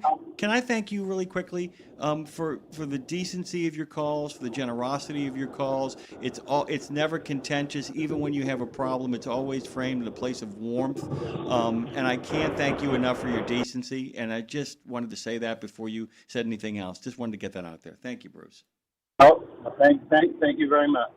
I appreciate that. But we'll see you next season. Yeah. And we love you, and there's nothing you can do about it. Ah, he got me. Damn it. Who do we got left, Ray? Thank you, Bruce. I'm not sure when it comes to this call ID. Let's figure it out together. Hello. Who sent you? Who sent you? Where are you coming from? Hello, this is Daryl Bogan. Hey, Daryl.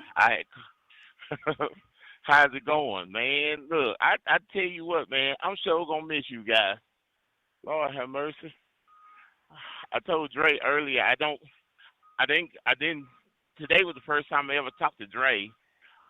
I talked to you and Claire Marie on the weekend a couple of times.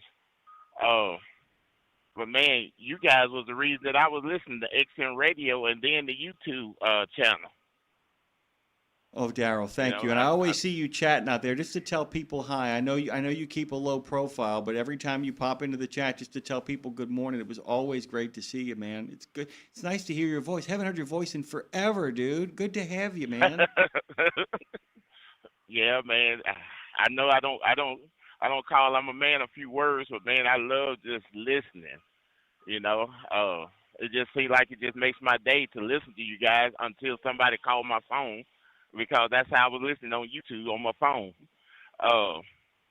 But man, I met Dave down in Biloxi, and man, he's not as big as his voice. I mean, he got his great voice. I'm like, wow, he's a little man. Oh, he's a tiny guy. And then after his heart attack, he made a commitment to his health. I mean, the dude wears like a medium small. I mean, it's just like, and it's like, of course, the first time Dr. John ever met me, he's like, you're a hell of a lot bigger than I thought you were going to be.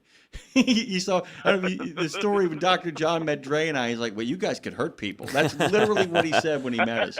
But because you're so used to Dave being like, Dave and Kevin Rutherford being the tiny men, and it was just like crazy. So, yeah, he's a great guy, by the way. He's got that great center of gravity, though. Yeah, I was telling Dre earlier that I started listening to Dave back in the days of Meredith Oates and Chris T. Oh, yeah, it's XM days. Yeah, that's a long time ago, man. That's it. Before the merger. Yeah. Before the merger. So I started listening then, and I'm like, you know what? I like this station. I'm going to listen to it often, because I work for a company that gave us XM radio and all the trucks, and so it was easy to listen.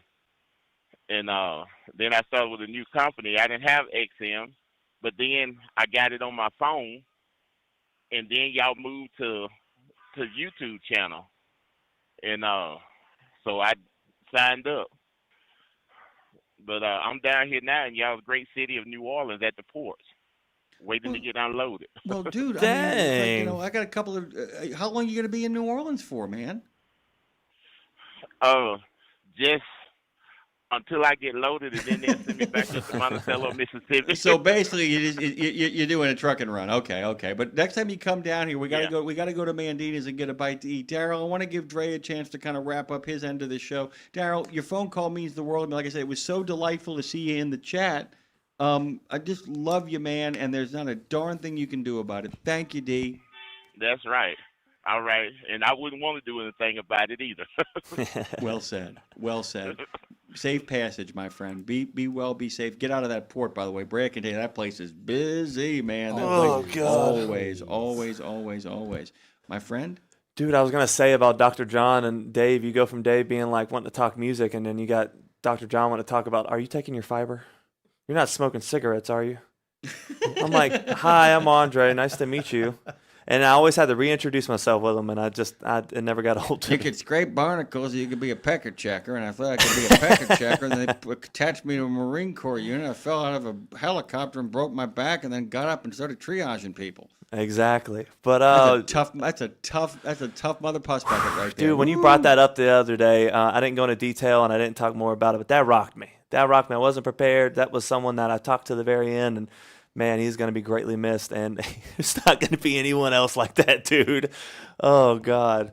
Oh, my God. I mean, we will not see his like again. Character, all that Jenny stuff. doesn't know who Dr. John is, and not the picture behind me. Yeah. Dr. John McElligott was a Vietnam veteran who actually parlayed his experience as a medic into becoming a doctor, and then used his position as a doctor to minister to the men and women on the highway by providing services on the side of the road, and then was the founder, along with Dave and some other folks, of the St. Christopher Fund, which essentially is Aflac for truck drivers. I mean, they don't pay your medical bills, but they pay everything else while you're on the downside, and it grew from being a small little organization that would give a couple of shekels every now and then to people who needed it, to having like its own golf tournament now. And it's like he grew a really wonderful thing that has saved a lot of drivers' lives and kept a lot of men and women on the highways. He's got major corporate sponsors now, and a lot of people aren't aware of the fact that Dave was one of the founders. Go ahead, Brad.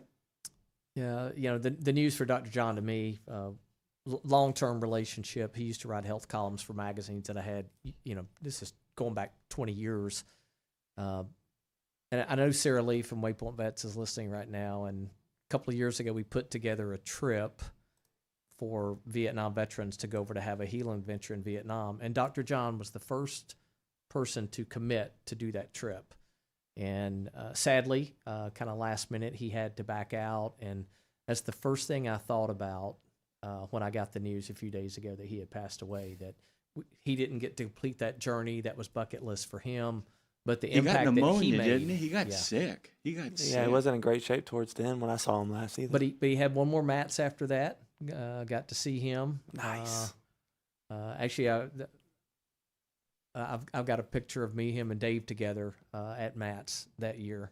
You ever which notice means a lot to me. that when he isn't in a picture with friends like you and Dave, that every picture of Dr. John has him surrounded by really good-looking babes? Yeah. You He knows what he's that? doing. He's just sitting there, and there's all these women who just adore him, and we're just like all around him, being like, "Hey," and Dr. John's like, "What do I got to complain about? Everything's going according to plan." You need a checkup. He had that sly smile about him. Yeah, it's always like he knew this secret. That it was always like you and him knew a secret. Like, we know. You know, I'm like, I have no idea what you're talking about, but I'm going to go with it. You know. But what an emotional week. You start with that. You got Mardi Gras going on down here. You got Dave's last show. It's just been a roller coaster. Dave's for the last last show few was days. good, by the Oh, way. it was really good. A lot of people wrote and were like, oh my God, it's like, and I think it's in many ways it's why I think he didn't make the journey originally down here this morning. He said, I feel like. Part of the email was like, he said, I feel like, this is your thing. He said, but I also feel like I might have gotten away with one. So I'm going to kind of, say declare victory and go home or stay home, as it were, to kind of do that, guys. Dre, do you want to get the final word here? You want to extend any listening? I'll just do a little short and sweet. I didn't really have anything rehearsed, but in all honesty, this is probably the longest job I've ever had, just to the fact of how comfortable I felt, how loved I felt, and how much I enjoyed my job. And I'm very thankful for everyone that took in a little punk hipster guy that was working at a bakery and took him in with open arms, gave me a name, several nicknames on all the platforms I've worked with, all the different shows and all the different aspects and all the different hours. And all I can say is thank you for welcoming me in, and thank you for allowing me to do this as long as I did. And there is so much love that I can't even put them into words. We're going to be here till the last microphone dies. We've still got about a minute and a half. We get to, by the way, we do whatever we want. We can just keep on going. We're not going to keep on going. We're going to call it a day. But yeah, it's all just, this has meant a lot to us. It's meant a lot to me.